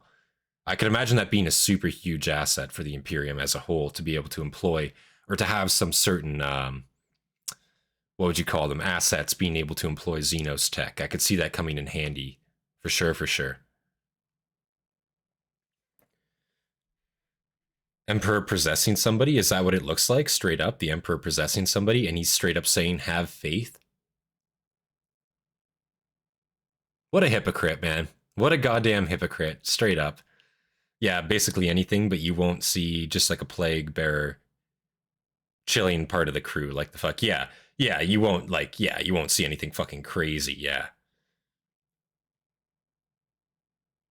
That was a living saint, i.e. the power of the Emperor giving a person with some of his power. Okay, so that person was still in control of what they say, but they were imbued with the Emperor's power, in a sense. Okay, that makes more sense. Mortarion wishes to draw him to Parmenio. Practical. This is a trap. But yet this was a trap he had to spring. Guilliman had lost battles, but he had never lost a war. He had Tetrarch Felix stand beside him at the command dais. As Parmenio grew in the distance, the Death Guard fleet was dwarfed by the Imperial war machine. They scanned Parmenio. No doubt another of those foul clocks was locked within the heart of the enemy's territory. Guilliman's fingers danced over the numerous gel pads and brass keyboards. He paused every so often, eyes flicking back and forth over multiple displays. Here is the likely source, he said. A power complex covered over in fleshy veins appeared as a flat pict in a hololithic orb. It is defended with a warp field. Prepare psych-out missiles. Breach the shields. The gap, though, will not last. Unfortunately, the power source must be destroyed on the ground. Tetrarch Felix, Captain Cynreius. Guilliman's voice was carried out to his warriors. Dropships hovering over a Vox Angel. Prepare for immediate deployment. Wow. Primarch finished. Psi missiles, formed from the dust of psychic blanks, raced ahead of Felix's splinter. Holy shit. Breaking the warp field. Felix and his men would break the... So those missiles are made with broken down blanks, is that correct? On the planet.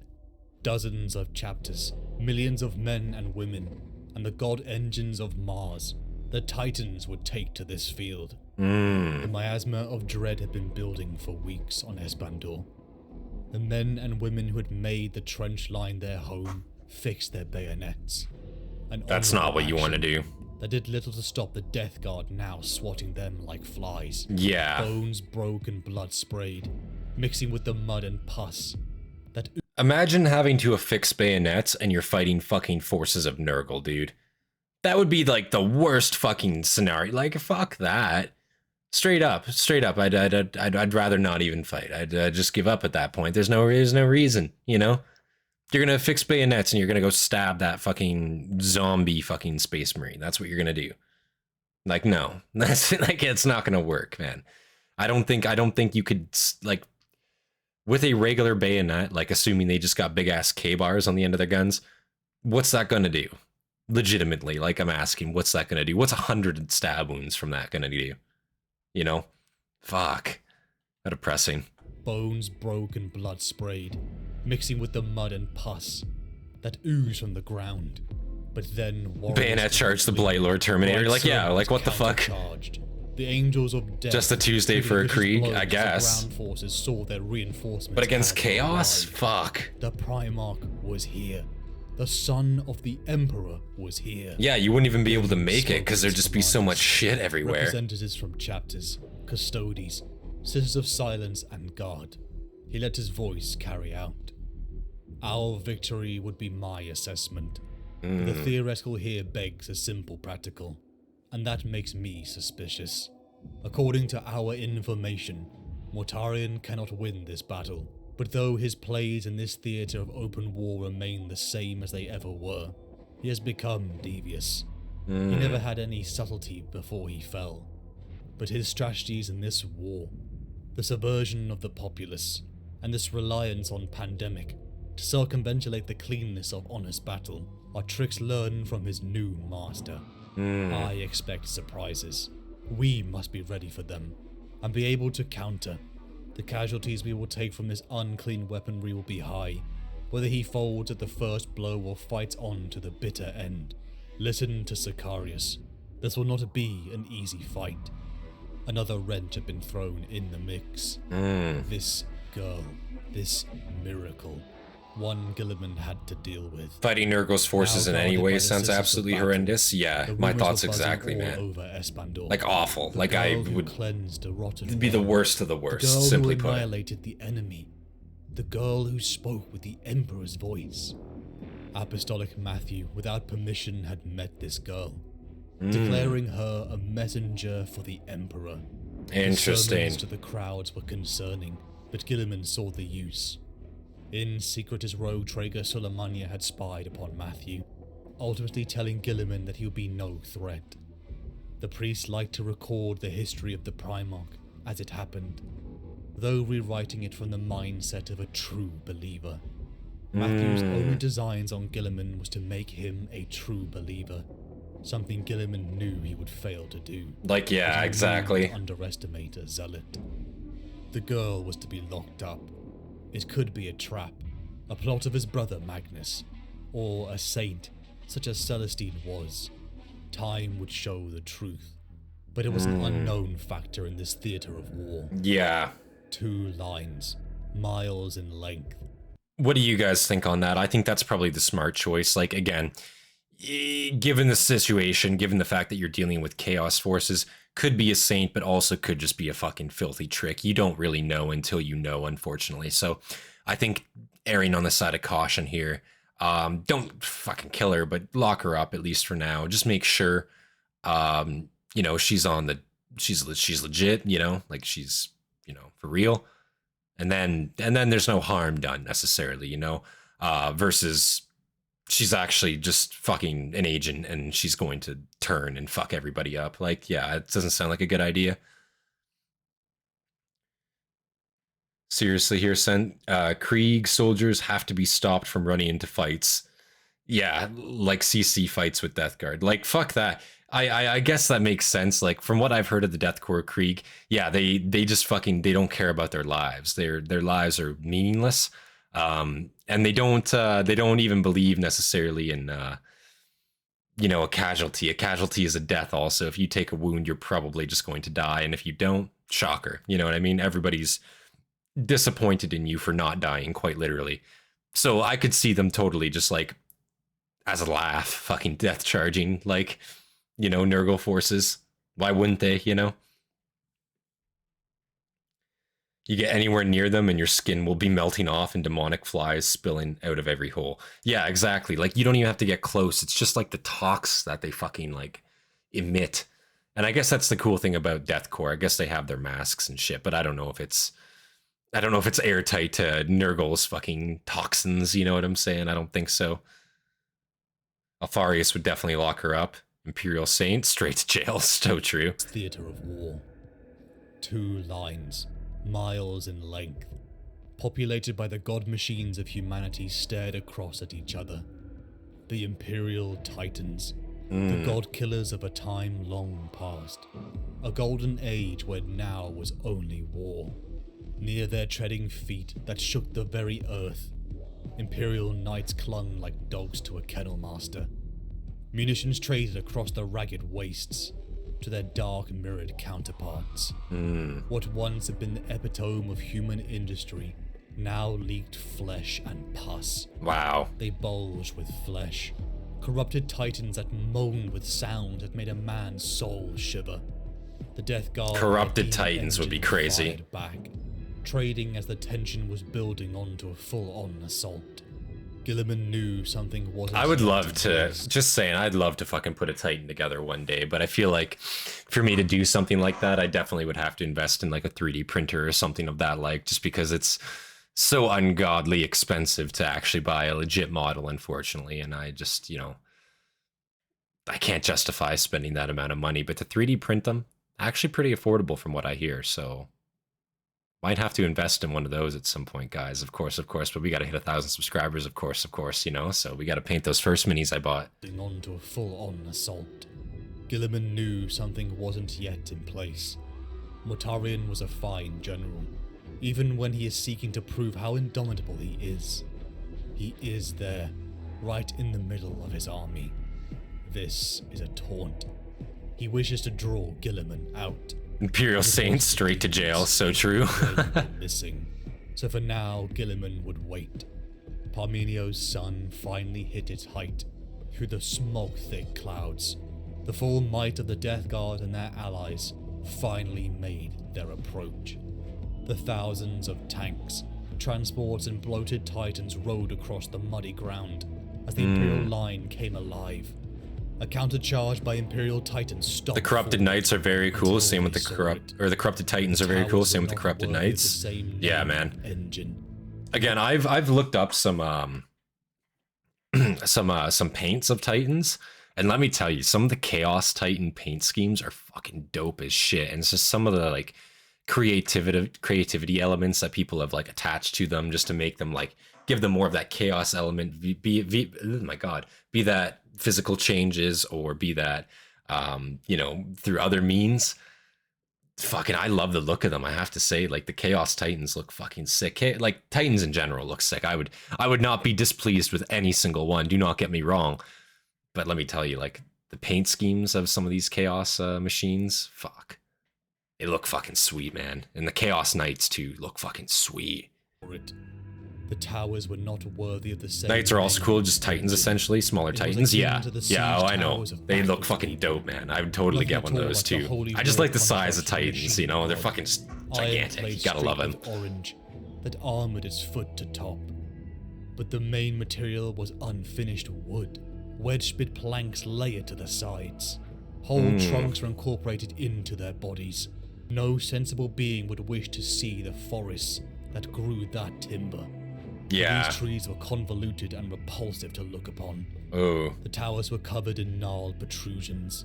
Branches raked at their surroundings with vicious claws. We need to ship this man's Chaos Knight. Get right on it. Get right on it. As large as men stuck what the hell? into the lumber. Enormous leering faces adorned these three forward faces. Their brass and bronze green. The nozzles of primitive guns protruding like tongues from their open mouths. Matter dribbled from every gap, coating the thing all over. Sheer-sided at the front, the towers sloped down at the back. And again, just these descriptions of these Chaos forces, of these Nurgle forces.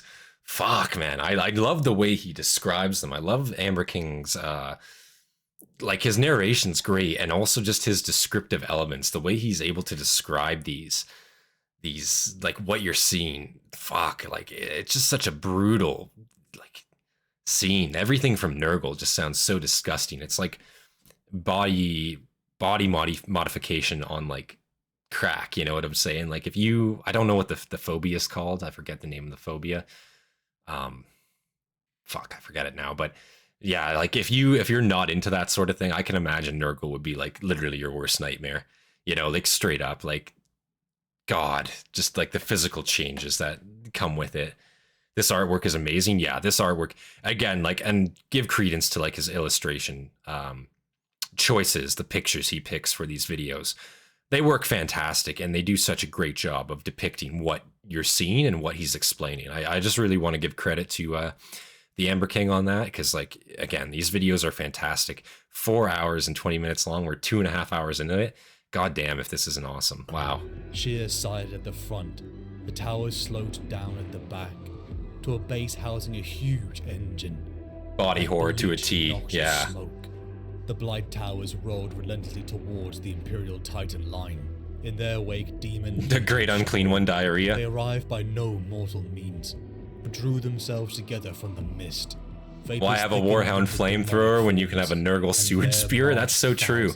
That's so true. Had been none. At the four I know which one I'd pick. Nurglings, though that did not stop the plague bearers following them from trying to squish them under their feet. Swarms of giant demonic flies ascended from the skies. Packs of giggling beasts ran with excitement. Great unclean ones towering over their servants. Their vast, bloated, hillock forms of flesh that wobbled as they made their way towards their enemy. Every form of horrific disease and disfiguration was on display, marked proudly upon their disgusting bodies. Wounds gaped, spilling entrails upon the ground. Streams of maggots tumbled from holes in their skin. The stink of petulance clung to every one of them. They set in pock-scarred faces with eyes full of intelligent malice. Decay and blight made Nurgle's children strong. Sharp minds dwelled in that soft flesh. Wow. Drums began to boom. Horns wheezed. The insane music of nightmares infected living minds. The mortal contingents of Mortarion's army dropped dead at the arrival of their demonic allies. They fell covered in sores, vomiting pus, clawing open their stomachs to pull out their own guts. The Death Guard saluted their demonic allies and joined the march. It became clear Mortarion intended to break his enemy, and at the center of this demonic host was Kugath Plaguefather, greater demon of Nurgle, and first in his favor. From the sky a dark shape grew, outstretched wings joining to what had once been a man, once a son of the Emperor. Mortarion's sword. This was the challenge, and Guilliman answered. The Primarch descended down the ramp, flanked by Custodes and Space Marines. They were a gem of colour and brightness amongst the filth. Guilliman drew the Emperor's sword and bellowed in challenge. Mortarion, I am your brother, the last loyal son of the Emperor. If you have any shred of courage, you will face me. When he had emerged a decade ago into this grim, dark future, he said the line, guys. He said the line. Brother. In a twisted way, he got that wish. But it never should have been like this. The Primarch's calls went unanswered, only by the sound of battle. And that makes sense. I mean, why would Mortarion... Why would he face him? You know, this is such a resounding victory. Besides, like, pride, besides wanting to get personal with it, otherwise seems like a victory. Why would he take this fight? I mean, again, there's no honor in chaos. Fucking let your forces do it. Let your boys do it. Fuck it. Let these demons do it. If they die, it literally doesn't matter, you know? So besides it being a dick swinging contest, yeah, I can't see why he would actually come and fight him personally. There's no reason for him to. Just let your boys mop it up, you know?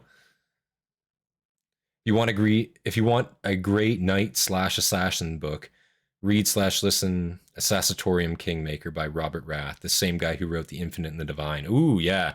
That a lot of recommendations. Check that book out too. I still got to read Gaunt's Ghost. I got to finish that one up though first, and then I don't know. I might continue on with the series after that. We'll see. Scary thing about DG and Nurgle demons, they are typically very happy and joyous, droning and singing. Yeah, that's the fucked up part about them too. It's not just like they're like decaying masses of flesh. They're happy. They're happy. It's sick. It's sadistic. You know what I mean? They have a smile on their face as their fucking guts are pouring out. Like, that's the horror element behind it, you know?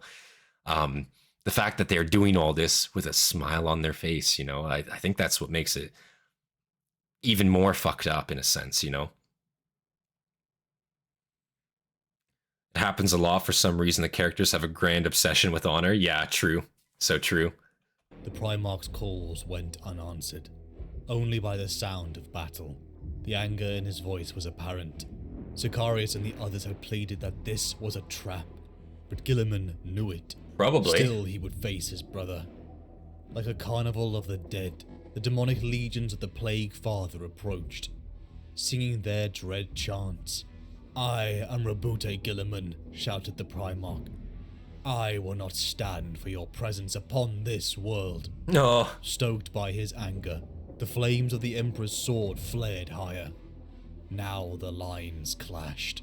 Guilliman plunged into a crowd of malodorous beings. Plague Bearers was their common name. Though they had many, they poured at him with slippery hands, whose skin split over puffy flesh. They snapped black teeth and moaned his name. Swords of crystallized death, deep green and black, swung at him. And while they fought, they counted on and on, a relentless murmur of meaningless numbers. "You are weak," Guilliman shouted into the face of rotting horrors. "Your souls have little purchase on my realm. You are not welcome. Begone, filth, back to where you came. Begone." The Emperor's sword blurred around him in fiery orange arcs. Wow. All the demons that touched it shrieked, pitilessly as their essence burned in the Emperor's wrath. I imagine having Guilliman on the field of battle like this with that sword in hand. If this sword is able to instantly vanquish most demons that it touches, what a fucking boon on the battlefield. Like, what an actual scary presence for these demons for the first time. Because normally they have nothing to be scared of, but this is actually something that can fucking, like, get rid of them permanently, potentially. So, yeah, I imagine this is, like, a complete game changer for them in a sense. Obviously, it's not going to stop their horde tactics by any means. They're still going to keep doing them. But definitely a game changer having him there versus not, for sure, for sure. Grandfather Nurgle loves you, so true. Meggetkin also don't play like Death Guard. They are actually quite deceptive in that they are faster than what you would think. For me, rules don't matter. I never play collecting. Collecting, painting, kit bashing is all I really partake in. Yeah, I don't know if I'll ever play the tabletop. I've said that before. I don't know if I'll ever play the tabletop, but I do really, really love the collecting aspect of it, for sure, for sure. Again, I don't have anyone to play with. The tabletop, like IRL, right? And I think it's about 45 minute drive to the nearest like Games Workshop, like store proper.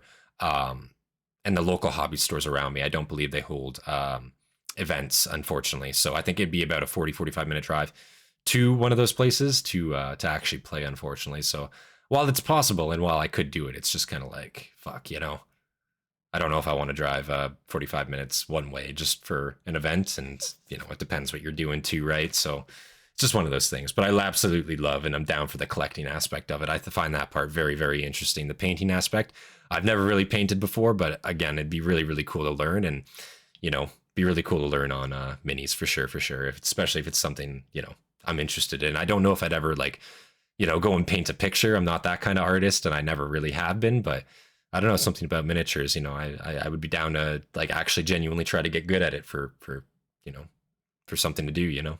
Pitilessly as their essence burned in the Emperor's wrath.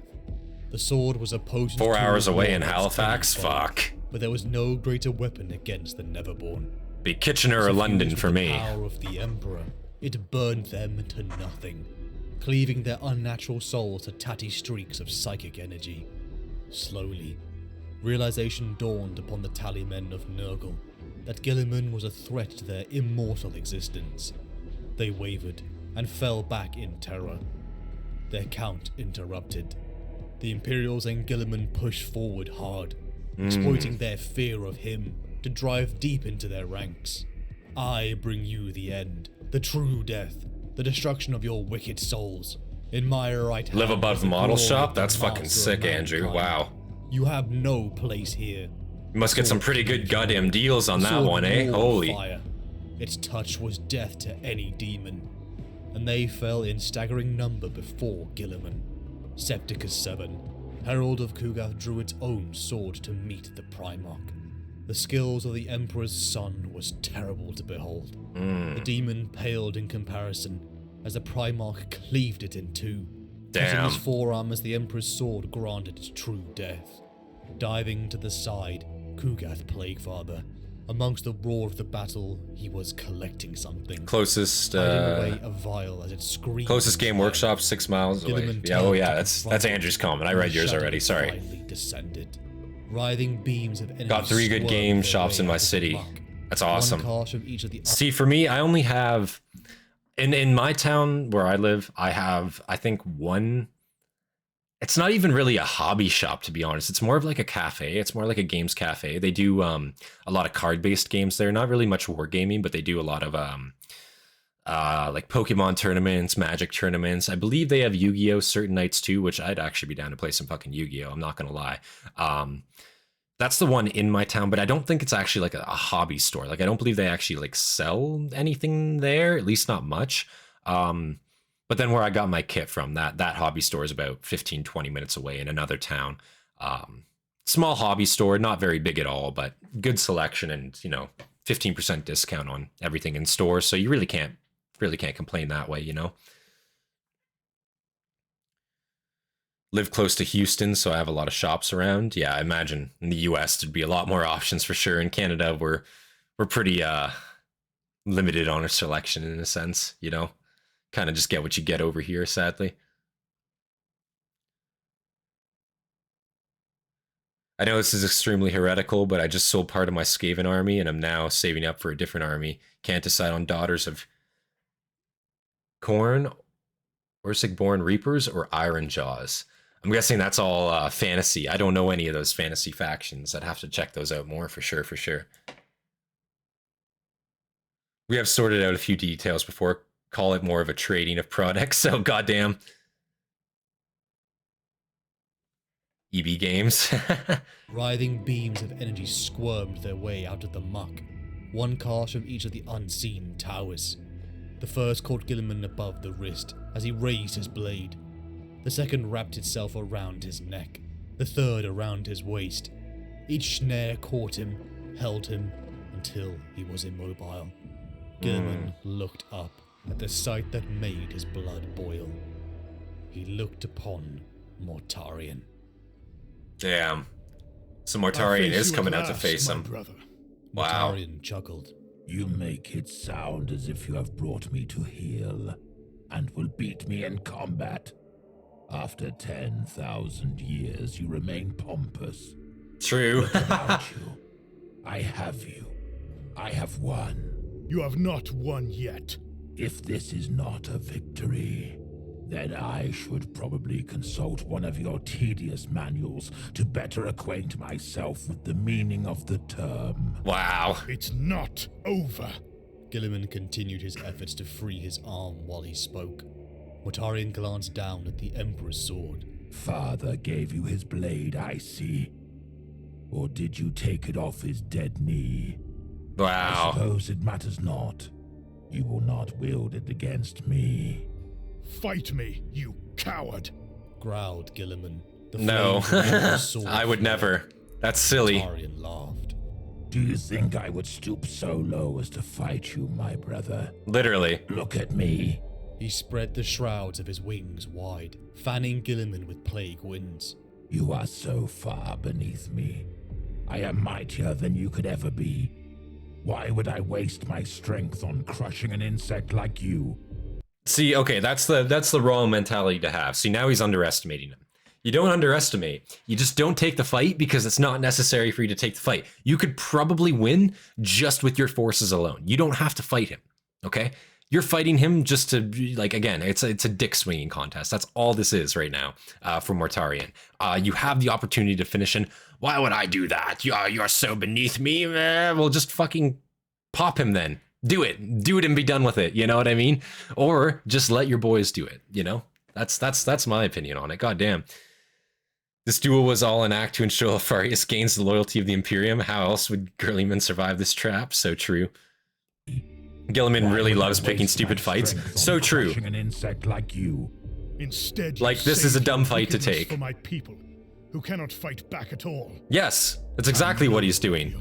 Wickedness. Noble. Is that what you see?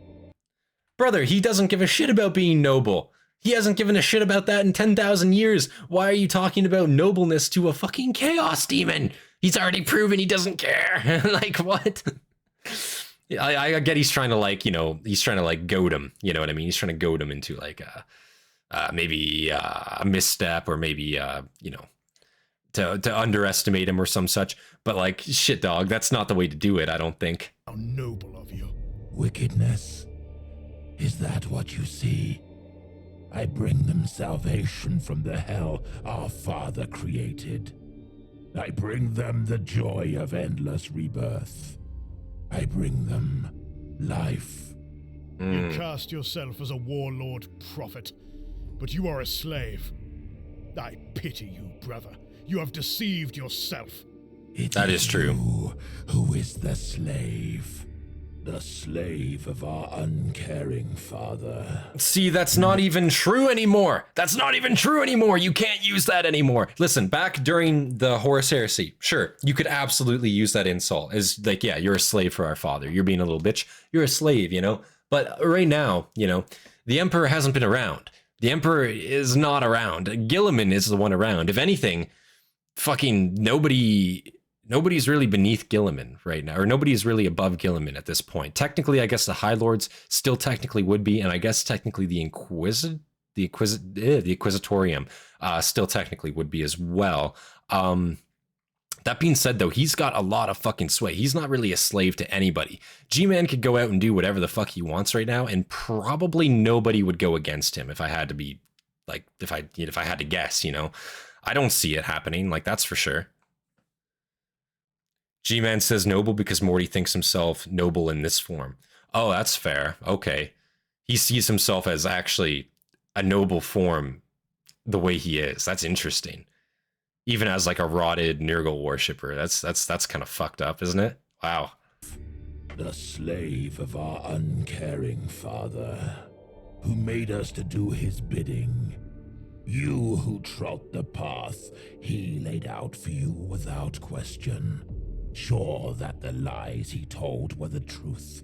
Too stupid and trusting to question them for yourself. You never saw what he did to me. The first time I met him, he stole from me my life struggle. It was nothing to him, a bump in his smooth road to godhood. He took what I had worked and suffered for, and he did not care. He called himself the Emperor. What kind of being has the presumption to claim such a title? Who takes a lot of people and takes the affections of his son and gives so little in return. Okay, that's fair. That is fair. Not even deign to tell us his name. That's also fair. Swallowed it all. Pause. Wait a second. Machines he created. G-Man swallowed what now? Like we are. I tried his way. I should never have compromised my own principles, but I did. I was a champion of common people. I abandoned them for a galactic despot. Now I'll serve the people again. Mortarion glared at Guilliman with milky eyes, defying him to challenge his pronouncements. If I am a puppet of an uncaring master, then what are you? A being who wallows in warp power while crying hatred for the witch? Wow. A plaything for corruption and disease?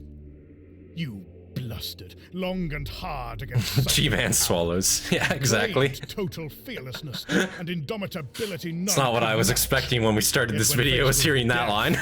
The ultimate challenge. You failed. Mortarion flinched and rose up in the air. You do not know what you speak of. Not. You do not know Yikes. what it was like. I was shown the depths of suffering of a kind you could never understand. And as death beckoned, I was given the power to withstand it. I know no suffering.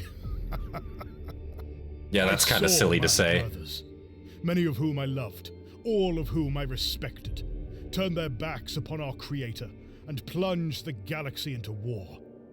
I saw humanity reach for one golden moment of peace, brush it with its fingers, and then I saw you and the others spit upon it and tear it away. I died at the hands of my kin. I awoke to a galaxy so far from the glorious enlightenment of the Emperor, it resembles the Catheric hell. You turned your back on all you claimed to stand for. Cravenly, without a second thought. That's facts. Where was my brother, who could weather any storm, whose body shrugged off poison, who would never, ever give in? What happened to him? The Mortarion of old would never have allowed this. He would have died with honor.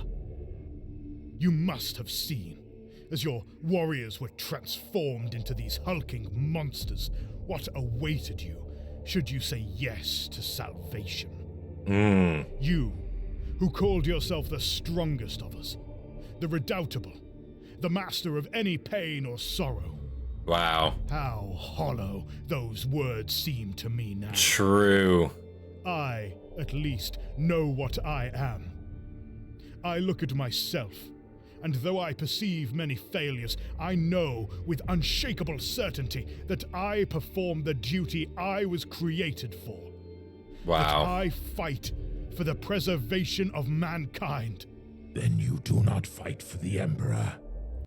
That was a great speech. And the preservation of mankind, he's firing back with, but you do not fight for the Emperor. The Emperor's ultimate goal was the future and the fucking preservation of mankind. I think that's like the disconnect here, right? Like, whereas a lot of the heretic forces and the heretic Primarchs, they see it, oh, you're doing it for the Emperor. Well, what's the Emperor doing it for? The Emperor's doing it for humanity in a sense. Now, they don't view it as such. They view it as the Emperor doing it for the Emperor, doing it for himself. He wants this power for himself. But again, if you're, taking him as base value, he's doing all this for the greater good of humanity in a sense. So it's interesting to me that he's saying that. Hypocrite Mortarion, I hate psychers, and the tyrants is also a tyrant sorcerer. Like, yeah, literally. Like, that doesn't make any goddamn sense. Jagatai Khan's endurance is superior. Pause. He's definitely still salty about Khan. Pause. Wait. No, I'm joking, guys. The Virgin Mortarion versus the Chad Khan. See, he admits he's still a slave. He does what he was created for. I mean, yeah, but at least... See, there's an acknowledgement there. See, because the Emperor told him straight up that he's a tool. He acknowledges now, I think, that he is a tool. He had a purpose and he's trying to fulfill it. And as it stands right now in 40K, his purpose is still alive and well. Like, the Imperium is in ruins. Like, there's still plenty of use for Primarchs as they stand, and plenty of use for Guilliman as he stands. So, yeah, I mean... maybe he is a slave, but he's doing what he was created for, but there's still plenty of use for him. And, I don't think anybody is discounting him for fulfilling that role, in a sense. Careful with the greater good. Yeah, no, I'm not talking about the Tau here. Listen. I'll recant that statement. Blur that word out. There's no such thing as the greater good. The greater good doesn't exist. That's heresy, and I should not have said that. That was a misspeak on my behalf, and I apologize profusely. Preservation of mankind. Then you do not. Emperor, you are a tool, Guilliman. Yes. His voice an insinuating exactly. rattle. I fight for what he believed in. An advocate's quibbling. You fight for yourself. I remain a champion. No, I'm not talking about the Tau. No. Listen. Cut that off. Cut the stream. Like. Then tell me, Rabute, if our father was so good, look me in the eye and tell me that he loved us all. You learn the Imperial law as well. Should love his sons. Guilliman stared at him, his jaw clenched in anger. Mortarion laughed. It began as a wheezing in his lungs, thick with phlegm, rattled up his dry throat, and clacked his teeth together behind his breathing mask, before hissing out in puffs of yellow gas. How many Primarchs are there then? Well, technically, and this is the right answer. There's 18 Primarchs, okay? 18 total Primarchs. Okay? That's the correct answer, okay? We're not talking no heresy here. The correct answer is 18. Out in puffs of yellow gas. You know, don't you, Rabute? You've seen it. He wagged one long, skeletal finger at his kin. I knew something was different about you. You spoke with him on Terra. Tell me, what did he say? He called me useless. To be released? Did he beg you to be set free from his golden throne? Guilliman said nothing. Oh, my brother. It cannot The answer is 9. Technically, there's 9, you traitor. Okay, listen, I'm talking the full count. I'm not talking about just the loyalists, because listen here. Even Gman himself, he's out there spilling these secrets to people. He's out there spilling the secrets to people that there were actually, and he even said 20. He even went above and beyond, and he said 20. So you can say it there, and you can say heresy. I'm just saying, canonically, he's letting slip that there's 18, and even let slip that there was 20, 2 forgotten ones. That's some heresy right there, okay? Don't blame me. Blame the guy who's saying it all, okay? Listen, if any of that knowledge that he's saying went public, fucking nukes are going off. Like you can believe that. Technically, there's 21 or 19. Listen, 21 or 19, see, that's a heresy answer right there. That's a heretical answer. Be mad at that. Don't be mad at the 18 answer I gave. Listen. Alfarius and Omega make it 19. Listen. Alfar and Omega make 1 Primarch. So multiple. Listen, it's not just me. This is a mixed opinion answer. There's no right answer to this one, clearly. I'm not taking the heat on this one. Hell no. Oh, my brother. It cannot be. Mortarion said in mock horror. Did he say nothing? Is our father dead? He stood back and shook his cadaver's head. Of course he isn't, is he? Not in any real sense. Beings like him are beyond mortality. You are so misguided. He sought godhood, and in a way he has what he wanted. He is a corpse. Send the whole chat to the Inquisition. Literally, guys. Like, you guys are coming on me here. I'm gonna come down on all of you. You guys all need to be sent for re-education, clearly. Look how many mixed opinions there are in this chat. There's no such thing as a right answer here. If I need to go, you all need to go too. That's all I'm saying here. Let's just keep it fair. Let's just keep it completely fair here. There's got to be some general re-education here going on. For sure. What he wanted. He is a corpse god. A lord of death, more terrible and vile than my adopted grandfather, who offers those who follow him the gift of endless renewal. Mortarion gestured with silence. You look at this land and see only ruination. It is a shame for you that Nurgle's potential is invisible. Where you see destruction, I see but one phase in a cycle of death. Rebirth, fecundity, and decay. It is glorious, colorful, vital. So much more than our father's pale lies. All secrets might be known within the warp. It is timeless. Exterminatus the whole stream. Yeah, basically. Everything that happens here. That is what I'm suggesting, yes. Completely. Every moment can be assessed. Every lie heard. Every broken promise relived. I have been deep within, far from Nurgle's garden, into realms where secrets flock like corpse flies. I found many interesting things there. Do you know why he made us? He drew back the scythe. Do you think it was for affection? I think once I've crippled you, and you lie blind and useless in an iron cage, begging to die, I might tell you, and then your fine words here will burn in your mouth. Mortarion made a wet, clotted sound behind his mask. His Ew. white-eyed gaze moved over Guilliman's limbs. But that is yet to come. Legs first, I think. Oh, You God. will not be needing those. Pause. Do not worry, my brother. My scythe is sharp. It will hurt only a little. Mortarion's going down on Gman here, guys. It's looking like rough. The sun itself. Golden light shone from the eyes of a girl, the one people had been calling a saint. The custodians locked in the battle froze. feeling a sensation they'd only felt upon Terra. What the fuck, Goop? Are you 21? 21? Come on, you Americans. 21 is your drinking age. Yeah, I make fun of you guys in your drinking age. 21 in America. It's a lot younger. Here, well, not a lot younger. 18, 19 in most provinces. I believe you can be 18 in Quebec, 19 in the other provinces. That being said, though, it's you know, if you're a rural Canadian man, you're probably had your first beer at 12, if you want me to be completely honest with you. So, like, you know, whatever.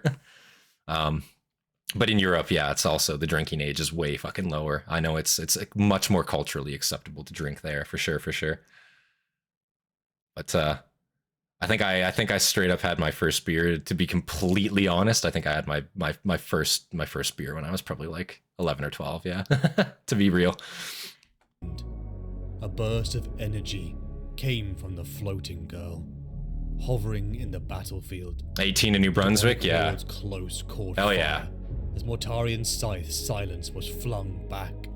As the maiming stroke descended, Guilliman rose, not questioning his salvation. The Emperor's sword blazed as he chased Mortarion, only for the demonic Primarch to run. The traitor sliced a hole into reality, looking back at Guilliman, declaring, "I will face you, Rabute Guilliman. Just not today." Ajax, follow me there, where we shall do battle for the final time. Wow. We shall finish this, you and I. Your life will be forfeit, and I will take your kingdom for my own. On Ajax. Mortarion shook his head and flung himself through the rift. It closed behind him. Mortarion, Guilliman shouted. Mortarion, you treacherous bastard. Come back. The Primarch let out a wordless roar.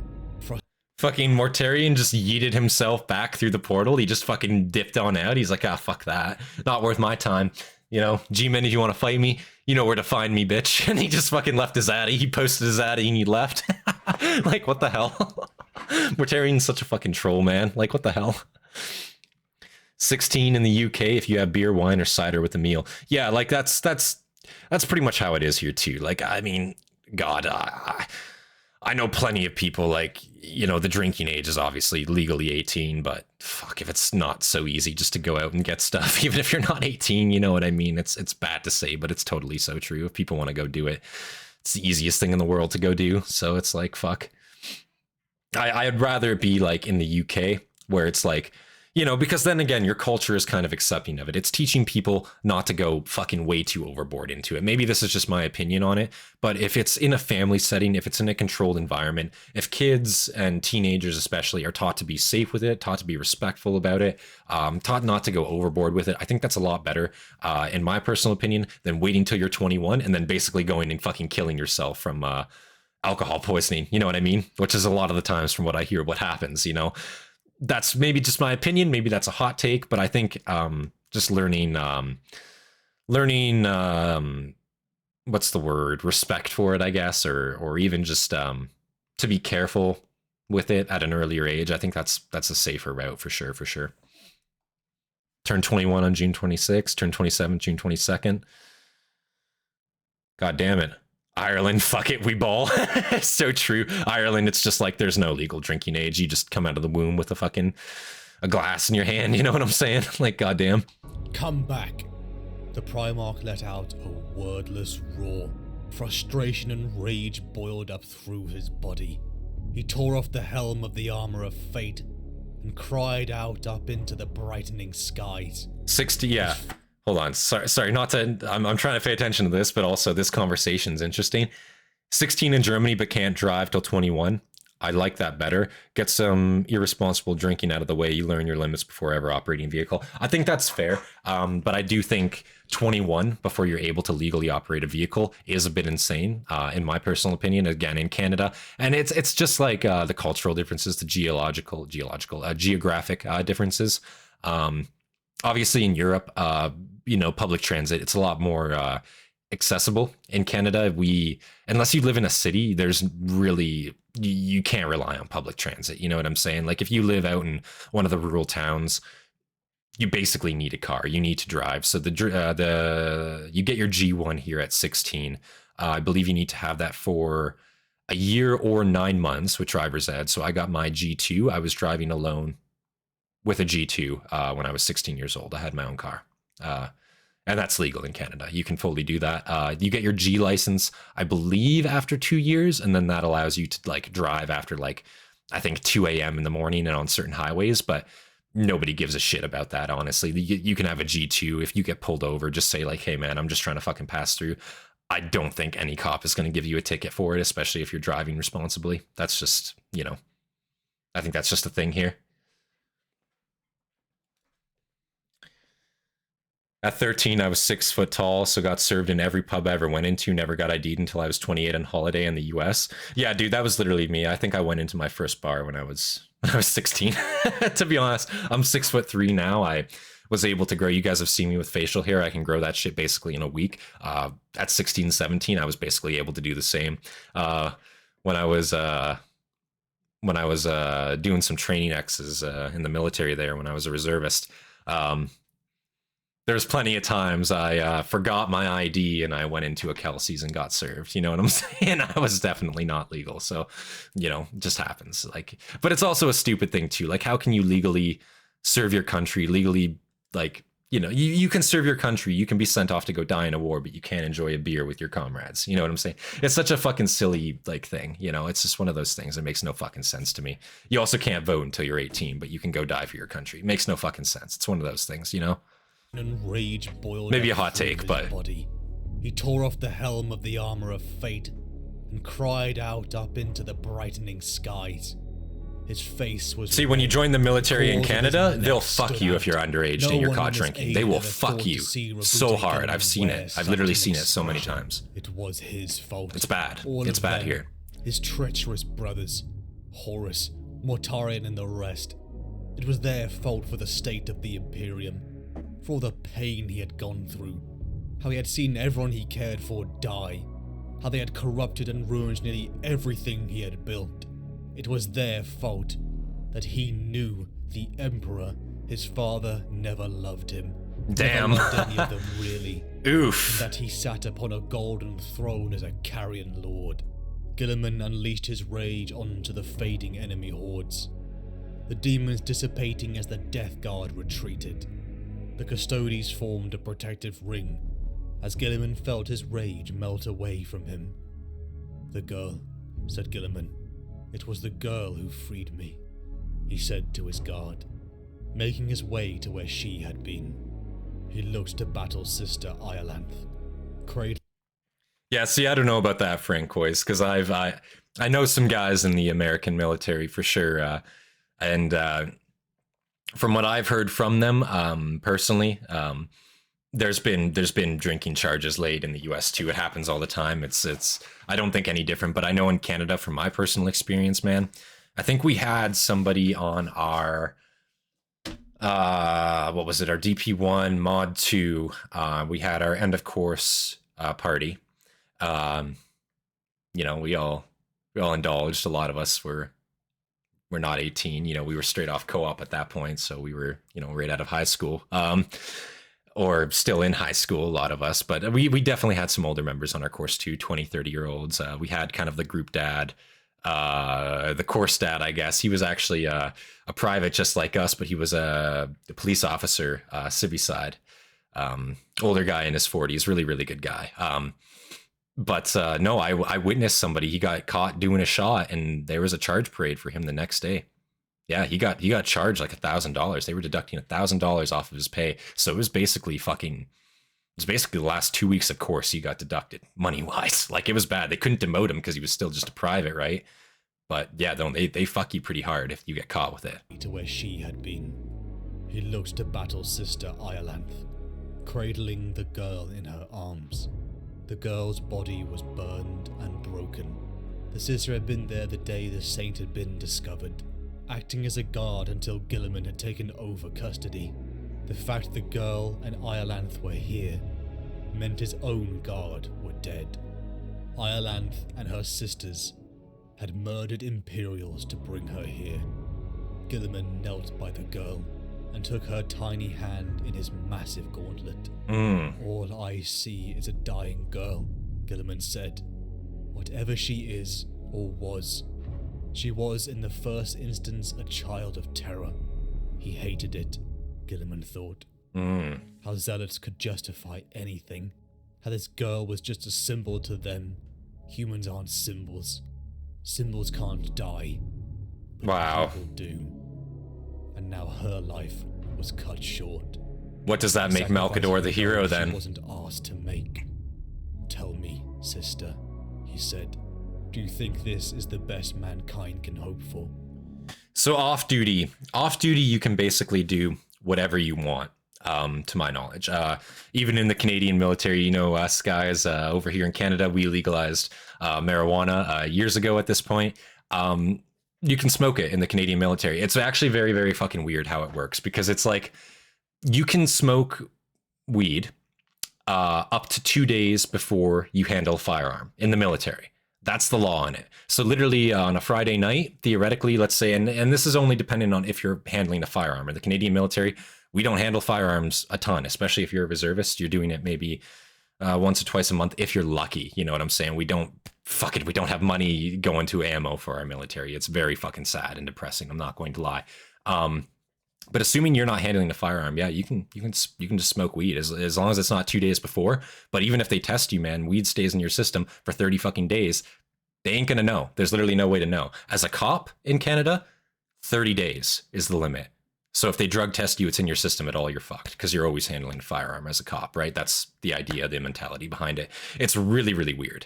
It's really, really weird. But that's how it works here. Our regiment was bilingual as fuck. North Shore Regiment, baby. Oh, God. See, my regiment was Arctic Response Unit. We were ARC-G, so it was what it was. We were the rural regiment where I was from.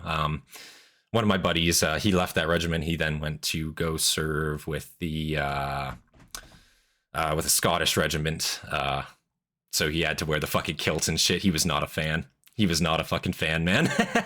Having to play dress up with the Balmoras and shit, he was not a fan.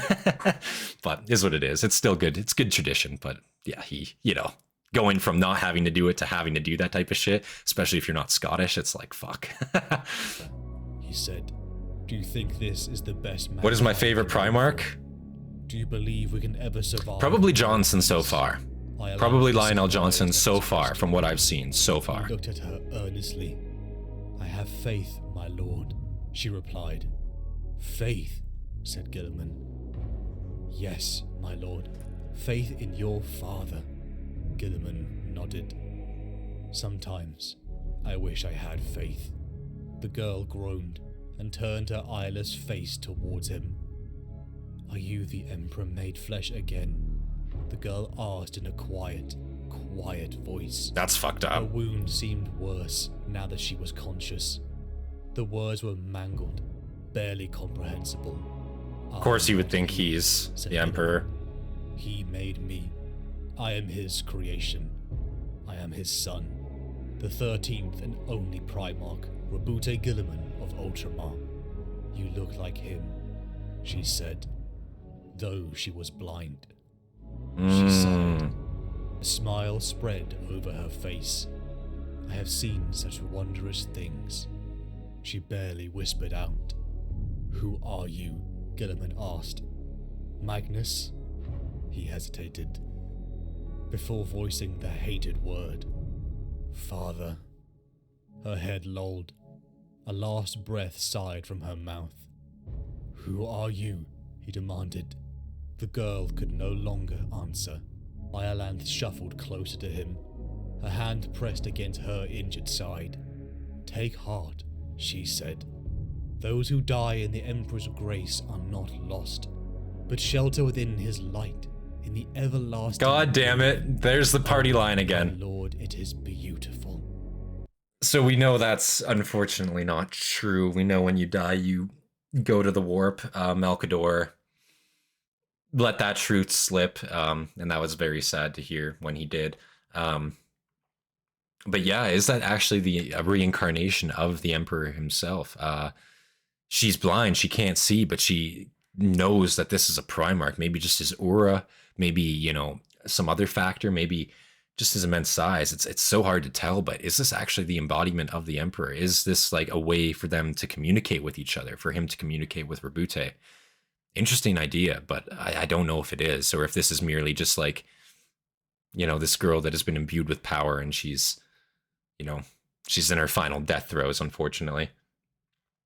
As an infantry jungler, I never served a day without a rifle. We had J2F guys around here. He was nuts. Yeah, J2F is fucking insane. JTF2, sorry, I fucking don't know what I'm saying. JTF2 is fucking insane. We also, we got a lot of Seesaw guys around here too, with Borden in close proximity. So Seesaw does a lot of training down here as well. And man, let me tell you, they're fucking insane too. Yeah, another one of my buddies, he had the fortunate opportunity to go do some taskings with them. Great guys. You would never know. And that's the thing about most special forces. I believe this to be true. You would never know that they're special forces talking to them. Even on base, dudes are always dressed in civvies. You know what I'm saying? They're never in uniform. They're never in any sort of uniform. They're always in their civvies. They always go by their first names. You know what I'm saying? Like, chillest fucking guys, but like, especially like the Seesaw sniper unit, man, like you can tell they got bodies behind them. It's fucked, you know, like, but great guys, like honestly, straight individuals, really, really chill, you know, oh, don't call me by rank, call me this, you know, call me by my name, you know, they really, really nice guys, pleasure to work with from what I hear. And if you are in the military and you can ever get a tasking alongside them, do so. Not only is it a great experience, you get to work with some great individuals, but you also get a load of free shit, load of free kit, for sure. And in the Canadian military, fuck man, you'll kill for some kit, let me tell you, because our kit's dog shit for the most part. She moved a strand of hair from the dead corpse. The girl's face was a bloody smile. The Emperor protects, Ireland said. Never forget that the Emperor protects. Guilliman looked at the girl's mutilated body. Why didn't he protect her? Guilliman stood up. I can never believe that, he said, walking away. Parmenio was liberated. A silent vigil filled the streets of the entire world. A martyrdom to the fallen saint, and praises to the Emperor and the Primarch. Above the world, upon the Macrag's honour, Guilliman held court. Ireland held up her head proudly, and looked Guilliman unflinchingly in the eye. She accepted her judgment, death for her crimes of murder, and breaking her oath to the Imperium. So what I'm seeing here, Frank Coy, so the reason why a lot of people don't want to join the military, to jump from planes, helicopters, ride around tanks, sleep in trenches, that sort of thing. Let me tell you right now, man, it affects your body severely. And also, the unfortunate side effect of it is too, you know, for me, talking personal experience here, being an infantier, let me tell you, once you get out of the infantry, man, you're fucking, you know, what does that convert to? Civvy side, you know what I'm saying? It converts to nothing. It maybe converts to security, maybe it converts to police work. Both are things I've looked into. Both are things that no longer interest me, just given the current state of things going on in Canada. But it doesn't convert to anything. Versus if you were to, let's say, get a role as a mechanic, aircraft technician, radio ops, anything like that, man, you got potential after the military. All these more civilian side jobs in the military, doctors, nurses, all those types of things, you can take that and you can go anywhere you want with it, civvy side. That's the boon about it, right? With infantry, with combat engineers, with tankers, that type of thing, combat roles, you unfortunately don't have that opportunity once you get out. It's also the case of too, those things affect your body in very, very severe ways. You know, I can tell you right now, just doing infantry shit for 4 or 5 years, man, being 6'3", putting 100 pounds of fucking weight, 120 pounds of weight on your back, plus your kit, man, my spine is fucked. Like, my spine is fucked. I'll never fucking see a cent for it, but my spine is always in pain. I always have fucking back problems now. You know what I'm saying? It's just one of those things. So I can understand it. And you do get to see some really, really cool shit, but there's plenty of reason why people wouldn't want to go into a combat role in the military. Personally, the way I see it, if you're willing to help out in any way, in any shape, in any form, that's what matters. That's what you want to see, you know, patriotism comes in many forms. You don't have to shoot a gun to be a patriot for your country. I think that's true, you know? Death for her crimes of murder and breaking her oath to the Imperium. She swore she acted on her own, driven by her own choice, but by the will of the Emperor. Guilliman stared at Matthew, who sat. I have an uncle who hid an IED in Iraq and blew his right arm off a little above the elbow. His calm exterior. Man, that's fucked. It was a volcano. Yeah, Iraq was a fucking tough time. I know a lot of people that were in Iraq. Was a curl to his it was a fucking mess, man. Ireland was taken away, as Guilliman ordered everyone to clear the room. All except Matthew. Theoretical. What form of tyranny will come to your door, infantrymen? Knowing how that's done isn't a non-transferable skill. That's how you defend your family from real danger. I think that's true depending on what country you live in.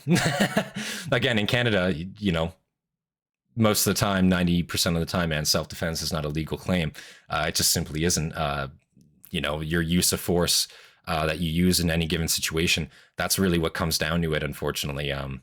You know, there's plenty of times in Canada where people will shoot individuals trespassing on their property, breaking into their property, threatening their family, and they're tried with second-degree murder charges, and they're pushed through. You know, it's an unfortunate reality, depending on the country you live in. In America, I absolutely believe that's true. I think it's great training because you do have that right to self-defense. In Canada, you unfortunately do not have that right to self-defense. It's just not a thing you have. Even in terms of firearm ownership here, it's fucked up. You know what I mean? Like, even if you do own a firearm, the chances that you can legally get to it in time to defend yourself in your own home, it's unlikely. That's just the plain and simple fact of it. It's unfortunate, but it's true here, you know? All except Matthew. Theoretical. The Sisters of Battle were instructed to break their vows and free the girl. Practical. Only a militant apostolic had the authority to order it. Guilliman stood towering above Matthew.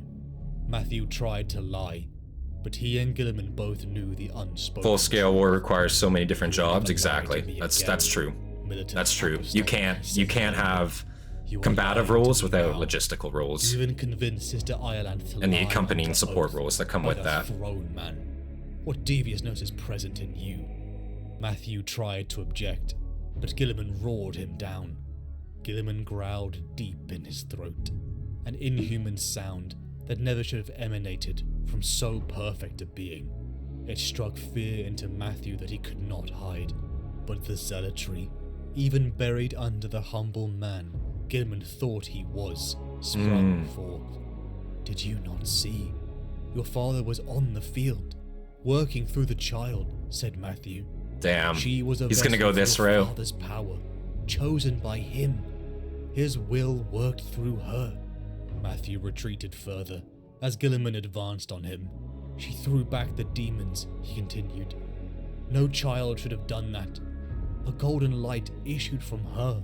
The Emperor was there. He was with you, all around you. He helped you win. The Emperor is with you, garbled Matthew. You were not there, replied Guilliman. That's true, he wasn't. Unbound psychic ability let loose. It could have come from any source, not least the gods who are rival to my brother's patron.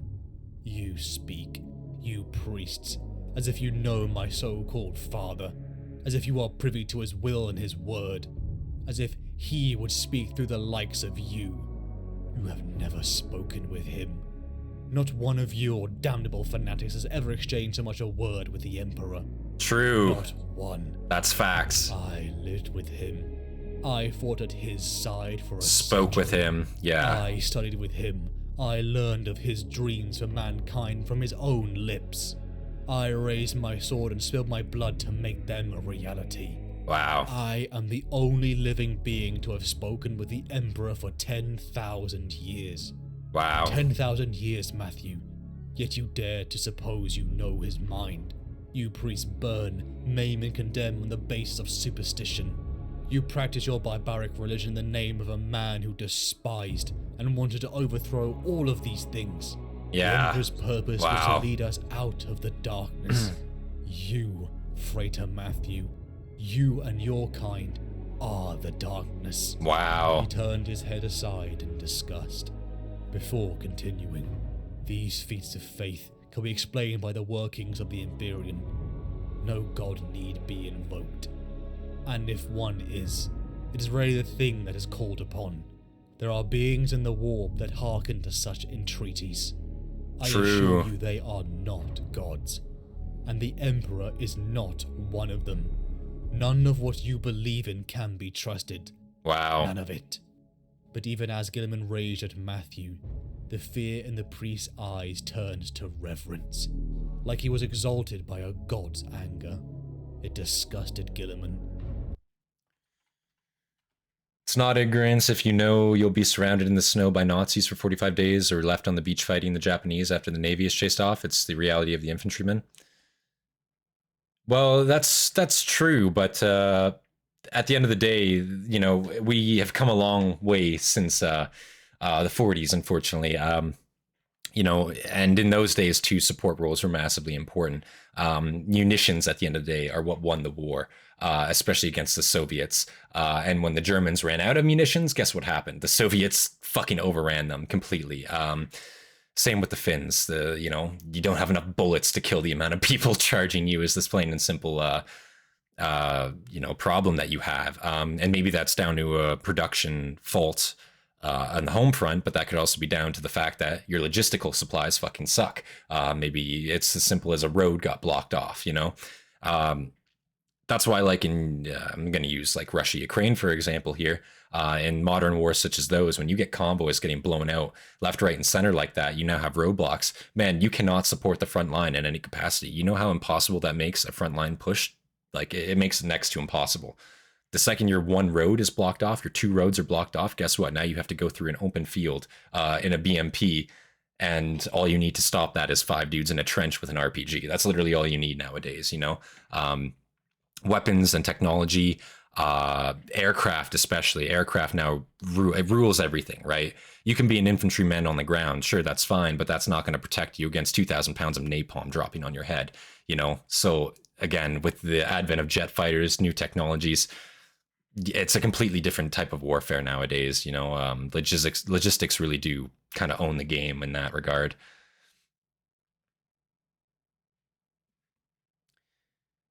We landed at Juno Beach with this stream. So true. I don't dispute that, but you're understanding my original point, which is fine. Religion, I declare cringe. So true. Literally, like, Guilliman's just sitting here talking about how cringe religion is. Like, he's straight up saying, you guys are the darkness. You guys are the reason why we fucking pushed away, you know? And it's so weird, like, watching The Last Church, and then watching this, you know? Because it's, again, like, everything Guilliman has said here is not wrong. It's so fucking true, but these fanatics will grasp at any straw, you know what I'm saying? It's so crazy.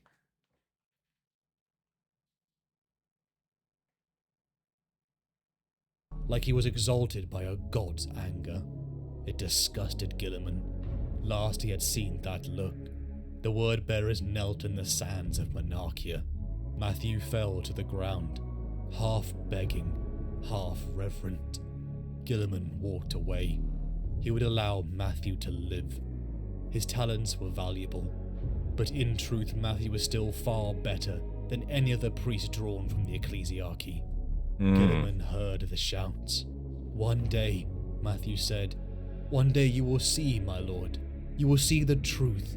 That day will be a glorious day, a thankful day. I shall not relent in my attempts to save you. I cannot. It is your father's purpose for me. Guilliman returned to his quarters. Again, Matthew's gonna get fucking one punched here very soon, I feel like. First learned the truth of the Imperium upon Macragge. It threatened to take hold, but he squashed it down. Thoughts of Matthew made him angry, but there was something he had to deal with. Who was that girl? What are saints? Did his father really possess her, or did she draw upon another power? He turned to the box Roadtrager Yasili Suleimania had given to him before. For once, Guilliman gave his sole focus to one thing. Guilliman had never read the book in the box. He had refused at the time it was published, having never made the same decision about any other book. He had made a public point of ignoring this one. Back in the Age of Enlightenment, Guilliman had always thought of himself as one of the more reasoned of the Primarchs.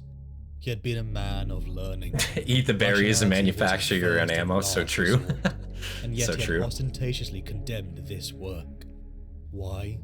He had done so to please the Emperor, as he did everything back then, but this was not the only reason. He should have made his own mind up. He should have read the arguments and addressed them, not dismissed them. The creed of the Imperial truth he stuck to so hard was just that. A creed. Thing is, Matthew isn't was fully wrong. flawed, Gman is kind of having and an in large existential part crisis based at this on a point. lie. Guilliman picked up the Levicio Divinitatis, an original, the writings of Lorgar Aurelian, the justification of the Emperor's divinity, written during the Great Crusade. Wow. Guilliman knew he had not read the book, because he had feared that a part of it may be right. Wow. That's why Matthew angered him so much, because he saw Lorgar's touch within it, or because he saw it within himself, and the thought of sharing something with the arch-traitor was horrifying. He read the first words, transcribed in a Gothic so ancient, most could never properly translate it. Did they know that? The priests of this age, they read scripture that was a copy of a translation. Wow. Theoretical. The Emperor is a god. Practical. I must read this book. Interesting. Very interesting. So that's an original copy, an original first text from Lorgar there. So he's actually going to read that, see what it involves. Interesting to me that he's never actually read the scripture. He just like took the Emperor's word for it. Like, this is heresy, burn it, don't ever fucking read it, don't ever look about it, don't ever look at it, don't ever talk about it, that kind of thing, you know? And now he's actually 10,000 years later going to finally read it. I wonder if he's going to have a realization when he does read this, if he's actually going to be like, holy shit, have I been getting duped the whole time? You know what I'm saying? But yeah, guys, I'm not going to lie to you guys. I need to stand up. I need to go use the bathroom fucking real quick here. We're probably going to have a little 10-minute break here. I need to stretch my legs, do some stuff. We've been streaming for 5.5 hours so far. We are going to finish this off, obviously. But in about 10 minutes or so, we will continue this, okay? I'm just going to look at chat for a little bit here for a couple minutes because I want to see what you guys are saying. I'm going to pause right here. We're going to finish this off when I come back, for sure.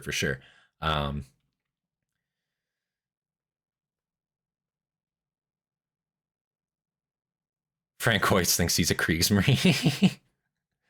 Lorgar was spitting facts. Lorgar, again, from what I've heard, Lorgar isn't necessarily wrong. He does say a lot of shit that makes sense, is the problem with Lorgar.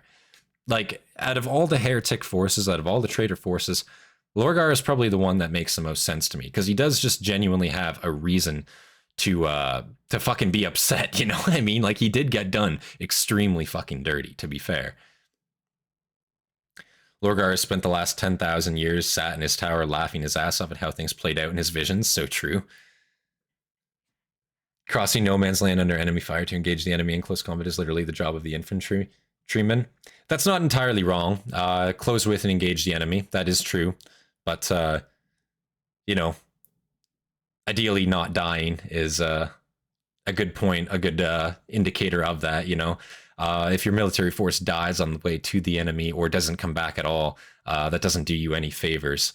You know, infantrymen, especially with how low numbers are for recruitment nowadays, you certainly can't be throwing your infantrymen into a meat grinder and expect them to just do it. Also, nobody wants to go and just run into a wave of bullets for no reason if they don't see a gain in it. That just doesn't happen realistically on the battlefield.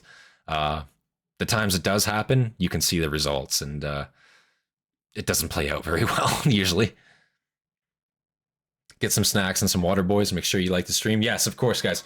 If you are enjoying and you are in the stream and you haven't pressed that like button yet, press the fucking like button and do it now. Like, seriously, you guys have been watching for a long time. I know we're not up to the amount of people that are watching this stream, and I know we're not up to the amount of likes. So make sure, if you are enjoying this video, if you guys have been watching for a while now, hit that like button, guys. Come on, do it. Doesn't take any time. It's free. Hit that like button, guys. Of course. And if you're not in the Discord, come on down, join the Discord, guys. For sure. It's awesome to see you guys there. Love discussing with you guys. Come on down, join the Discord, guys. Awesome to see you guys there. For sure, for sure. Taking you a while to answer the rest. Fort Benning, Georgia.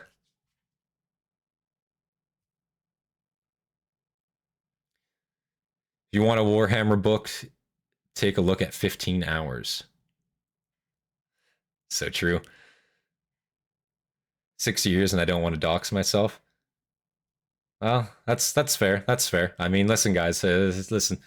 Everyone's entitled to their own opinion. Everyone is entitled to think what they want to think. You know, we don't have to all agree with it necessarily, but everyone is entitled to their opinions, of course. Also, yes, Battle Chicken demands you go like the last fantasy video or else. So I recommend anybody here, of course, go like that last fantasy video. Go do Battle Chicken a service. Come on, you wouldn't want to make him sad, would you? Come on, guys. Of course not. Of course not. But yes, guys, I'm gonna go have a bathroom break here. I'm gonna go grab myself a beverage. Maybe go have a little quick smoke while I'm out there. And yeah, guys, we'll pick this up in about 10 minutes. What time is it now? It is about 11:36. So we'll say about 10 minutes. 11:45, 11:50. I will be back. We will pick this up. Set your timers, guys.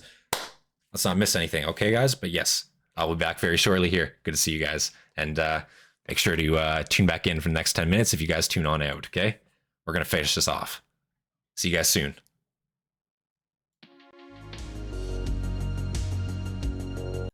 All right. Sorry to keep you guys all indisposed there. I apologize for the wait. You know, I just had to take a bathroom break there and popped outside for a quick little puff there. You know what I'm saying? Grab myself a nice beverage. Pretty good shit. Hopefully you guys got all your snacks, got all your drinks. We're gonna pump out. Okay, let me rephrase. Pause. We're gonna finish off this last hour and 20-minute video here. 20-minute video, 4 hours and 20-minute video. We're gonna finish off the last hour and 20 minutes of it. And yeah, part 4 here. What is a god? Man, this has been a really good video so far. I've been really fucking enjoying the content so far. Never forgive me, my bad. Hopefully we can overcome this struggle. We can overcome this, you know, this gap in our relationship. Suddenly, you know I took an extra 5 minutes longer than anticipated. I know. It's backbreaking out here, isn't it? Simply, but yes, guys. No, we're gonna get right back into it. So I appreciate you guys sticking around. Thank you for sticking around. I appreciate you guys. Also, yeah, a nice chat we had for that intermission. I guess for anybody watching the VOD later on, you know kind of thing. I guess you'll have to check out the full stream, both of them. But that's how it's gonna have to be because that's gonna get cut out in the full video. But either way, guys, let's get right into this. We're gonna keep going here, part 4. We got a pump, so true.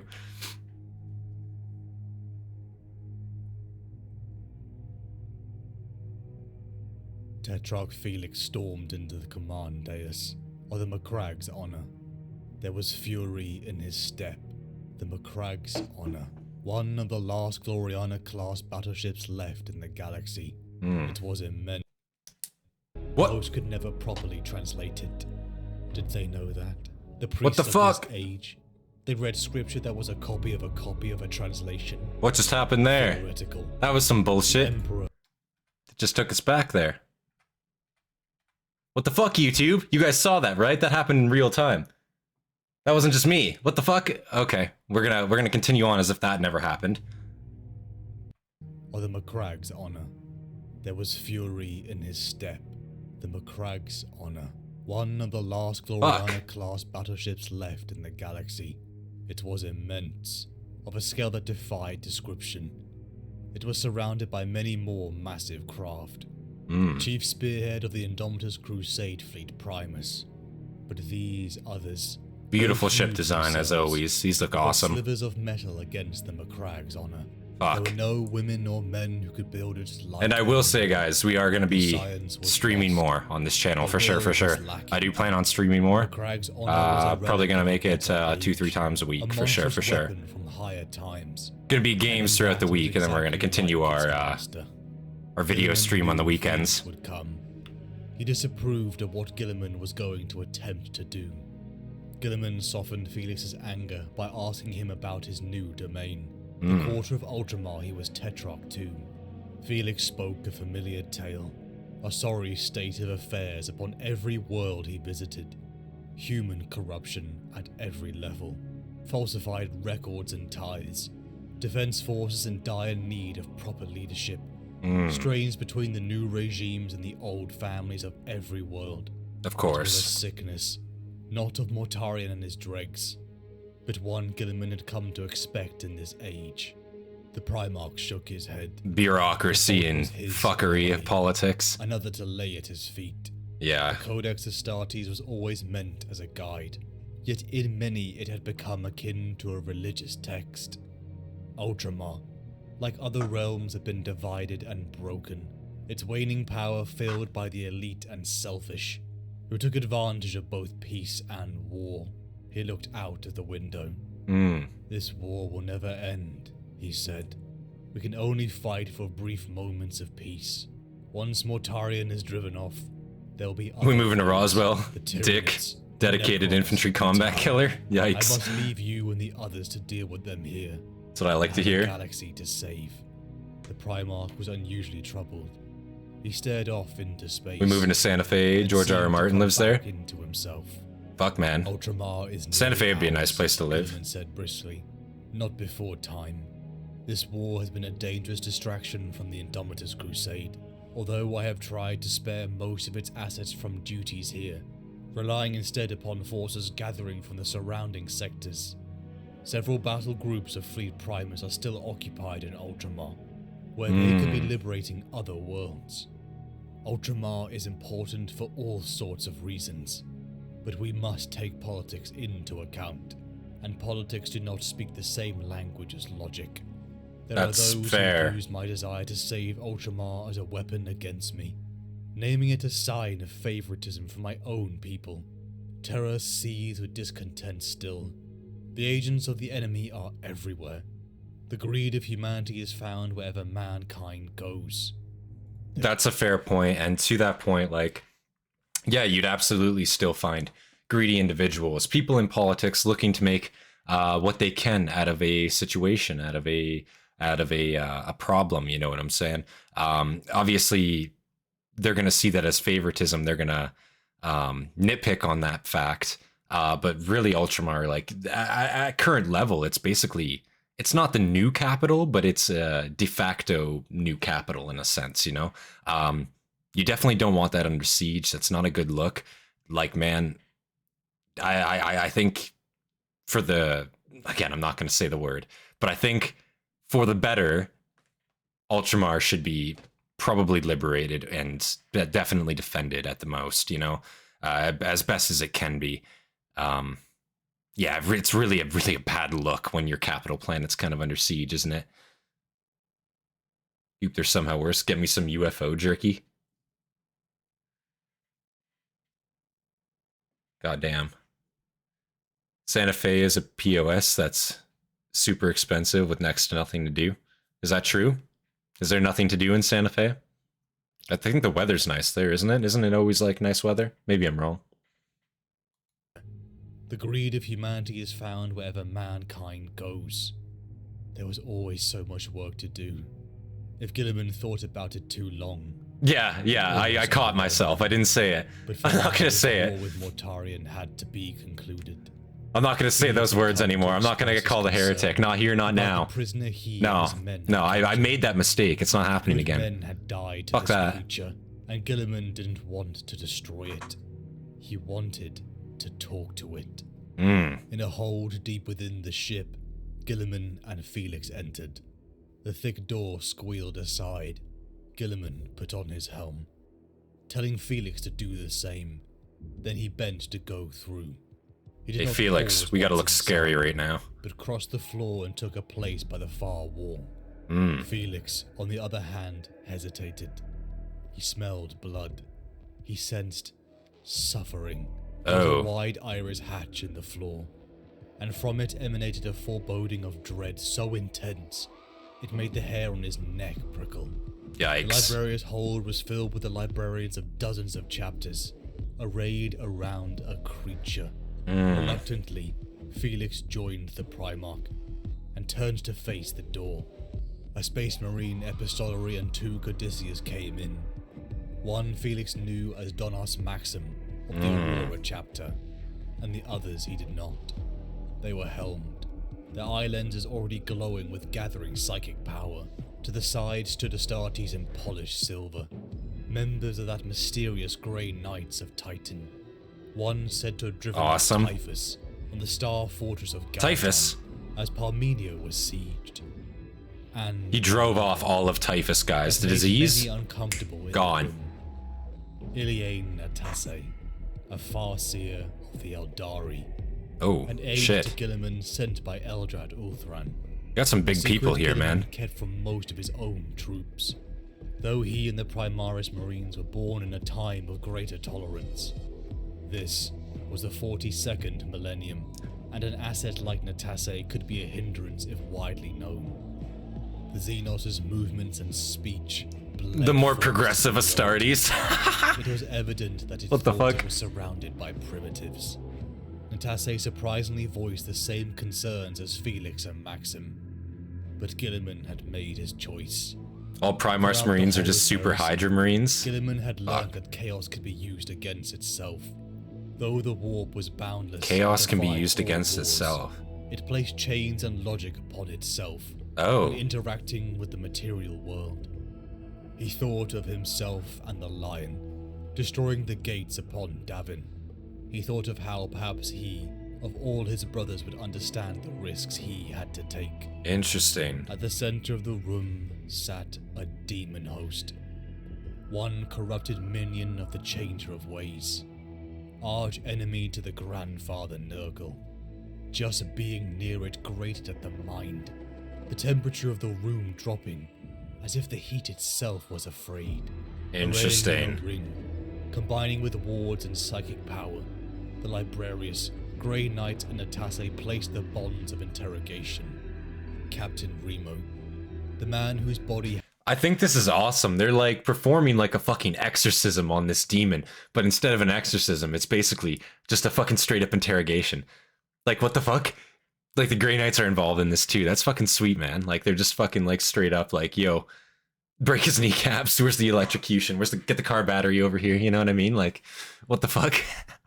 They're just gonna go like full 9 yards on this fucking demon. Tell me what you know. But no, this is actually, like, on a serious note, this is an extremely good and valuable asset. The fact that they were able to capture one, as they say, there are laws on chaos within the material realm. And if they're bound by those laws, being able to actually test out what they are, what those boundaries are, would definitely teach you how to combat them better in the future, I think, for sure, for sure. And as they say, this is the 42nd millennium. I think that's fucking awesome. That's just like, you know, there's like more progressive, like Astartes willing to work with like Eldari and shit like that. And then there's just like, you know, the old guard, which just like fucking are like, hell no. The Xenos, fucking burn them, kill them all. The bonds of interrogation. Bring in the Exorcist chapter, pretty much. The man whose body housed the corruption. Typhus is that one kid in the corner of the classroom that kept smelling his fingers. Commanded it to speak. Servant of the Changer of Ways. To tell him Mortarion's plan. No, said the demon host.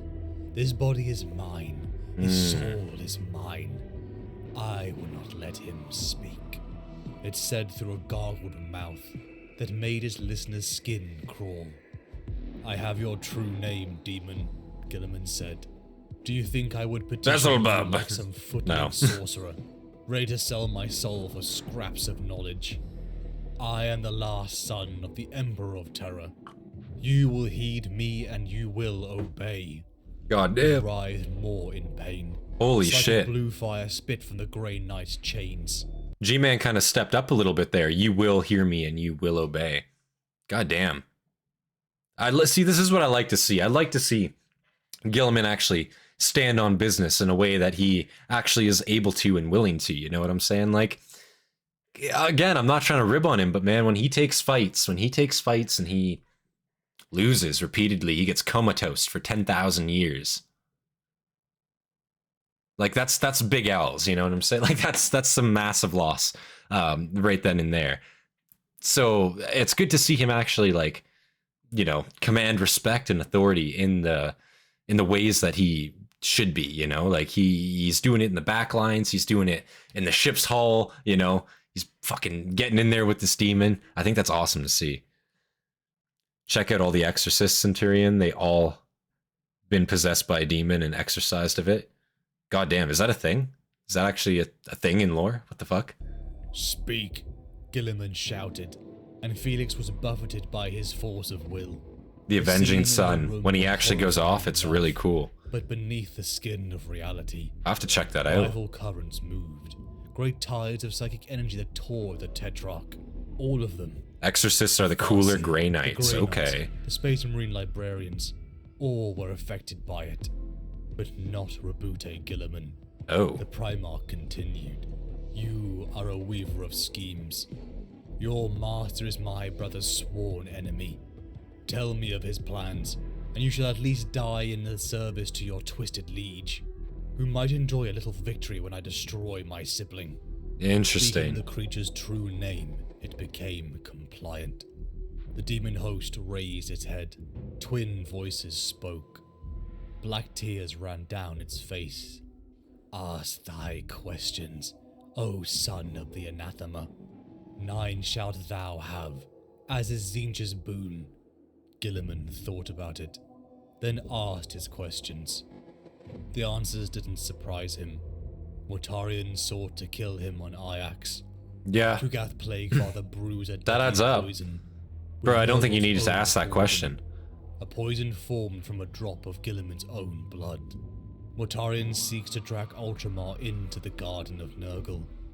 Hasn't seen Centurion armor yet. No, I haven't. But the last answer. You guys have been telling me to check that out for a while. I haven't seen that yet. Is there a video on it? If so, maybe you guys have shared it in the Discord. But if you haven't, go share it in the Discord. I live in New Mexico and lived in Santa Fe for 2 years in my teens. It's very boring. Albuquerque is just awful. It's been #1 in car theft for years, as well as having a very bad heroin problem. Fuck. Yeah, I mean, honestly, I feel that, though. That's a lot of places in Canada, too. I'm not gonna lie. I feel that. Only Firstborn, True Primaris, and Primaris made from Firstborn gene seeds by a chapter have gene flaws. The Hydra Marines have no flaws. The original batch sent out by Call. Holy shit. So these guys are, like, best of the best. Like, these are the fucking, like, you can't really go wrong with these motherfuckers. Like, there's nothing wrong with them. Nothing even potentially wrong with them. I wonder what Call, like, had to do exactly to fucking, like, you know, to figure that one out, to, like, get that done, you know? I wonder exactly just to the lengths he had to do. You guys said he tortured a bunch of children. Was that all? Because I feel like there was definitely more involved, to be honest. Exorcists are cool. I'd like to do a spin-off chapter on them. You should, honestly. I mean, why not, right? There are models also? Oh, they got actual models? I didn't know that. Holy shit. Okay, yeah, I'll definitely have to check them out then. That sounds cool as fuck. Is there like a combat patrol for them? Or is it like... Are they just like individuals, you know? Nurgle, adding it to his own holds. But the last answer frustrated Guilliman. Where is the cauldron? On Ajax? The demon was convulsing more, but yet it replied, yes, no, everywhere. A place of life made one of sickness, where neither earth nor water hold sway, but both are lords. Death's garden, where the plague lords play. The king of poxes wreaks his deadly design upon thy mundanity. Damn. The questions were asked. The demon host power had become too unstable. The wars began to burn hot, as Captain Remo's body burst and twisted into the demon's true form. They are very chunky. Blood streamed from its eyes as it lunged towards the son of the Emperor. Here, let me see real Guilliman quick. drew the Emperor's sword, raising it and granting the demon a true death. The words of a demon could never fully be trusted, but Guilliman had information. Holy shit, those are vital to the chunky. coming Jesus. battle of Ajax. The Grey Knights My god, approached him, those are big boys. declaring that they had given him, son of the Emperor, this one favor, but they made it clear they were disgusted, and they would not fight by his side for over a decade.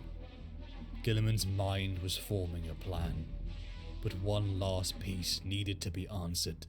needed to be debated. In his personal library, unarmored, he invited librarian Donis Maxim and Farseer Natase.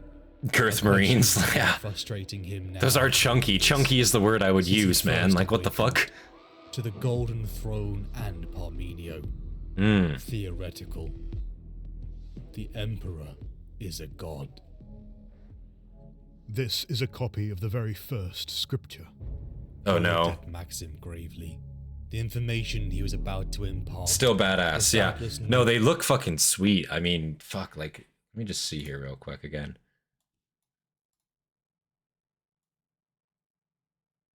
Let's just see there. Get your moment of fame there, Fear. You see that? Yeah, that's fucking pretty sweet looking, I'm not gonna lie. Oh, I think I might actually have to. I guess you guys probably can't even see it. Hold on.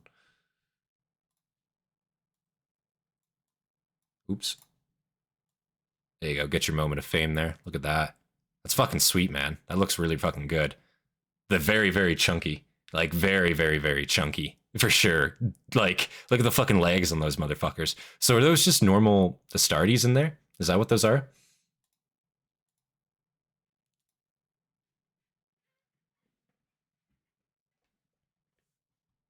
I love my thick Marines. Dreadnoughts are some of my favorites. The Dreadnoughts look fucking sweet also. I would totally get a Dreadnought for sure, for sure. I just fucking, man, again, I wish I, like, again, I'm gonna have to go down the 3D printer, like, route sometime. I'm thinking, like, you know, I get too involved in it, because, like, holy shit, because, like, it's just too expensive otherwise to buy the models, you know? It's unfortunate, but it's just true. It's so expensive, especially for the ones I want to get, you know? If I, like, a fuck, you know? Gotta do it. If you're gonna do it, you gotta go all the way with it, you know what I'm saying? Ugh, fucking no. But him gravely. The information he was about to impart. Normal Astartes, but very elite. But would be news to any human. It was written by my brother, Lorgar. What? The traitor Primarch? The originator of the Imperial cult was one of my brothers. Some people make the legs a bit longer. I would too, I think. Lorgar's worship. They do look a little too short for them, for sure. More amenable gods. Terrible, yes. He poured himself more wine. You do not react. You knew this. Maxim said to Natase. The Eldari gave a subtle nod that managed to express a variation of self-satisfaction. The identity of the author is known to my people. For want of a better word, this is a Lectitio Divinitatis in its purest form, or as near as is possible. I have had the material dated and psi-read. This particular book is around 8,000 years old. Uh-oh. And so was printed less than a millennium after the heresy. Guilliman paused. He drank more wine. Maxim thought he seemed disturbed. I've recently read it. I would be I never disturbed. did so in my prior life. So wait, that was 1,000 years after the heresy? Is that what he said there? I just want to make sure that's what he said. Let me just go back there. Less than a millennium after the heresy. Isn't that fucking crazy? So after the heresy started, this was printed rather than before. I figured it would have came before the heresy, right? It's an original copy, but this came after. So this is one of the very first, like, Imperium scriptures. Not one of Lorgar's, but one of the very first Imperium scriptures. Is that correct? Is that what this is? Goddamn. Paused. He drank more wine. Maxim thought he seemed disturbed. I've recently read it. I never did so in my prior life. In fact, I made a point of not reading it to show my scorn. No, okay, it is best to have Lorgar's, I every think. Copy burned. I was too naive to see that it was too late. The cult was growing. Faith had taken root, and in such barren soil, I thought. He refilled Maxim's goblet. Natase placed a graceful hand over the cup when offered more. The Emperor smashed every idol he came across. He threw down churches and temples. Even the meanest shaman's hut was burned to the ground. We were commanded to destroy every sign of religion we found. Iterators stood in the ashes of belief and spread the imperial truth. The Emperor would brook no cult but that of reason. Right. To think I believed it all. My lord, asked Maxim, cautious now of Guilliman's rancor. Do not worry yourself, Donis. I merely mean that reason is a faith of its own, with its own traps and heresies. I have not Most of that scripture is actually based off of Lorgar's shitty script, so not all of it, but some of it. Fair enough. The Emperor said himself that he was no god, over and over again. 2 exorcist vids on Discord. He commanded me to punish Lorgar. Not send, one with warning. Was no sham. Okay. I cannot see any situation in which he would be happy with the way the Imperium turned out. Then why show me? Why have you burdened me with this secret? Why not Lord Tigurius, or another higher mind? You are here. I wish to discuss it now. You are most appropriate. Do you need another reason for my confidence? Maxim bowed his head in wonder and put the book down. There have been many events that have occurred since I returned that make me question my assumptions. I wish to speak with you both on the nature of godhood. Should you not ask a priest? Said Maxim, half joking to cover his discomfort. I've had Yikes. more than my fill of priests. Yeah, that was a bad joke, I have no man. psychic ability. This world around us, it is the only one I can perceive. I am aware of the warp. I respect its power, and understand it better than I ever did, but it is not in my nature to comprehend it completely. No, it's not. You have many abilities, Maxim. Natasi, your people are far older than ours, and you know much, should you choose to share. Ask, and we shall see what I will tell. Guilliman paused. What is a god? What is the definition of divinity? Everything I have ever met that called itself a god has been my enemy. That is good enough for me. Does that make your master your enemy also?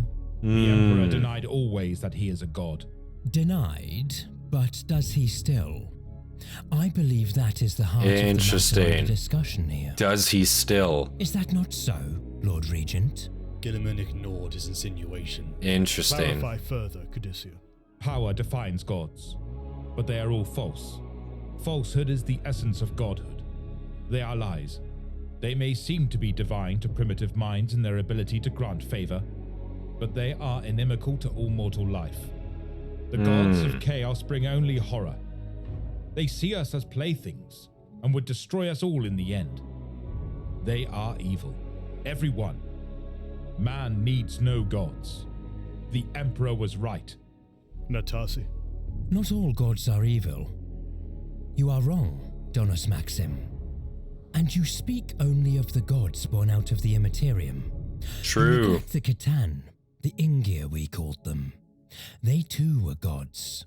He sighed, collected himself, as if he were a schoolmaster, about to deliver a much simplified lesson to children that would still not understand. You are right when you say that power defines a god.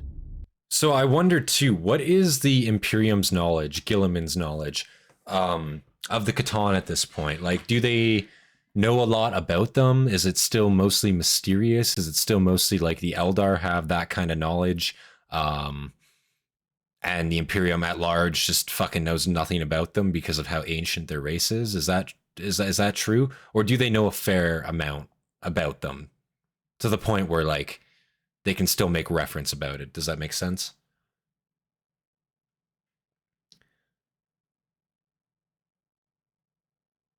I mean, the Emperor has a demon.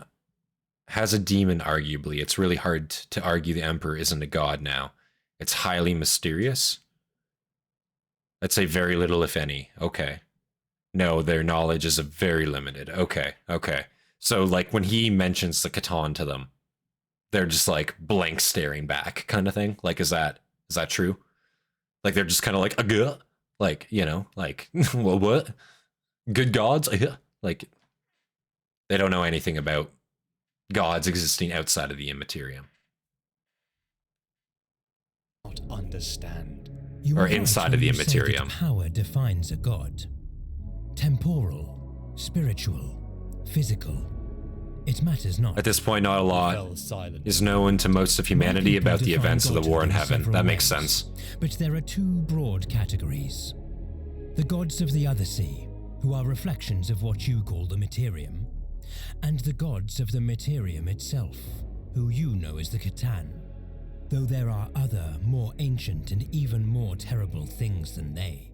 The gods of the Mortarion are an essential part of its fabric.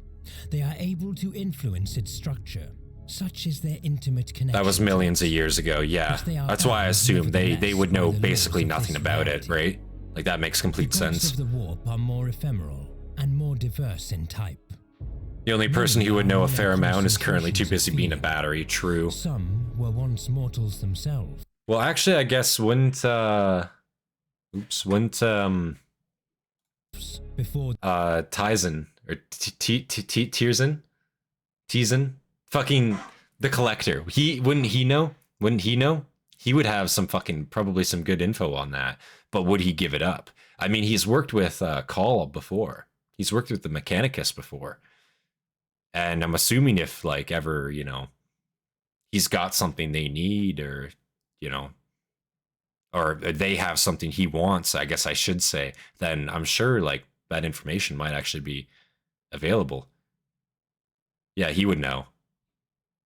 But the Catan aren't gods either. They are just aspects of the material universe, originating from another reality altogether. Holy shit. Okay, yeah, that's fair. Yeah, because they're like dimensional in a sense, but not like the warp. That's different. The belief of others changed them. The gods of my ancestors were of both sorts, I believe, though this is not the only philosophy propounded by my kind, and I have heard many heated debates on the subject. It is impossible to say for now, for our gods were slain when we fell, and even if they could be asked, they would not know the truth of it, for the truth would change anyway, as it must, according to the beliefs of those who had faith in them. Yet another kind are agglomerations of souls of those who were once living, or so say the Acari, whose supposed deity Iniad was unleashed by the breaking of Biel-Tan. But who, in truth, can say? 1, 2, all or more of these things can be true at one moment, and may change at another. That's true. There are gods that eat gods, gods that are eternal, gods that were, but now never were, and gods that come into being only to have existed for all time. The origins of gods are therefore impossible to Holy shit. They have no histories, but the histories people impose upon them. True. I would agree with your sorcerer here, to an extent. Puissance is the defining aspect of them. A grave expression crossed his face. Faith is another, though this does not apply to all. Some beings do not require faith, but falsehood is not intrinsic to them all. Explain. The Catan, as far as our legends attest, were essential components of creation. Hungry, evil to mortalize, but part of it. They require no belief to live, in the same way the suns they devoured require no observer to be. Nor do the great four gods of chaos, who have become so all-powerful, they are, in essence, self-sustaining, though the faith of their followers makes them stronger. Nor does the great devourer, the mind of the Tyranids, a being that is generated by the unthinking actions of its physical component parts, and that is perhaps greater than all the rest. Is that a god? Some of our philosophers argue so. Interesting. Others vehemently disagree. But for other gods, lesser gods, faith is vital. Without faith, they collapse into formlessness. Interesting, like, having that insight onto, like, Eldari culture in a way. The Eldari are literally sitting there talking about how they, like, you know, they're philosophers. They're allowed to have philosophers. And they're talking about, like, are the Tyranids a god in a sense? Some would say yes, some would say no. But they're allowed to have those conversations at the end of the day. And I think that's super, super interesting because, like, you know, in the Imperium, a conversation like that would never fly. They would never allow for that open sort of dialogue, discord, you know. You'd be branded a heretic instantly if you brought something like that up. So I imagine like the Eldari, for all their flaws, are at least like open to the idea of discussion in a sense, open to the idea of conceptualization at a minimum. Especially given what their race has gone through. Their race literally birthed the Chaos God in a sense. So I'm assuming that would probably fuck you up quite a bit as a race, you know? Without faith, the custodians have these same conversations, to be fair. The custodians do. But not anyone else. No one else is allowed to. If the Imperium ceased to believe in the Emperor, he would not vanish. He has a physical presence. Eldar are very interesting to listen to while they debate. It's such a shame they get shafted in lore. I agree. How can you be so sure? Simply because he existed. Listening to this, it's very interesting. You base your supposition on the idea that he was actually a man to begin with, and that he did not lie. You also suppose that what sits upon the golden throne still has a mortal life, and would persist should his worship cease. Did I not say there are gods who were once mortals? These beings become focal points for belief. Interesting. And belief begets faith, as the pure gods of the warp do. Those that are consciousness which emerge from the other sea. The difference is, for gods who were something before they were gods... Guilliman raised an eyebrow. Hypothetically speaking, not assuming that is what happened to your father. In cases like that, there is an existing being to mold. Interesting. Faith hangs from them, changes them, elevates them. So it's the idea that, like, basically, the Emperor, assuming he didn't lie, assuming he was immortal, or assuming that he was a human, in a sense, a human, right? And he wasn't a god to begin with. He was staying truthful about that. After he ascended the throne, due to his worship, that kind of granted him godhood in a sense. So now without the worship of the Emperor, he just kind of would cease to be. So that's the assumption, that's the philosophy that this Eldari is kind of tossing out there. It's a pretty good interpretation, actually. I'm really liking this explanation a lot, I'm not going to lie. Wow. Pretty much just them getting shafted, yeah. Tyrannid lore, you're bugs. If only people bought Eldar, then we'd get more lore. Well, maybe. I mean, if they made more lore, alternatively, maybe people would buy more Eldar, you know? That's also a thing, I feel like, to an extent. I mean, why would people just go out there and buy them if there's not much on them, in a sense, you know? Like, this is why I prefer fantasy conversations. Like, this one happens a lot more, and between different races just as often. That's fair, that's fair. More about, like, the philosophy side of things and less about, like, the dramatic side of things, I guess, in a sense. Eldar armies are actually popular around here. That's fair. They've been meta a long time. I mean, I'm sure they're good on the tabletop. On the tabletop, they probably fucking slap. It's just like, from the collector side of things, it's like, if there's not like a large amount of varied items for them, I'm probably, as a collector, less likely to start collecting them, if that makes sense. Just from my, like, personal point of view. If that is a correct word, said Natase smoothly. Natase smiled his thin, cruel smile. We come to an unpalatable truth. To many of your people, Primarch, son of the Emperor, you are a god. Because they believe in their billions, does that not make it true? A status I deny. I am no god. Deny it all you will. Where you go, victory follows. Your presence inspires your people. In this age of storms, the very warp calms at your approach. How long is it until the first miracle is proclaimed in your name? And when that occurs, how will you be able to say that you were not responsible for it? The incident in Parmenio with the girl, the way her power freed you from the grip of the enemy, drove back demons, actions already being ascribed to your maker. But if divine, Was it truly him? Are you saying that was me? I am asking you to consider it. I have no psychic gift. It does not matter. We are talking here not of sorcery, or what you refer to as psychic power. Right. But of faith. But a belief. Faith That's the is key most difference there. powerful Belief. force in this galaxy. Wow. It requires no proof to convince. Interesting. It grants conviction to those who believe it. Wow. It brings hope to the hopeless. And where it flourishes, reality changes. So that's almost like the idea of adding to his Primarch aura in a sense. Almost extending it in a way, making it even stronger. Just by people believing that he might be divine or associated with the divine in a way. That's enough for just shit to start happening around him. That's a very interesting concept for sure, for sure. Faith is not of the warp.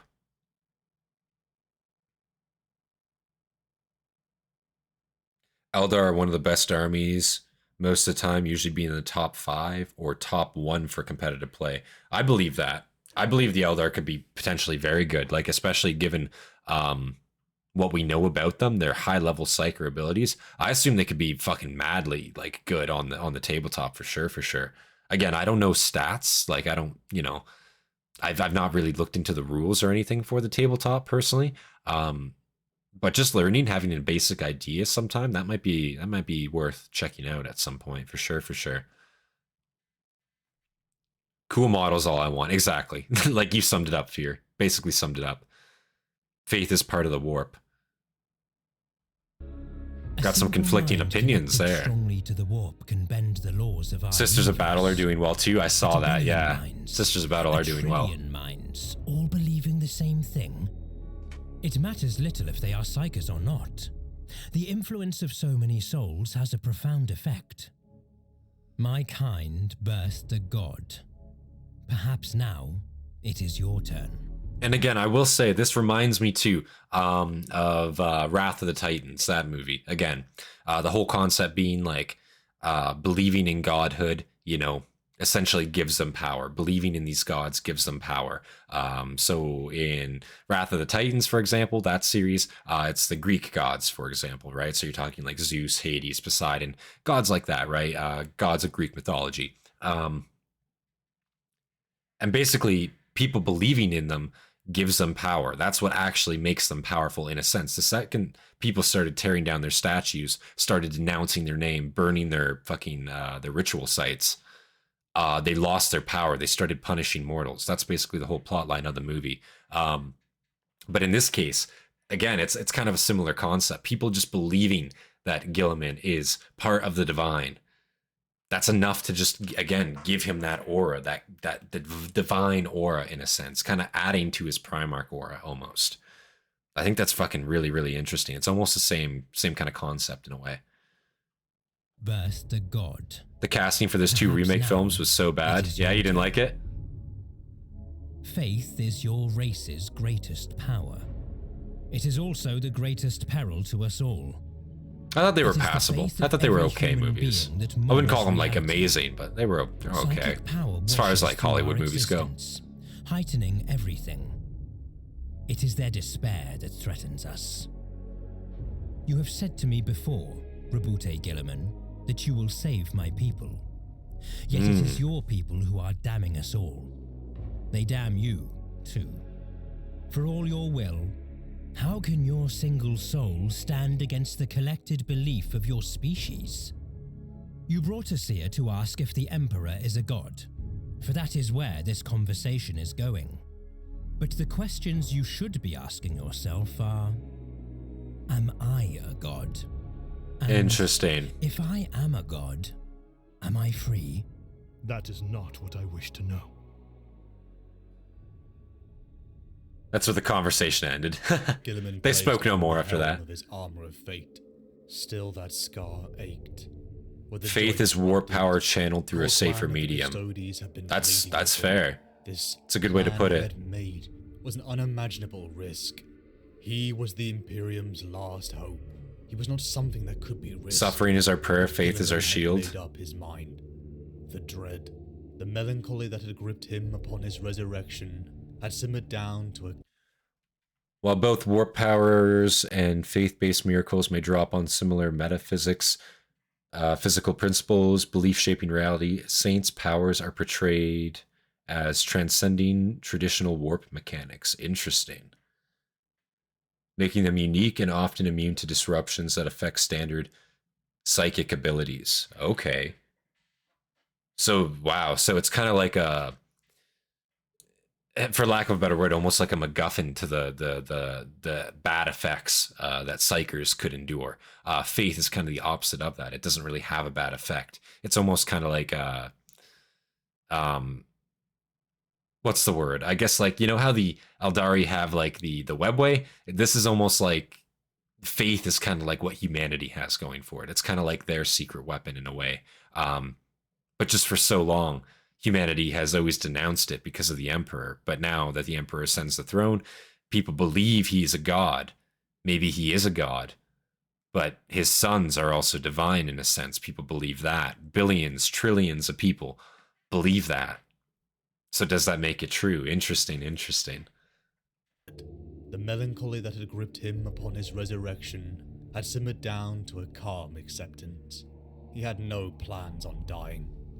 Fleet Primax approached as Ajax grew from a speck, the corroded hulk of the Death Guard blockade arrayed before the approaching Imperial horde. Guilliman had come with the might of all Imperial sects: Sisters, Custodes, Astartes, Mechanicus, and Imperial Guard. But yet this void warfare was something he wanted to do personally. Damn. Boarding torpedoes, filled with Victress Guard and Custodes, slammed into the traitor's command ship. Guilliman strode the halls where no loyal man had trodden for millennia, wondering if he had walked this way before. The ship was ancient, the design dating back to before the Great Crusade. Wow. Although naturally that did not mean the ship was that old. Time flowed differently in the warp, so it was possible that the craft had served under the Emperor's banner, long, long ago. Had it, perhaps, been in the flotilla that arrived at Barbarous with the Emperor, bearing the first of the 14th Legion, then known as the Dusk Raiders, to meet their father? Had it taken the message of Imperial truth to forgotten worlds? Had it been joyously received by scattered scions of humanity? Or had it forced compliance on those who had rejected the Emperor's dream of brotherhood? Interesting. Those times were brutal, and believed the methods used extreme, yet privately disapproved of some of what his so-called father had done. Though in truth, even the worst atrocity was but what Guilliman himself had performed in Ultramar. That's true. The intent of an act of violence, he thought, was the same, whether a single murder or the destruction of a city resulted. During the Great Crusade, he'd wholeheartedly accepted the Emperor's cruelties as a means to an end. Yeah. And yet, the worlds burned. The civilizations wiped from existence. The alien species driven to extinction. So much death to achieve peace.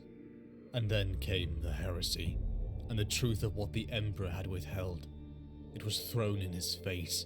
Even during the Crusade, Guilliman had wrestled with his conscience. He had argued with his brothers as to the morality of their actions. He had disagreed with some of their methods.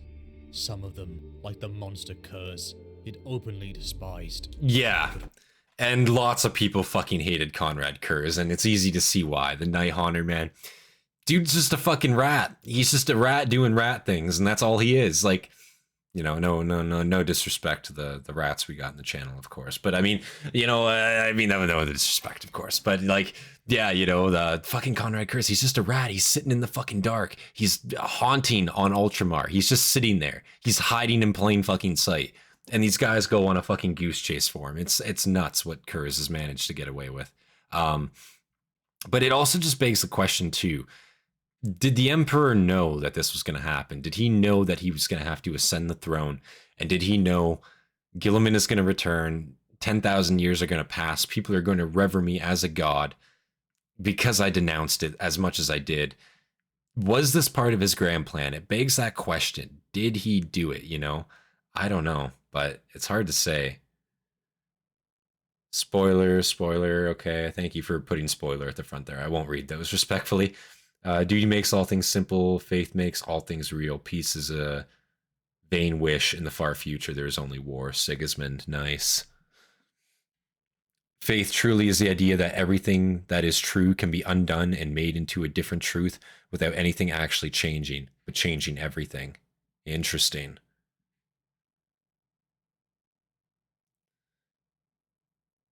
What did you say? Are you seriously slandering the Skaven name? 13 curses upon you for your opponents. Listen, I'm sorry. I of course meant no disrespect to the Great Horned Rat, of course. I meant no disrespect. Only good thoughts in my mind about him, surely, of course. Some of them, like the monster curs, he'd openly despised. But when he walked these corridors, dripping with ooze and unnatural decay, these spaces that held an atmosphere against the laws of all... Yeah, was this all... yeah, I do remember that. Was this all a plan for what happened next? What had been done to his own kingdom? Exactly. He then thought all those methods just theoretical. The Emperor had been right, after all, about everything. Theoretical. The Emperor had intended the Great Crusade to be temporary. Instead, it had persisted since his internment upon the Golden Throne. True. Practical. It was up to him to set that right.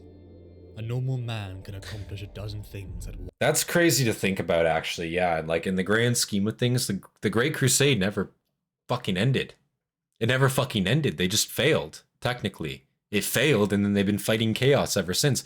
The worlds never got unified fully because fucking there was a rebellion and half of them fucking split apart, and now you always have chaos incursions. So yeah, it's never actually fucking ended. It's been like, I never even thought about that.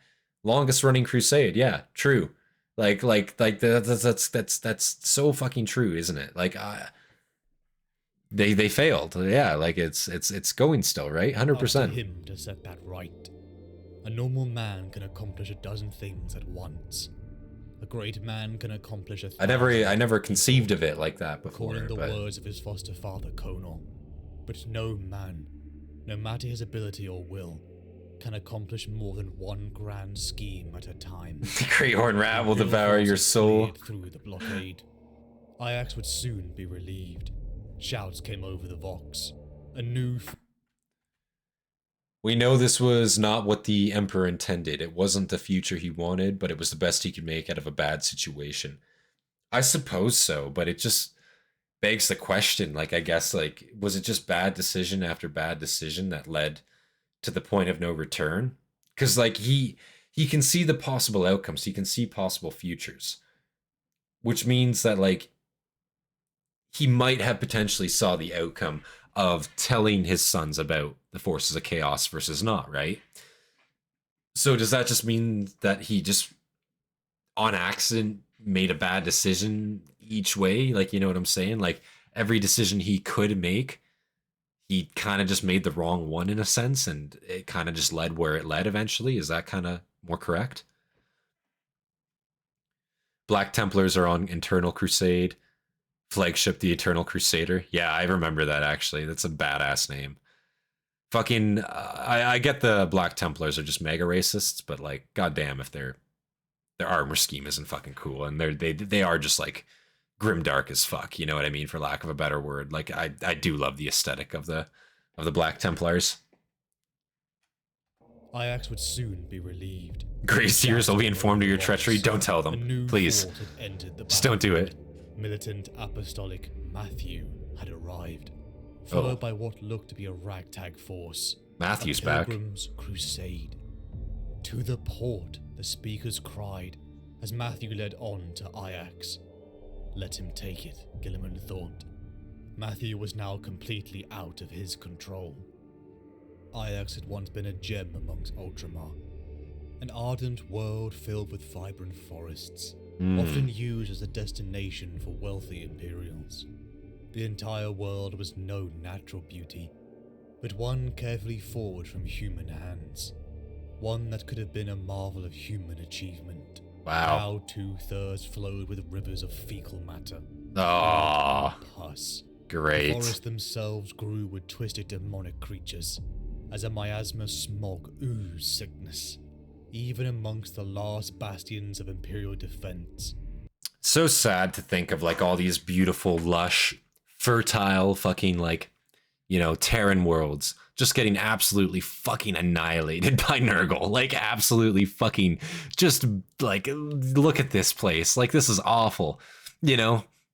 All these beautiful, lush landscaped worlds, and if it's not the Tyranids suckling everything out of the fucking planet, it's Nurgle coming in and fucking doing this. God damn it, like, fuck, like, this looks awful. This looks genuinely awful, dude. Like, imagine you set foot on your planet and your skin just melts. Like, you know what I mean? Like, you get every disease at once, and your skin just fucking, you turn to pus on the ground. Fucked. Like, absolutely fucked. Sickness, even amongst the last bastions of Imperial defense. Hold on. The way I think of that sort of settlement is that you need the answer 100. How do you know the answer is positive or negative? You could try and perfectly hit 100 at the same. You could try and perfectly hit 100 at the answer you need is negative 100.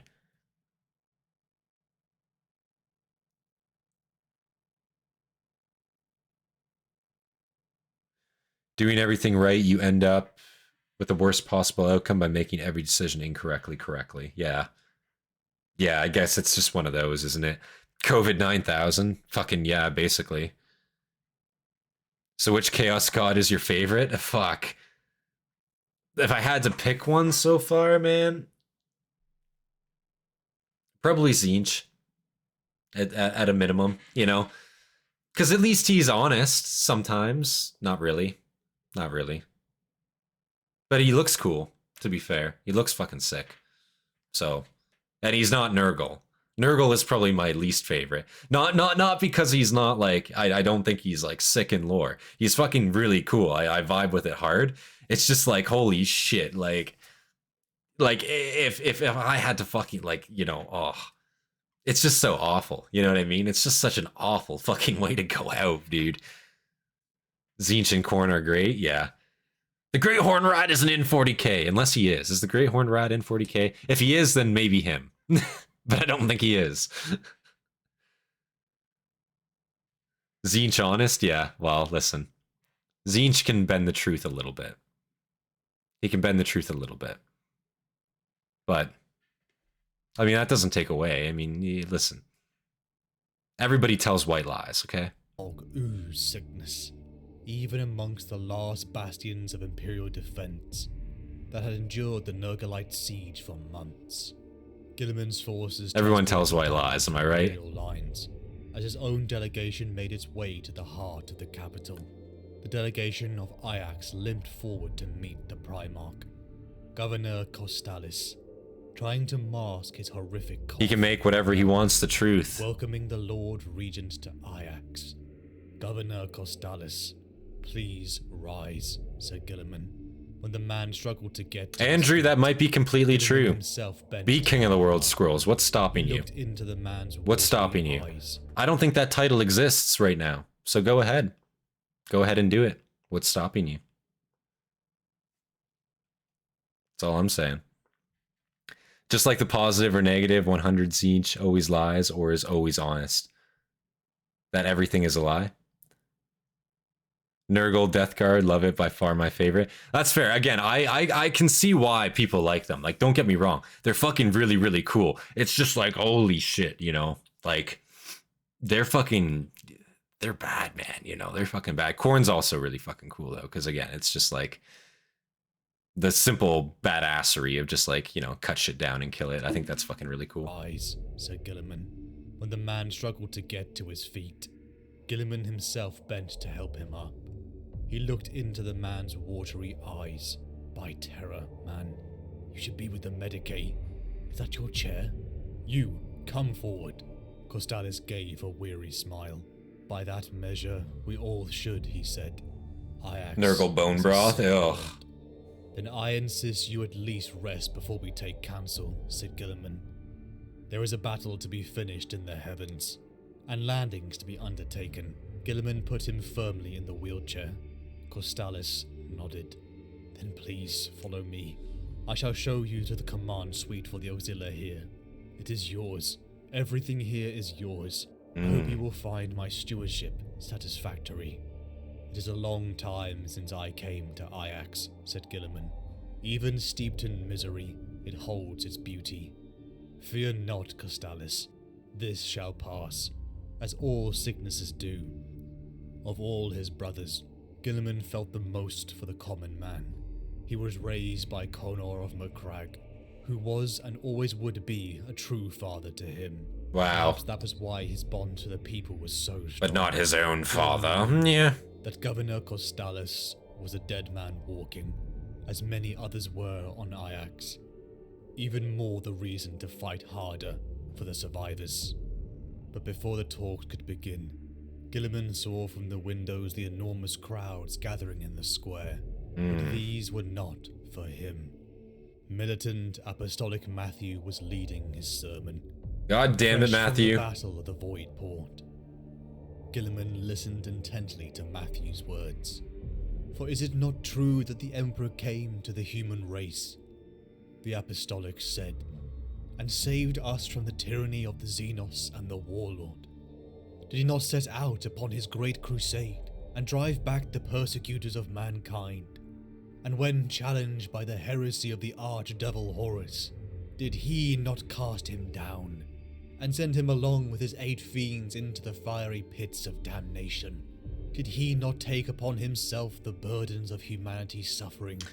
And So wait a second, is it actually just not common knowledge that, you know, the Emperor, like that the traitor Primarchs, is it just not common knowledge to most people in 40k now that like he made them, right? Like they're just like the other Primarchs, like just like the Loyalists. Is it told like they're like heretics and always were? Like he didn't have anything to do with their creation? Is that true? Because if so, like, what the fuck? Is like, I just want to make sure like I'm not fucked up on that, right? Like,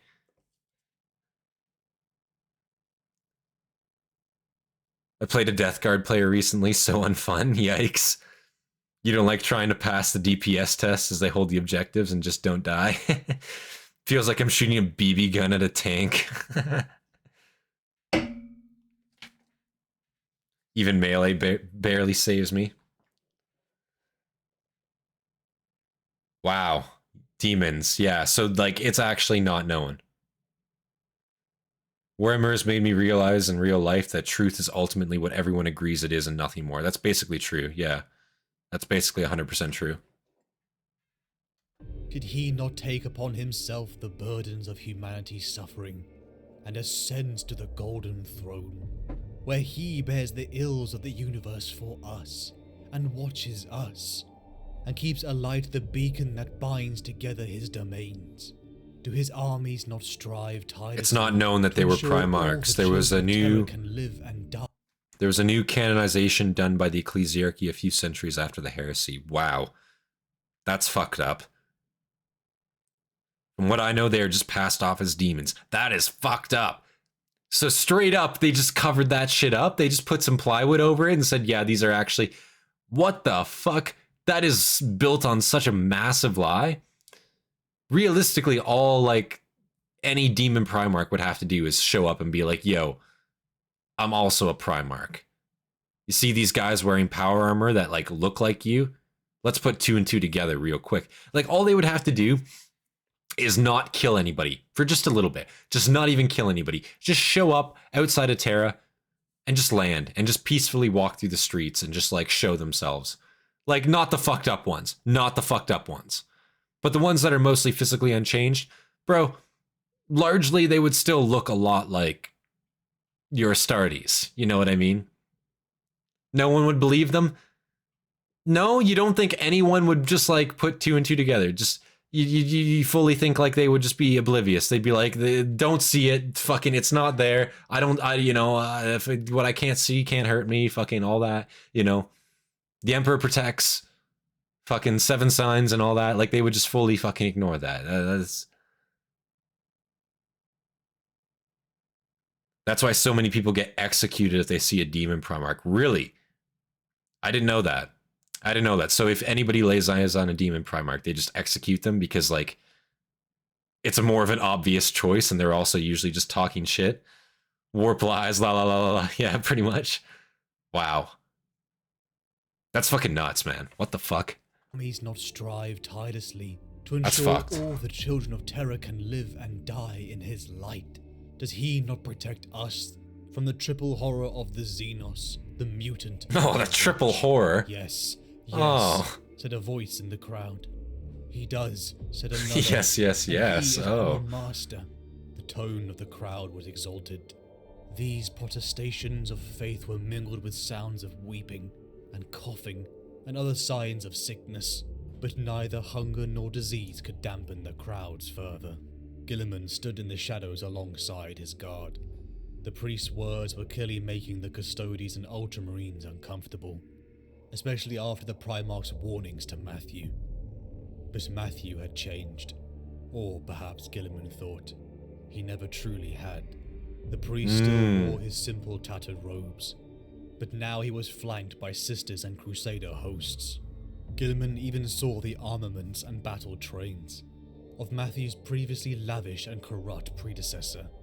Finally, a moment came where Matthew indicated to Guilliman. The crowd's murmurs grew, for the son of the Emperor walked amongst them. Expected, thought Guilliman. The Primarch gently dismissed the crowd, striding up to Matthew and towering above him once again. The look of adoration upon Matthew's face was unnerving. Guilliman stared at him. Matthew held his gaze. Is he about to just execute him on stage right in front of him? Holy shit. You have never seen or spoken. No, to he would the never. Emperor, He would said never. Guilliman. Only I have. You told me this before, said Matthew. But you were wrong, my lord. I converse with him every day. I've seen Interesting. his manifestation with my own eyes. Oh. Who do you think sent me to you? Who guarded me when the Macragg's honor was captured? This is totally some fucking Last Church vibes right now that he's given off. I converse with him every day, me lord. But in the Last Church, at least he had a good reason. It actually was the Emperor. That's actually, at the end of the day, who he did have faith in, even though, you know, he ultimately chose to have faith in what he believed in at the end. But what inspired him to have faith was ultimately the Emperor. I'm close, Guilliman, finish me. Oh my god. Holy shit. Pause. Depends who's around. Grey Knights will scorch all.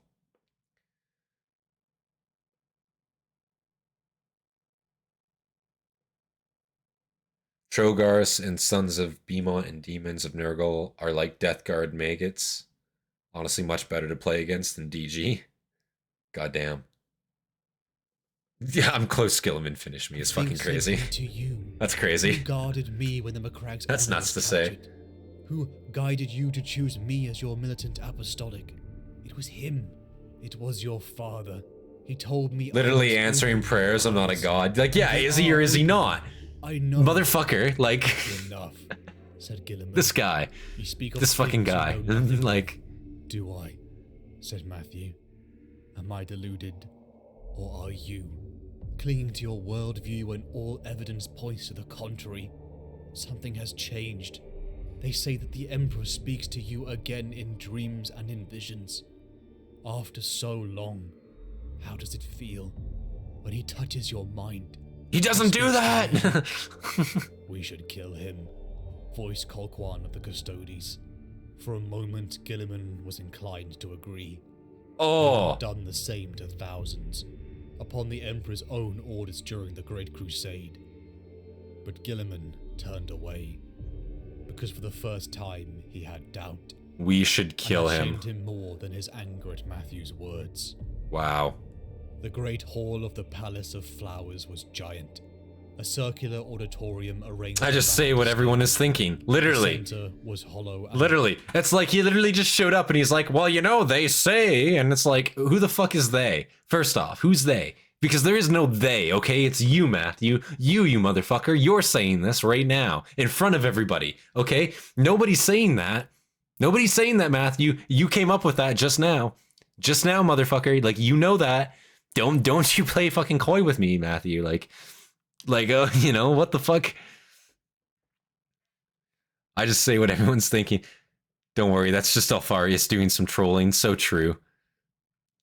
I gotta say, it's insane that a company trying to sell figurines led to a discussion on the concept of religion so deep and casual at the same time. It's true. Like, honestly, Warhammer is fucking great for these conversations. It's pretty fucking deep for that. I'm not gonna lie. A lot of different concepts mashed together. Again, that's why I find Warhammer so interesting. One of the reasons I find Warhammer so interesting, just because you find so many different concepts, just overall in it. That in any other universe, it's like the main focus is this or the main focus is that. In Warhammer, the main focus can be anything necessarily that you want it to be. And I think that's what is so fucking cool about it, in a sense. With the Great Rift open, the portion of the Emperor that was cut off and hid in the warp is now able to coalesce and act in the galaxy again. Oh. So that's the portion of the Emperor that was cut off in the warp. And he's acting. So the Emperor has a physical body and the Emperor has an entity in the warp. Is that correct? Like, he exists. Like, there is two. Is that not wrong? Am I misunderstanding that? Circular auditorium arranged around a stage. The center was hollow and vast. Multiple, thin circular galleries looked down upon it. The seats were arranged to match the building's curve and set steeply above each other so that everyone within had an unobstructed view. The place was full of military officers and administrators. The hall was used for performances, but is suited as well for oratory, as Guilliman's voice carried clearly throughout the building. Most likely, All yes. hailed the Prior, Okay. the savior of Ajax. Guilliman delivered his proclamation, a speech of unity, brotherhood, and Don't even get me purpose. started on the Tau Military stumbling band across the was Star shown Child the asking for general directions to force of Terra. What the thousands of fuck? officers and guard captains. Guilliman spoke of a nexus point of infection, of the devices he had learned of from Call. Guilliman made sure to flatter guests of importance, a master stroke of charisma. Mortarion would come to them. They would fortify this city and crush the enemy, and he would personally slay his fallen brother. Guilliman looked into the eyes of the men and women who feared and worshipped him. He knew this meeting would be seen not just by Imperial eyes, and was counting on it. Within the warp, in Nurgle's realm, a triumphant roar spilled from the rotten mouth of Kugath Plaguefather. A drop of a demigod's blood had completed his greatest work as he stirred the Cauldron of Nurgle itself. The Cauldron of Nurgle. Aww. The poison that could kill a god was ready. On Ajax, the gates God of the damn it. capital were being reinforced. What a vile The bastard, news came honestly. to Guilliman. Matthew was leaving, followed by a host of sisters, crusaders, Cadians. That's why the and Great other Rift was far-flung such a big event. It veterans, empowered both all Chaos formed and the into a Emperor in horde of equal common measure. people. God damn. A people's crusade. The Ultramarines did not hide their surprise when Guilliman did not stop them. He did not even ask whether they It's had either set physically his orders. spirit or the belief Could it in be? him. Felix thought. Interesting. Theoretical. Rabute Guilliman is beginning to believe his father is a god. Or, theoretical, was he washing his hands of a nuisance? Theoretical, was he showing faith? The Interesting. procession left as the skies darkened further, an obscuring fog that hampered the orbital assistance from Fleet Primus. The enemy's attack was coming. The tiers of the city's walls were lined with guards in their thousands, Space Marines drawn from dozens of chapters, reinforcing vital strongholds, as Guilliman himself sat at the command center. Then, after days, the first shells began to soar down. The Death Guard deployed weapons so dangerous that they fought as a legion only, without their hordes of deluded mortal followers. Wow. Only their demons accompanied them, and for the time being, those were few in number. Felix wondered if this was how it was upon the walls of the Imperial Palace, when chaos had almost reached the center of humanity, when its tide stretched for miles and the Imperium had nearly died. God damn. It was just like Parmenio. The siege line filled. Interesting that they're only sending in mostly Death Guard units first, and like it's pretty much just chaos on Space Marine for the most part here. You obviously have some minor demons accompanying them, but very interesting choice, because I again, once one of these guys die, I imagine you don't just get that Chaos Marine back. So is there, in a sense, a limited number of Chaos Marines? If when they die and their souls are gone, is there then, in theory, only a limited number of them? Is that correct, or is that wrong? Somebody let me know on that one. Tau, very little presence. Same with Votan. Aldari burn bright in the warp. The Emperor is like a blaring beacon. Goddamn. The Emperor severed his soul after giving up the power to ascend to godhood during the Siege of Terra, and hid that portion of his soul in the warp. The version of the Emperor is what you are about to see. Oh, shit, okay. So shit's about to get real here. It was just like Parmenio. Because it's building up to this idea that the Emperor is a god, like it's real. Engines in their thousands. The storm above raged, unnatural colors filling the sky, burning in sickly blooms. Still, no contact could be made with the fleets. It was as if the stage had been set for a game between rival deities, where the champion primarchs of the Emperor and the Plague Chaos Marines have Gene face Seed. each other to decide the fates of worlds. The Death Guard smashed against the walls, as demonic beasts trailing fumes and poisons barreled through any opening. Maximum seal protocols would not be enough, as the noxious tide fell upon the Imperials. Time, Guilliman thought. They needed time. Time for the true mission to complete. Time for the secondary splinter force, aiming for the Cauldron of Nurgle.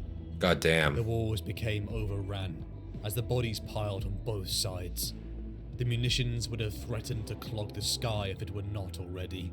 Tetrarch Felix, alongside Ultramarines and Silver Templars, pulled back, until a grinding, blubbery form loomed over him. A soul grinder. A horrific melding of machine and demon. Eviscerated Astartes with its sweeps. It sent the Tetrarch flying, vulnerable to a killing blow. But There's from technically a behind limited was amount of them, light, and they have a to light of replenish. fire like a rising sun, shining But because of brighter time than being the different in the full warp, it's sky. effectively endless. A wall I of see. flame descended, and the demon screamed. Not a roar of anger, but a cry of genuine fear. So the same way they make Guilliman normal had entered Astartes, the they in field. theory can The make Emperor's Chaos sword Marines. roaring. In theory. Guilliman blasted out all of the creature's eyes with the hand of Dominion, as it blindly tried to drag itself away. Guilliman stepped in and beheaded it with a single blow. Beads of fat ignited under the heat of the sword, and the beast fell down, truly dead. Now, the counterattack. All his army is committed, said Guilliman. It is time to sally from the city, and bring Mortarion into battle. He will meet me this time, because as far as he is concerned, everything is set to his plan. I'm going to Interesting. enjoy surprising him, and when his god's favor is taken from him, I shall destroy him. Colquan, his custodies, watched from orbit. The clogged skies, likely formed from some tainted demonic ritual, obscured nearly everything. But the Vox chatter came alive with Guilliman's sally charge. They came in repulsors, gladiators and Astartes grav tanks. Many dozens of them, in a score of chapter colors, pouring through the gate. Awesome. Already firing their main weapons before And I they love, cleared like, the arch. I love too, like, with the Ultramarines, but even in general here, like, you're seeing such a vast amount of chapters fighting alongside each other here.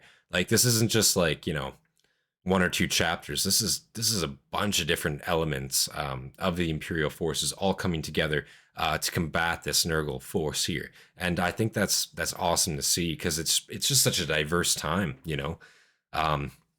You just see the potential for so many different units on the same battlefield at the same time. And it just allows you too for, like, on the tabletop, and I'm sure too, like, it would just allow for some fun, like, game scenarios, I'm sure, as well. Through the gate, already firing their main weapons before they had cleared the arch. They powered forward and spread, blasting apart everything that came against them. Interceptors and suppressor squads roared ahead. Let me just challenge one of the best duelists again. Literally. While the war guns continued to fire. Grinding the Literally, he's trying to fucking fight Mortarion. Like, if he takes this L, like, he very nearly took an L the last time. He only got saved by the grace of some little girl with some powers, you know? And we'll say that's the Emperor working on his behalf. But at the end of the day, and I hate to say this, hate to put it on Gman here, but at the end of the day, he didn't perform. He got pinned. He needed help. And now he's going back at him again. So Guilliman, I swear to God, if you fuck this up again and you need more help, Guilliman, it's not going to be looking good for you. You know what I mean? Like, you're going to have to fucking do better this time, you know? You know, you got to perform here. You got to be that guy. That's all I'm saying. Eyes of the advance, while the war guns continued to fire, grinding the battlefield further out and annihilating the foe square by square. The sally was fiercely opposed, and after only a few moments of disarray, the Death Guard reorganized themselves and turned their medium-range guns. Mortarion was a beast as a loyalist, and he's stronger now. Yeah, like Mortarion's fucking pretty up there. Many to pieces, yet still they went on, driving straight into the enemy. The lines clashed in a brutal clang. Guilliman's charge drove into a foe that outnumbered them. It was a bait that the Death Guard took as they turned their sole focus onto them. A single warhead descended. Odds of a cultist becoming an Astartes is basically zero, more likely to become a snack for a beast of Nurgle. Oh shit. Perceives an easy kill. Practical. Spring the trap. The shockwave hit the ground, reflecting back into itself, intensifying the effect. A compact firestorm roared in the heart of Mortarion's army, obliterating traitors who had plagued the Imperium for centuries and millennia. Wow. The battle had turned in an instant. Corpses were strung about as demon essence fizzled back into the warp. The precious munition, formed by science lost to mankind, had turned the field. Guilliman began marching, the Emperor's sword drawn. He strode far away from his own lines. This provocation he knew could not go unanswered. Yeah. Smoke and fumes blew away from the Primarch, clearing the air a little. He stood with his arms raised in an open challenge, and considered the probability he had made an error. He would never do this against one of his more calculating brothers. Perturabo would have seized the opportunity to blast him to pieces from afar. Literally. Nefarius would have done some convoluted trick to undo him. Lorgar would have tried to convert him. But Mortarion needed to prove himself. Wow. Guilliman was relying on his brother's insecurities. He smiled beneath his helm. If he was wrong, it was going to be a very short duel. But Guilliman was rarely wrong. Smoke stirred beneath the beat of mighty wings. Wow. Mortarion descended from above. And I think that's interesting too, because he's totally like getting into the mind of Mortarion there. He needs to prove himself. That's the whole thing. He needs Daddy's love. He needs somebody's approval. He needs to do this, you know? He needs to beat Guilliman, finally. He needs to kill his ass. But he's had that opportunity before and he's let it slip each time, but now it's not funny anymore, you know? It's not funny. You keep challenging me, guy, like you're, you know, fucking, I imagine it's probably starting to wane on him just a little bit. He's probably starting to get a little bit fucking furious about it, you know? Goddamn. Of mighty wings, Mortarion descended from above. Fulgrim's already killed you once. It's my turn now. I intend to do a better job, said Mortarion. In the distance, Donis Maxim and dozens of librarians began to glow, channeling the raw power of the warp, funneling it into Farseer Natasse's Eldari runes, forming a dome of psychic power that enveloped the two brothers. Oh. Neither reacted, for both had no intention of going anywhere. Wow. Guilliman leapt. There was a split moment when they locked eyes. A pressure joined them, heavy enough to encompass time. When they attacked, they did so without thinking. Abilities woven into their gene code at the dawn of the Imperium saw to that. Mortarion had the greater reach and struck first. Silence swept around in a reaping cut. Guilliman halted its seemingly unstoppable swing upon the quillions of the Emperor's sword. Thunder crackled from the blow. More soul-rending sweeps came from Mortarion's silence. Guilliman staggered back. The armor of Fate's machinery whined into a higher activity, purging his body of Mortarion's miasmic stench. Wow. Guilliman swung the Emperor's sword about in a figure of 8, fire roaring. "You rely too much on unclean gifts, Mortarion," he said. "You were never much of a swordsman. You were always bad at boasting," Mortarion said. "Such a tedious little paragon. Where is the warrior who stood before the assembly at Nicaea and..." Isn't that kind of funny how Guilliman just called Mortarion bad at swordsmanship? Isn't that kind of like a fucking mega roast? Like, I wouldn't take that from Guilliman, bro. As Mortarion, you gonna just fucking sit there and let him say that about you? God damn. Like, that's a fucking, that's bad. Like, you can't get your swordsmanship getting insulted by Gman, and this man just lost to you like 5 times. Fuck, that would trigger him so badly, I bet. Like, like instantly trigger him. Tedious little paragon. Where is the warrior who stood before? That's delusion. Like, yeah. Simple put. Guilliman. You are everything you purported to despise. That's crazy talk. I opened my eyes, brother, said Mortarion, circling Guilliman in the air. I saw the lies our father sprouted. Never claimed to be a swordsman, he always wielded a scythe. I found a better master, and I became stronger than you. You are a slave, Guilliman retorted. So are you, his demon brother hissed. Fool, Mortarion gloated. Look at me. Look at how much power I have. He's provoking him? Oh, I know. Ever be. I know he's provoking him. And that's what I mean. Like, it's probably an effective provoke. Because as Mortarion, how are you going to fucking sit there? This guy who you literally beat like the last 3 fucking times you guys engaged. He only won because fucking, you know, he didn't even win. It was more just like a stalemate, like a white piece in a sense. You know, he only won because of like the Emperor's grace, if you want to call it that. Otherwise, fucking Mortarion had him like pretty much every single fucking time. So to sit there and like actually take that, you know, to be like, oh yeah, you're shit at swordsmanship from a guy you beat, like that would totally trigger him 100%. It's an effective provoke is what I'm saying. Look at how much power I have. I'm far more than you could ever be. I am... He's delusional. I want whatever he's huffing. So true. He didn't care for his brother's excuses. The Emperor had his faults, ones that Guilliman deeply struggled with, but the alternative was unacceptable. True. The alternative was weak, and a betrayal of the species. The blows clanged, ringing a sound that perfectly mixed with the horror of the dark gods and the calls to arms of humanity. Guilliman moved at the height of his martial prowess, but even he could tell he was outmatched by Mortarion. You are nothing, my brother, Mortarion hissed. The last shreds of our father's dream, clung onto against the face of reality as they break into nothing. Oh. You are not even a memory, but a relic falsehood. You betrayed us, said Guilliman. You and the others. I did not, said Mortarion, coming to stand over his sibling. For how can one betray a lie?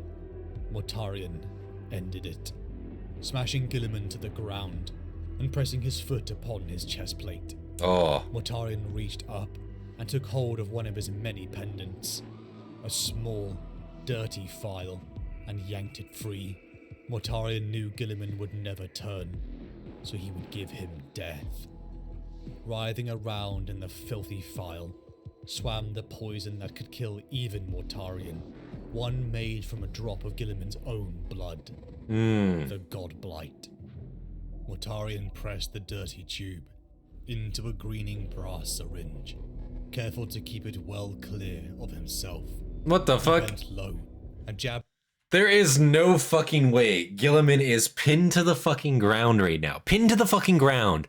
And this motherfucker is carefully undoing this fucking like this vial. He's putting it into the syringe. He's fucking being very careful with it, keeping it away from him, and Guilliman's just fucking pinned there.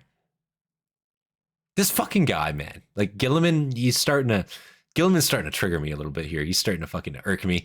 You gotta be better than this, my guy. You cannot be taking these 1v1s and then getting pinned to the ground like this every time. Every time. Every time he's getting pinned to the fucking ground and he's getting beat. He's getting fucking like who's gonna come in and save him now? You know what I'm saying? Who's gonna save him? Who's gonna save him?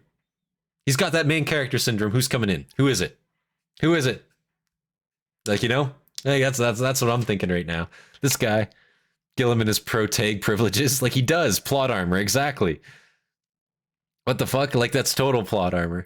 Careful to keep it well clear of himself, he bent low and jabbed the needle into his brother's neck with a deep sigh of satisfaction. Just above the scar Fulgrim had given Guilliman. Immediately, Guilliman gasped. He spluttered. Veins turned black and his eyes went red. Oh, maybe he's actually gonna die. Is Guilliman gonna die here? Guilliman's skin turned black. In places it melted, Oh. running from his skull, exposing bone that gleamed before going a rotten brown. Oh. Ajax disappeared around Guilliman. Yikes. As blackness washed over him. His life flashed before his eyes. Macragge, Conor, his father, the Great Crusade, the heresy. Awakening to this rotting Imperium, the race to terror, the Indomitus Crusade. His mind retreated, delving into something much deeper within. The Emperor.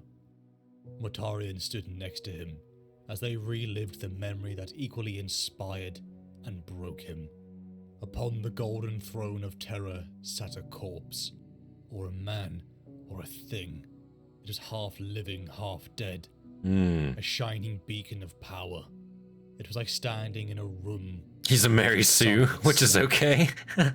He kind of is a Mary Sue. Like, Gman here is totally a Mary Sue. Became almost one, and Guilliman had a fleeting memory of a sad face that had seen too much, and a burden it could barely countenance. Guilliman, hear me, my last loyal son, my pride, my greatest triumph. How those words burned him, worse than the poisons of Mortarion, worse than the sting of failure. They were not a lie, not entirely. It was worse than that. They were conditional. My last tool, my last hope. A father who never loved him, welcoming the weapon that had to please him. It hurt. It broke a piece of him he thought filled by the place of another, Conor. And yet it was freeing. There were no more lies. Do you see, Guilliman? You follow the wrong master, said Mortarion, standing over Guilliman's writhing body. He is a cyst, a pus-filled canker surrounding a dead thing, lodged in the fabric of reality, like a thorn or a piece of shrapnel. It must be drawn out for things to heal. Do you understand now that this is what you follow? Mortarion grunted in amusement. Of course, you can't answer. I doubt you would understand anyway. We will soon be in the Garden of Nurgle, my brother. The veils are parting. I can see it already. Once you are dead, this world will fall within it and become a jewel of decay. You have damaged my network, but not by enough. And at the coming of your death, one by one each of your worlds will pass from this place of cold void and uncaring stars into the grandfather's embrace. Wow. I wish you could see it. It is beautiful, full of life and potential. There are trees here, and plants of amazing variety. I remember this speech. I remember this speech from Chris Tester. This dialogue is really cool. I remember this speech. This is a fucking great speech. I remember this one. Wow. This is fucking good. It's cool to see AmberKing's take on this one. But I caught on to it pretty quickly there. I was like, oh, fuck. Like, yeah, I've totally heard this. But yeah, I remember the first time I saw this speech was in that Chris Tester video there. Yeah. Wow. That's fucking good, man. Wow. Potential. There are trees here, and plants of amazing variety. It is not barren. I didn't realize he was saying it to Guilliman as he was fucking dying on the ground, his skull melting. Jesus. Not like the Materium at all. with its pointless struggle against inevitability. Here nothing ever truly ends, but is reborn and dies and is reborn and dies. Over and over again. Everything here is given many gifts. Nothing, no matter how small, is overlooked, and all share in grandfather's bounties. There is no pain, and because there is no pain, no suffering is borne gladly. Now tell me, brother, compared to the hell our fathers inflicted upon the galaxy, does that sound so terrible? He took a deep breath. A man sampling country air on a fine day. I wish you could see it, he said again. The embers of life faded from Guilliman. He was almost a corpse. Again dying for his father's Imperium. The warp began to swell and open around them. Piercing reality, the Garden of Nurgle itself spilled over Ajax. Ultramar's doom had been struck. A bell tolled, one that Mortarion recognized to his horror. The Cauldron of Nurgle had been banished. The corpse of his brother twitched. The armor of fate was a corroded shell, but something in his power pack restarted. What? And lights blinked on systems all over it. Guilliman's blackened face turned to look up at him. Mortarion felt something huge and dangerous moving through the warp. Something he had not felt for a long time. Interesting. His back arched. The armor was humming now, giving off a psychic signature as an arcane mechanism within it powered on throughout. Guilliman opened his eyes. Wow. His eyes were glowing with pure, white power. So even Mortarion there could feel a presence moving through the warp towards them. A presence he hadn't felt in a while. So that's the God Emperor. He's back. Dad's back. He's coming back. Yeah. That's so interesting. So he is actually like an entity in the warp now. So he is actually, in theory, a god. He has actually ascended godhood in this sense. And this is kind of proof of that directly then. Because I was going to say, Guilliman's not dead. But it sounded a lot like he was going to fucking die there, but I knew he couldn't die. So I was like, who's going to fucking save his ass? Guilliman's eyes were glowing with pure, white power. The last slimes of his decayed flesh burned away, and a network of feathery capillaries spread in their place, bearing new blood unsullied by the godblight. The metal of the armor of fate shimmered, impossibly remaking itself. Bright decorations appeared as tarnished, cracked and fell away. Wires grew and reconnected, as surely as Guilliman's skin was growing back. What the fuck? The nether ground of the garden shook hard. Demons, large and small, were screaming, emerging from their hiding places and fleeing in riotous stampede. Away in the distance, ever visible wherever you went in the garden, Nurgle's black manse shivered, and Mortarion felt another presence, as powerful as the first, looking at him from beyond its ever-shuttered windows. The ground cracked and broke. Glaring whiteness blazed from the crevices. Guilliman's corpse rose up and hung in the air, supported by a pillar of radiance, and slowly turned so he was upright. He reached out, and the Emperor's sword appeared in his hand, and burned with the fire of 1,000 suns. He speaks to me, brother. Does he not speak to you? Wow. Said Rabute Guilliman. The unbearable radiance enfolded Guilliman, so glaring Mortarion threw up his hands. Father, Mortarion said, and his voice quailed like a little boy, discovered in the course of some small but unforgivable crime. I am his right hand, brother. I am his general, his champion. I am the avenging sun. By his might am I preserved. The landscape flickered between blasted battlefield of Ajax and the Garden of Nurgle. The ground of the garden was rolling. this is impossible. You should be dead. There was a creak of a door, faint but portentous, God damn. coming from the manse. The doors never opened, to Nurgle's house. Mortarion turned very, very slowly and looked to the great house. A single, tiny shutter on an insignificant gable was open, a square of deep blackness in the black wood. Forgive me, grandfather. He quailed. Guilliman looked past him, and something looked through him, seeing all worlds at once. Eyes as bright as the centers of galaxies stared at the black, forbidding house. Goddamn. You are a traitor. Guilliman said in a voice that was not quite his own. Wow. You have brought low all that could have been, but you are as much a victim as a monster, Mortarion. Wow. Perhaps one day you might be saved. Until then, you must go back to the master you chose.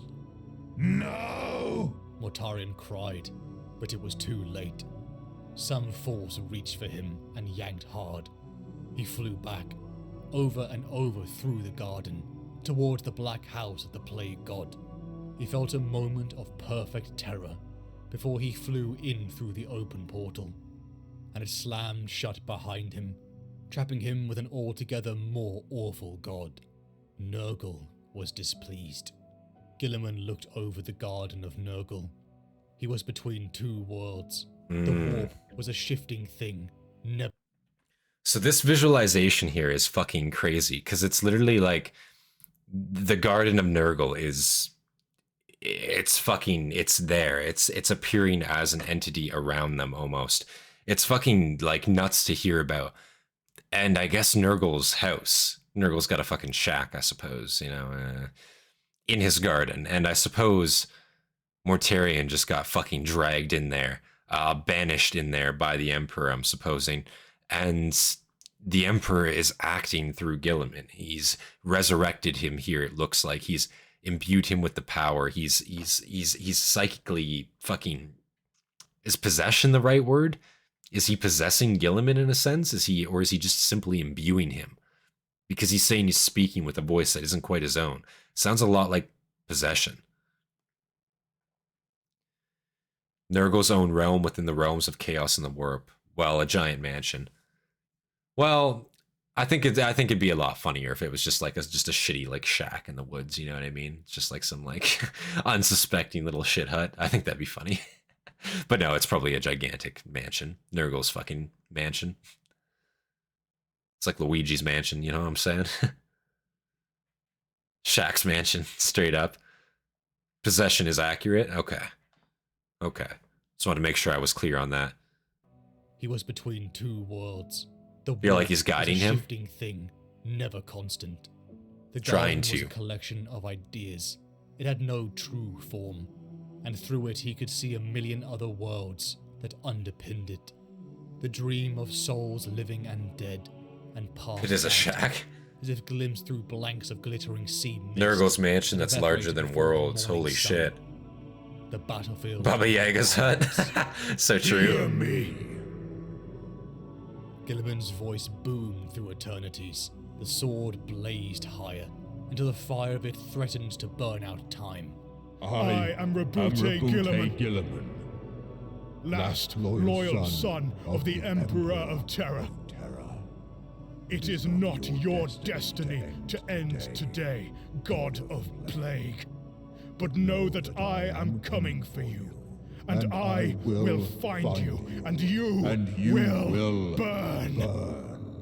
He gripped the sword of the Emperor two-handed. God damn it, you should have just burned him here.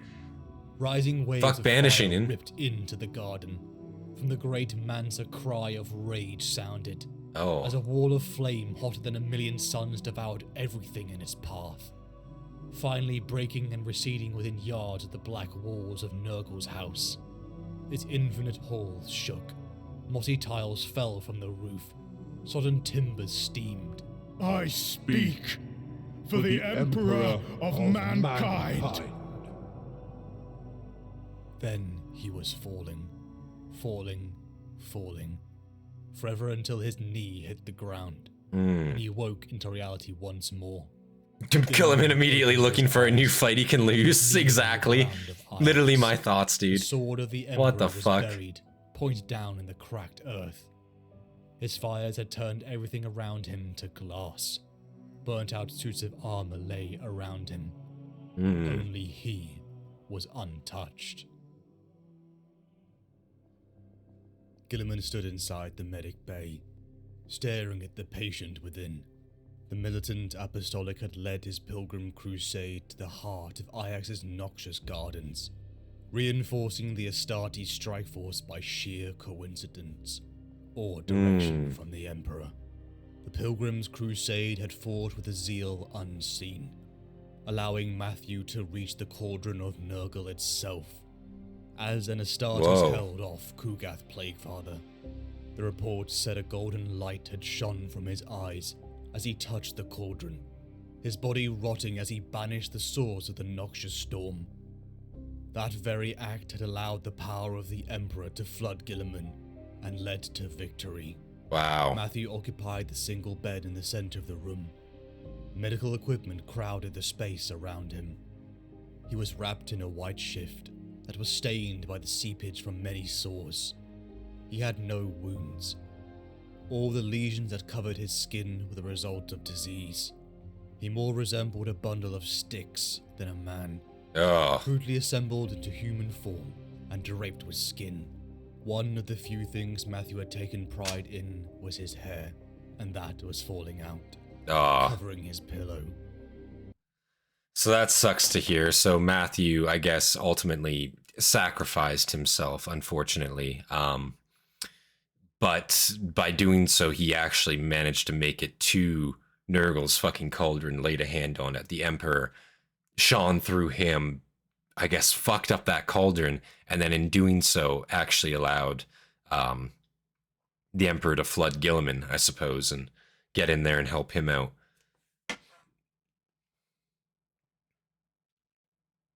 I like Morty, but you gotta kill him. Like, literally, I don't know why you're just like, you don't banish him, just kill that motherfucker. Like, if you get a chance to, just put him out of their misery. Holy, it's not that hard. They're sick dogs, you gotta put them down, it's simple as that. You need to see Master of Mankind, the Emperor takes the field by DQVO. Sorry, I gotta drop that suggestion. No, that's fine. I love the suggestions. That's perfect. The fire also burnt Nurgle himself. Burnt his garden in the warp really badly. Fuck. Was his hair, and that was falling out, covering his pillow. His cheeks were sunken beneath an oxygen mask. His eyes stared blankly at the ceiling and wept tears of pus. Medically, Guilliman thought, he should be dead. Practical, Matthew still lives. Theoretical, something is keeping him alive.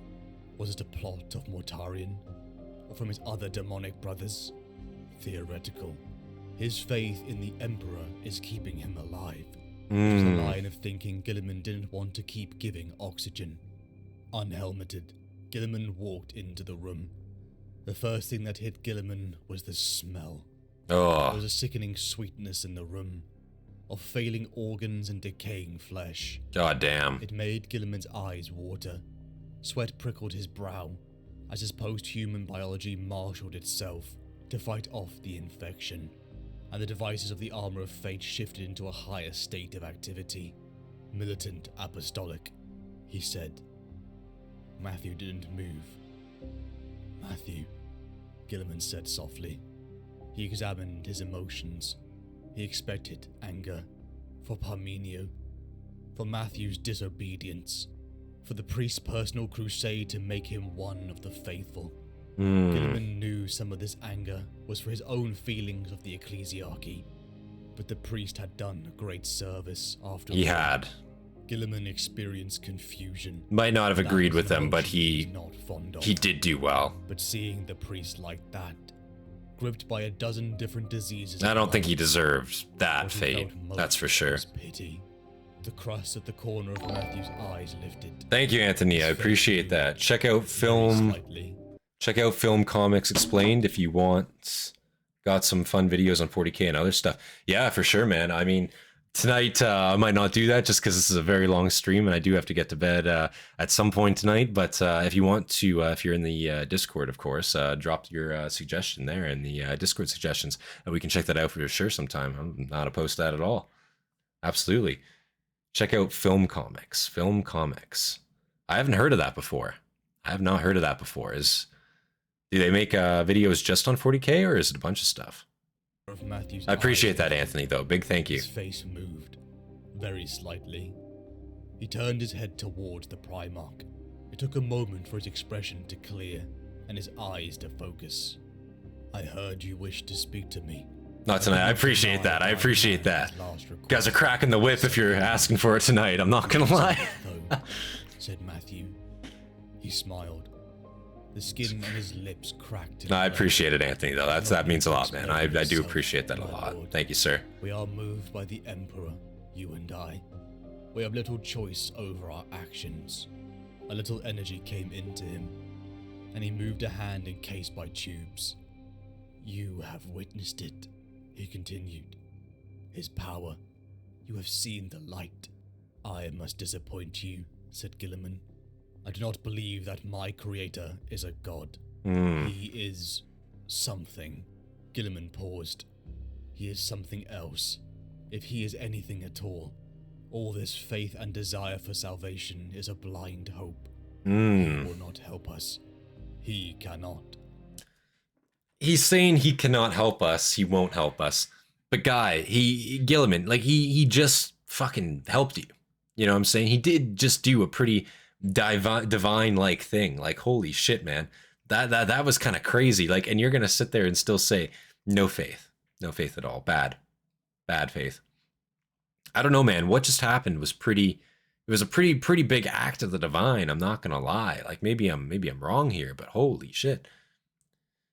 Nurgle yanked Morty back to the mansion so he wouldn't be banished, causing Nurgle to expend even more power to restore God.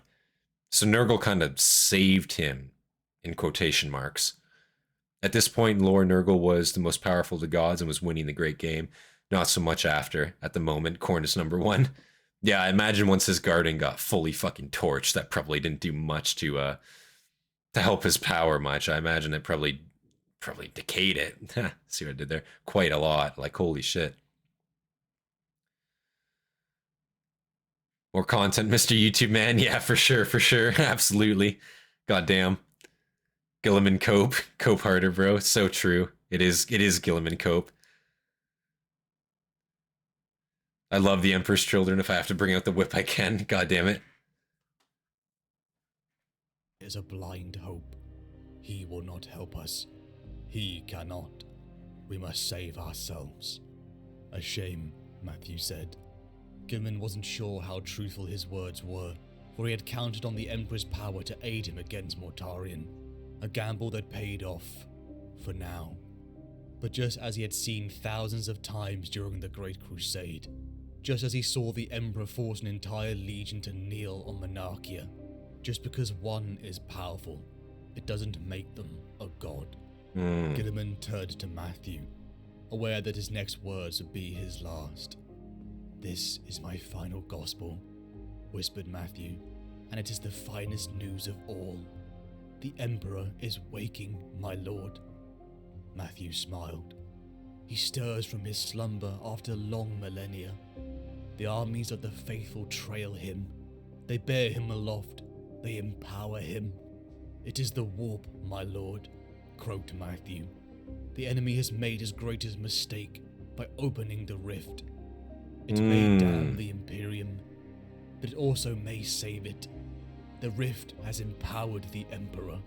The energies of the Imperium saturate the universe, raising up mankind, filling the YunoSaiko with power. Interesting. Why does he not step down from his throne? Said Guilliman. If he is capable of acting, why must I do his work for him? He is not ready, that is why, said Matthew. Not yet. You must help him. How could the priest not see it? For if the Emperor was all-powerful and all-knowing, would he not rise from the throne and lead humanity? Guilliman had seen it. It was a half-dead corpse on that throne. Wow. I spent millennia arranging the pieces so that you might return, said Matthew. My lord, you are mankind's only hope. A look of pain played over Matthew's face. We all have our part to play. Yours is to come. Mine is done. Matthew breathed his last breath. My father is no god, Guilliman whispered. It is men who do his work for him, as I must now. He uses people. He always has. Wow. Guilliman stood up, and with an armored hand reached down to close the dead priest's eyes. Thank you, Matthew. So what do you guys think about fucking Guilliman's words there? His final fucking words that he whispered there. That's kind of fucking rough. Like, oh yeah, he doesn't care about people, he never has. I mean, that's not wrong. Again, he's using them to a higher end, and we very clearly see that. But given the circumstances, given what was going on, are those, you know, circumstances not warranted in a sense? Like, shit was going pretty rough for them there, and Matthew fucking straight up, like, yeah, Matthew was a real one. His words are true. His words are true, but like, are they warranted, let's say? After what just happened. Like, again, you guys got to think, like, the Emperor did just come in here and save his ass, you know? And while maybe, you know, maybe that's the best course of action regardless, like, you're not even just going to be a little bit thankful? Like, you know, not even just a little bit? And reached down to close the dead priest's eyes. Thank you, Matthew, for your service to the Imperium. I'm sure when I tell your successor of what you did, they will make you a saint, and I will not dissuade them. His previous self would have been shocked, Guilliman thought, at the decisions he made now, and at the scar this grimdark future had inflicted upon him. Wow. Into the bowels of the McCragg's honor, Guilliman. Matthew's words are warranted. I agree with Matthew. I'm talking about Guilliman. What Guilliman said there. Not Matthew. I agree with what Matthew is saying. But what Guilliman said there, like what he whispered under his breath. Oh, wow. Look at that, guys. What he whispered under his breath as Matthew was passing there. That's what I was more referring to there. I believe, like, Guilliman there is, you know, he's still showing no faith. He's still showing absolutely nothing towards the Emperor. And I think that's just a weird decision given everything that just literally occurred, you know? I think that's very odd.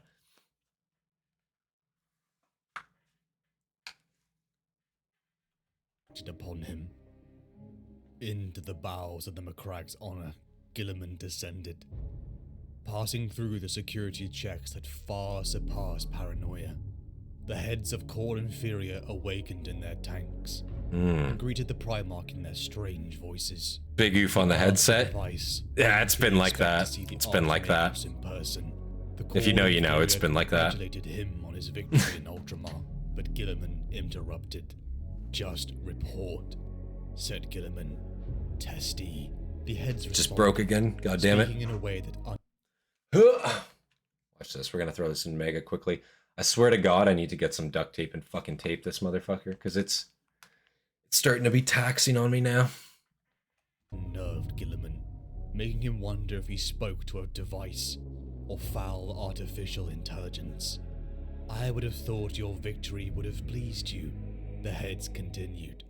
All right then, Archmagos Belisari's call cannot return to Ultramar yet, but he will. There is an artifact upon the eastern fringes that interests him greatly. He will. Holy shit, Anthony! Again, what the hell, man? I appreciate it. Thank you. Jeez. Oh my God. Thank you, man. I appreciate that a lot. Holy. Rent money, I guess so. Like, that's what it's looking like. Rent money or a new headset, one of the two. Fuck. Hard choices, am I right? No, I appreciate that, man. Wow, big thank you, Anthony. Holy shit. Jesus, man. Thank you. Wow. Towards a new headset. Yeah, thank you. Wow. I appreciate that a lot, man. Wow. Thank you, sir. Greatly. He will soon be heading there. Which one? Said Guilliman. That which resides. You said get a new headset, you brokey. Hey, whoa, whoa, said Guilliman. That might be broke, but flooding his mind. You don't have to say it like that, man. Oh. No, it's true though. It's facts. And the shame he kept hidden from modern eyes. Imperium Secundus. Give the man an honor, said the call inferior archly. The Pharos. Archmagos Belisarius' call is now certain that this device is of Necron origin, and that it will reveal much better. That's money for new models, true. He will be successful. He is Archmagos Belisarius' call, and he can do anything. Before long, he will have knowledge he needs. So he claims, said Guilliman. But another problem was on his mind. Steel series and you like them? He voiced to the pseudo HyperX clouds? I fear the Emperor may be moving. I fear that he worked through me. I refused to believe it at first. But the evidence I have been presented with offers only one viable practical. That is, the mechanical voice said. The Emperor is active again, said Guilliman. He is at work through the tarot, through visions, so-called saints and the acts of faith. I know I spoke with him, but I am still not sure what I heard, or what I saw in that throne room. My first solid indication that something real was occurring was the nature of the warning of the Pariah Nexus. I resisted the idea at that time, though the possibility was put to me early on, but evidence accrues. Now I can no longer dismiss this theoretical out of hand. Goddamn. Do you believe he can come back? Asked Guilliman. Can he be returned to full life, like I was? He wasn't sure if he was hopeful or concerned. That's an interesting The question. of that theoretical and practical was galaxy shaping. If it were possible to restore the Emperor, Call Inferior said, and if he could regain true life, then what went into the throne room of the Imperial Palace may not be what emerges. There is great peril considered. That's true also. Even as an hypothesis, because thoughts lead to actions, whether we intend them to or not. Before you know it, we reach disaster, all from good intentions. There was a pause. They used to say that, about roads to bad places, paved with good intentions. Why would it be perilous? Expand, the Primarch said. Because all gods are blights on existence, Rebute Guilliman. Whether they call themselves gods or not, the Call Inferior said. I think you know that better than anyone. Do not forget it. There was silence. Guilliman. And interesting idea there too, like if they assumingly could bring back the Emperor, there's absolutely no fucking guarantee at all what you're bringing back. You got no idea what you're bringing back, especially with how long he's been gone, with how long his entity has been in the warp. You got no idea the potential of what you're doing there. That's such a fucking, like a true statement, you know, and again, like the, you know, what was it? The path to whatever is paved with good intentions, you know, the path to ruin is paved with good intentions. That's such a true statement, you know, it's completely true in this instance. I feel like if they were to go down that route, yeah, absolutely nothing good would come of it, probably. Absolutely not. Just broke after almost 8 years of using it. Yeah, it's fucking such a pain in the ass when your headsets break. I mean, I think I've had this set for like 2 or 3 years. And that's about, like, it seems with Razer, man. I don't know. I've had 2 Razer headsets. And again, I only bought this one the second time because it was on sale. It was about $50. And I, you know, again, the surround sound app, I do like the Razer surround sound app.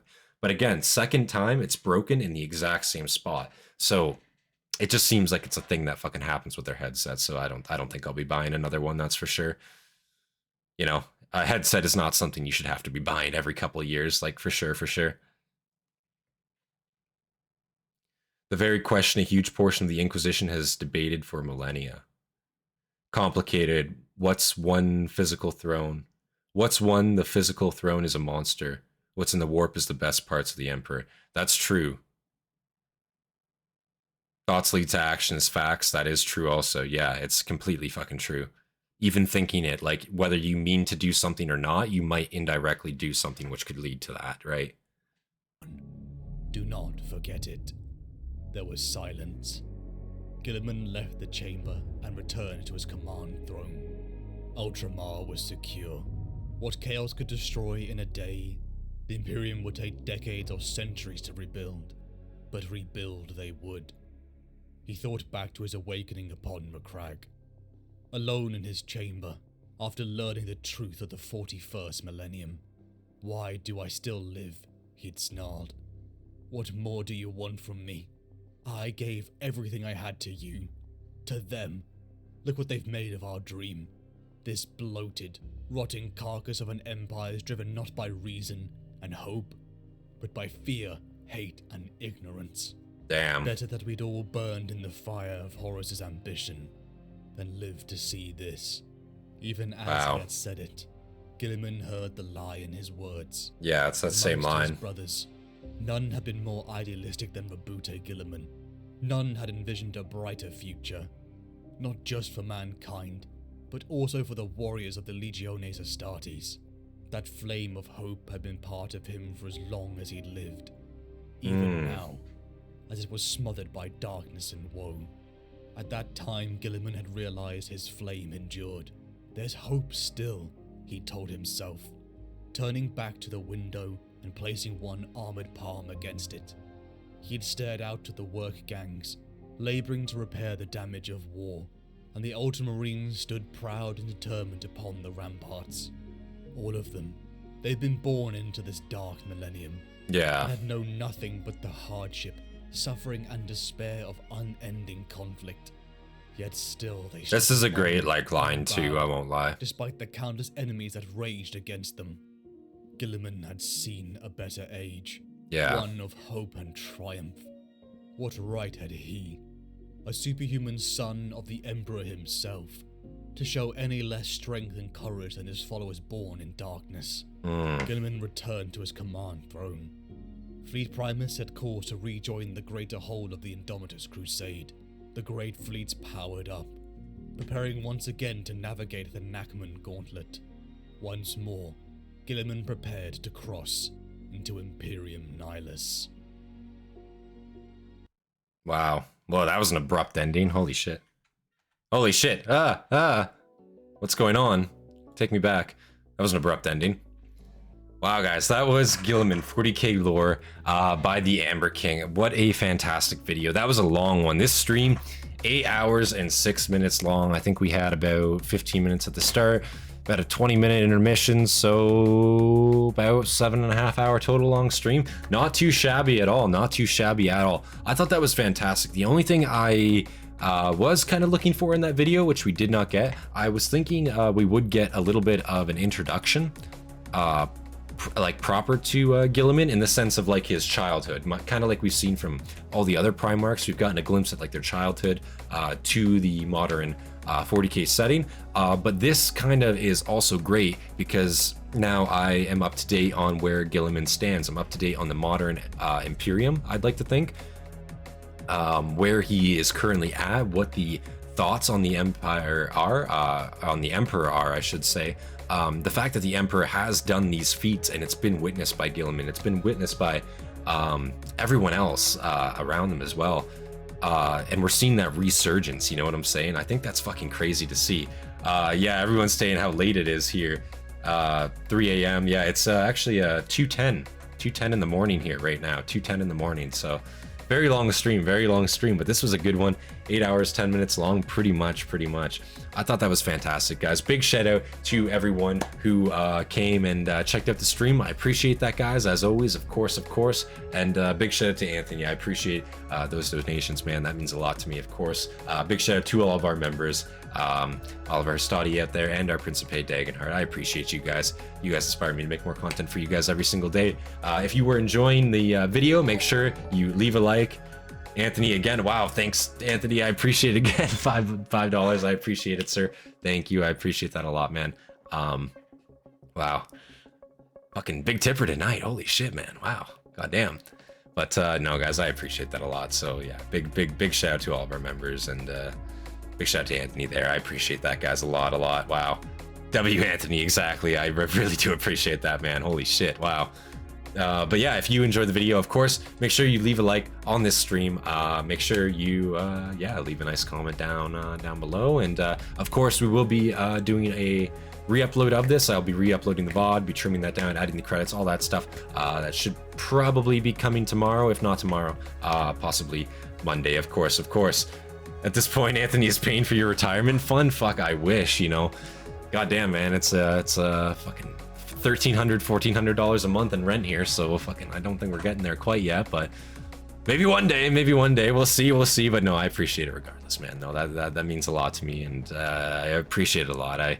You know, anytime you guys are willing to support me in that way, like I really can't tell you how much it means to me. But yes, guys, you guys all have yourself a fantastic evening. Have yourselves a good night. I know it's late, so I'm not going to keep you guys' time too much anymore. But yeah, you guys have yourself a fantastic night.